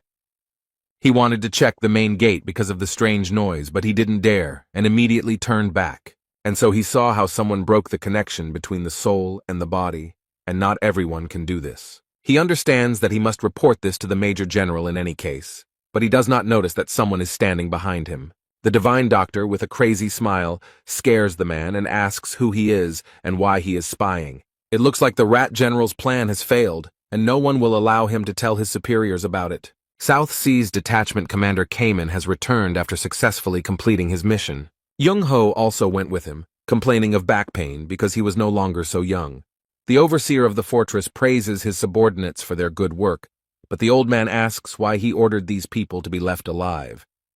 But he's in no hurry to answer, as he noticed the man the old man was dragging with him. Young-ho explains that he grabbed him because he was hiding near the entrance. Serena remembered this man. He is a weak monarch. He gained the spiritual power of a general, but everyone despises him because of his very little ability. He is the weakest among the generals. Instead, the old man repeats his question about why he needs these people alive. Hwang explains that he wanted to personally verify their irreversible death. After these words, the main character raises his heavy and extremely strong sword. But he breaks the invisible threads that connect the body and soul of these people, and now they will not be able to be reborn and return. The rat general understands perfectly well what happened here, but he cannot believe that someone has such power. Everything that happens here terrifies him terribly, because before his eyes, some of the strongest people he has ever seen were destroyed. After the creation of the Renaissance castle, the monarchs gained immortality, unlike ordinary people. The life of ordinary people is limited, but the monarchs were given infinite life with fruits that helped them forget about the finiteness of life for as long as 900 years. Now the rat general understands that he will die at the hands of the overseer of the Gorgon fortress, but he is terribly afraid of this. So he falls to his knees and hysterically begs for mercy, because he didn't intend to fight in the first place. Serena looked at Hwang in surprise and wondered why he stopped if he was really going to kill him. Meanwhile, the man fell to the floor and waits with trepidation for the protagonist's answer. Jae-hwan decides to leave the creature alive as he still needs witnesses. He then asks the rat general where the fruit is, who is incredibly glad to be left alive. So without further ado or evasion, he points his finger to the location of the fruits. He indicated that they were kept in the castle's dome, a vault called the Rift, which was created by a terrifying master. It can create an infinite number of password combinations, and will be difficult to open without the help of the owner of the revived castle, who has just died. But there is a chance to do it if there is a horror movie with great skills. Serena was glad that it was probably about her. The fortress commandant looked at the girl, thought for a moment, and said that he understood everything. The guy decided that he would try to hit him. It might not be easy, but it seemed to him that this was the only way out. The divine doctor begs the boy to control his actions, and Cayman is very sorry that they do not have a strong level of horror. However, Serena has already repeated several times that she is here and can do it, so without waiting for their confirmation, she tries to open the dome. Literally a few seconds later, the girl smiles sweetly and declares that she already knows everything. Instead, Huang notices that the vault is much weaker than he thought, although the girl emphasizes that this is all thanks to her. The place where the magical fruits are kept slowly opens and illuminates the room with a soft yellow light. The guard of the Gorgon fortress looks up in delight and watches this beautiful process. Serena also can't take her eyes off the vault, even though the lights are blinding. Cayman looks at this with sadness, because the expedition into the depths was carried out precisely for the sake of these fruits. And then he remembers what a fiasco and disappointment it all ended in. It's impossible to forget. The guy is simply torn apart by emotions. He can't hold back his tears, because this is such a long-awaited moment. The overseer of Gorgon Fortress, Jay Huan, came and turned his world upside down. It's been so long and so much effort that this is an incredible and historic moment. Those who fought for the magical fruits 900 years ago finally got what they so desperately wanted and fought so hard for. The fruits of the smooth tree fell from the dome, and the boy carefully caught one of them with his tired hands. The commander of the South Sea detachment looked with sadness at this magical deed for which so many people had died. When all the fruit fell, it turned out that there was not that much of it. The members of this team had expected to see a little more. The divine doctor noted that these people have been consuming the fruits for 900 years. He understands that this is definitely not enough to spread among the inhabitants of the Gorgon fortress, not to mention the entire house. Cayman is still mesmerized by what he holds in his hands. These golden footprints look magical. The main character noticed that his friend looked rather sad and thoughtful. So he thought for a moment and said that Cayman could have the fruit for himself if he wanted. The guy is extremely impressed by such words and the fact that such a valuable attribute was obtained so easily. The protagonist looked at Cayman with tenderness and noted that the young man more than deserved it. Young-ho looked at the boy with warmth in his eyes and completely agreed with this statement. Serena is once again amazed at how kind and fair the heart of the caretaker of the Gorgon fortress is. The leader of the South Sea team still stands motionless and cannot believe what is happening. Much time passed, and a difficult choice came in which we had to face great difficulties. And to obtain these fruits, it was necessary to sacrifice a large number of souls and suffer dishonor. And now he holds in his hands the reward for everything he has gone through, and for what he has waited for so long. But suddenly the boy clenches his hand into a fist and crushes the magic fruit, which shatters into small pieces. His action greatly surprised everyone present, because it was an extremely rare and important occasion. No one can contain their emotions because a lot of work has been done to achieve this. However, the main character remains serious and calm. He does not yell at the guy, although the rest of the people in the room cannot understand why he is doing this and scream in horror. Jay Huan looked at his friend calmly and asked him to explain why he destroyed the magic fruit. The guy knows perfectly well why he did it, and now he needs to collect his thoughts to explain it. He did this because there were only 10 fruits left, and it would be difficult to divide them among everyone. And the moment the fruit was in his hands, he realized that there would be a lot of conflict over these 10 pieces. They will all start fighting each other in the hope that at least 10 people will be able to come back to life, in which case, House will no longer be able to be saved. The main character listened carefully to her friend and realized that he was probably right. It was a difficult decision, but someone had to make it to avoid disaster. Kaimana looked closely at the overseer and asked if he could do the same with the other fruits. Jay Huan didn't think for long. He nodded his head affirmatively and handed the fruit he was holding to Kaiman, and the boy did the same with the other fruits. No one from the team dared to stop him. The divine physician remarked that everyone would be extremely shocked if they saw what had just happened here. Instead, the fortress commandant was confident from the start that the boy would do just that. since Cayman would prefer lonely despair. The main character wondered if the guy would later regret having decided to do such a thing. The young man smiled, because such a thought had never even occurred to him. He had never thought about it at all. Cayman is 100% sure that he will never regret it.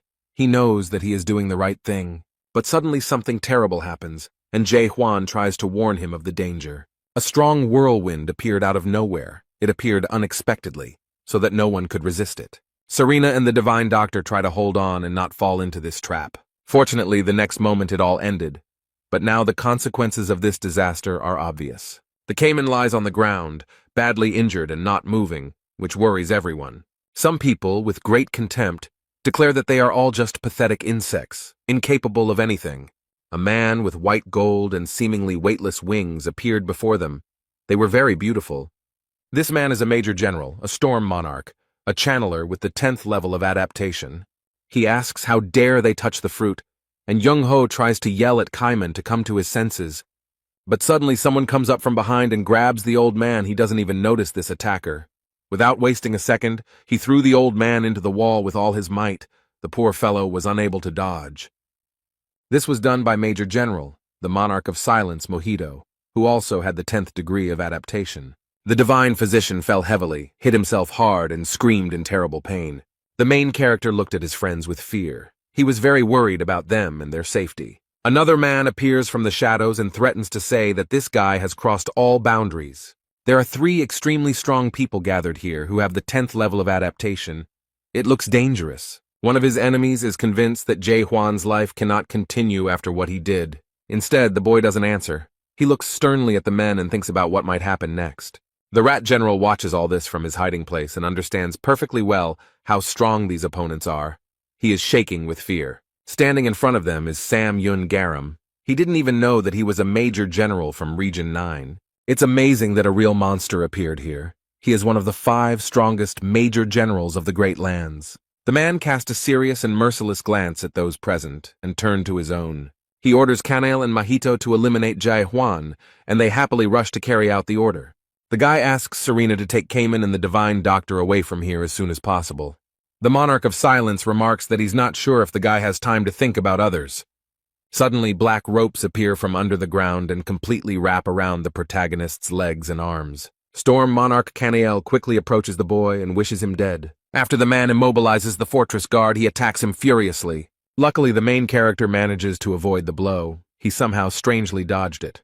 But the monarch immediately attacks him, and he does not yet understand that he will not be able to hide from him. At the last moment, the guy barely managed to dodge to the side and block the blow with his sword. He understands that his opponent is quite strong and extremely fast in his actions. They continue to attack, and the protagonist thinks about how different these people are from all his previous opponents. One of the attackers explains that he had high expectations for the commandant of the Gorgon fortress, as there are many rumors about him, but in fact, he is a little disappointed. And the next moment, the monarch spreads his wings and sends a powerful wave of his power at the boy. There was a very strong impact, as a result of which the stone block hit its target and fragments fell off it.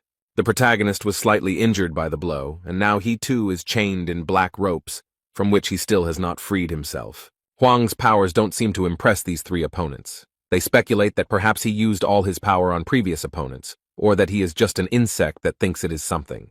Yun Garam himself considered the fortress overseer to be stronger, which disappointed him a little. They agreed that it was time to put an end to this fight and destroy this weakling. The Storm Monarch and the Silence Monarch have broken free and are rapidly approaching the protagonist. Jae-hwan looks very tired, as if he was chained to the wall with these ropes. But he does not give up under any circumstances. The fortress guard raises his head and looks sternly at these idiots.